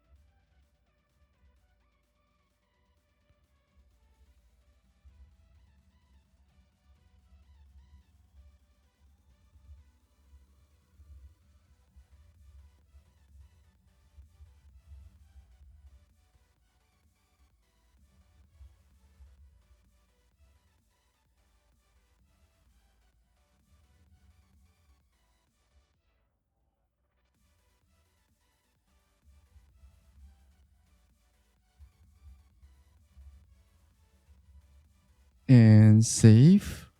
Let's take a look at what we have added, especially for our view or render block, starting from line 66 over here. So here you can see that it's basically the parent div, although we are using something that we haven't used previously. So towards the end of the line, on line 66, you can see that we have this background color, okay, but we are using a slight opacity trick here, right, by passing in this /0.06 or 6, yeah. So you can play around with this number to change how the opacity of your background color looks like. For example, right, so line 68 is the usual, nothing too complex. It helps with centralizing stuff. And on line 71, we are leveraging on one of our TailwindCSS styles that we created above at the top, which is a constant stir slice. Let me just jump back to here. And on line 73, we are just displaying the name of this team member that you're about to delete.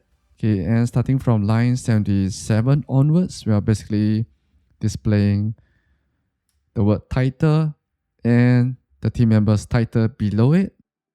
On line 83 and 84, we are doing the same, but for your team members level. So once again, that's things like junior, senior, etc. And lastly, we have the compensation for your team member. So that's line 88 to 91. And lastly, below that, on line 94 all the way to 102 to my left, top left again. So this is where we have your buttons, your two buttons. Okay, on the left, we have our close button. And on the right, we have our delete button. So the close button, when you click on it, it triggers the on_close event handler. Whereas for the delete button, it triggers the on-click delete event handler here. So now you can see that Helix can infer that these two are mouse event handlers, right? On line 35 and line 40. So once again, nothing too complex, but it's a rather long, slightly bigger component. So now that we have actually created our show person model component, okay, to actually show this model, okay, we do have to actually add it to our person row component. So let's jump over there, person_row. So over here, okay, at the top, we do have to import it. So that's on line 1. I'm highlighting it right now. So let's import it here. Let's do show. You can see that show person model is the top of the list in the prompt, right? So let's save that. Okay, and if we scroll down to our view block or render portion here, you can see that, okay, we're looking at the edit person model and the show when block for it. So basically, we do need to do the same thing for our show person model. So once again, we're going to speed through this.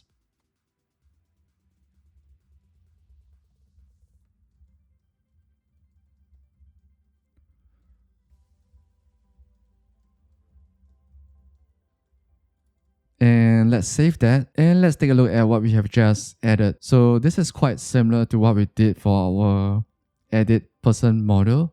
So starting from line 36, we added our new show when block. So basically this block all the way to line, I'll say 44, will show whatever is wrapped by it whenever if show info model is determined to be true, right? This signal over here. And in it, we have our show person model and the 5 props that we are passing in. So once again, those are firstly, we have the RC of our person. And we have the signal to determine if we are showing this model. Secondly, on line 40, we have the signal to determine if we should show that animation for the toast message. And on line 41, we are just passing in the resource, which is essentially the data retrieved from our SurrealDB, which allows us to refresh the list. And lastly, we are just passing in this write signal of type boolean so that we can change whatever is displayed on the toast message itself. So once again, this is somewhat similar to what we did for our edit person feature over here. So now that we have added this change to our person_role component, let's jump back to our web browser, Chrome, and take a look at what has changed. And now we are back in Chrome, our web browser. So for starters, let's take a look at the dashboard. So for now, we can see that we have 6 team members and our monthly team cost is $44,500. So if we go to the team page and if we click on the info icon for Daniel, for example, we can see that now a new model appears. So this is our new show person model that we have just added. And we can see that Daniel's name is here. His title, right, as how we have added in our view or render block. His level and compensation. And at the bottom, you can see 2 buttons, namely the close button, which closes the model, which I will just click on, and the delete button on the right. So now if we click on the network tab on the right, and if we click on the delete button now, delete, right, notice that a new network request has been fired off and the list right above me has been refreshed because we called refresh on that resource. So if we click on this delete person network request, we can see that it was a post request and we sent the UUID of this team member that we were about to delete. And you can see that the data of this, all the information of this team member has been returned from our backend of things. Okay, but more importantly, if we take a look at the list once again, notice that now there are 5 team members instead of 6. And if we go back to our dashboard page, now we only have 5 team members and our monthly team cost has been reduced to $34,000 because Daniel's monthly compensation was $10,000. So there you have it, our full stack Rust dashboard app built with Leptos and SurrealDB. So hopefully this rather long tutorial on how to build this kind of app, this kind of full stack app using Leptos and SurrealDB was helpful. And as usual, if you found it helpful, do remember to hit that subscribe button if you have not already done so. Give this video a thumbs up, a like, it will really help out this channel, and share it with your friends as well. And as usual, the source code for this entire app, as always, will be free, and I'll put the link in the description box below, and it will be on GitHub. Lastly, as usual, stay awesome and stay safe. Cheers.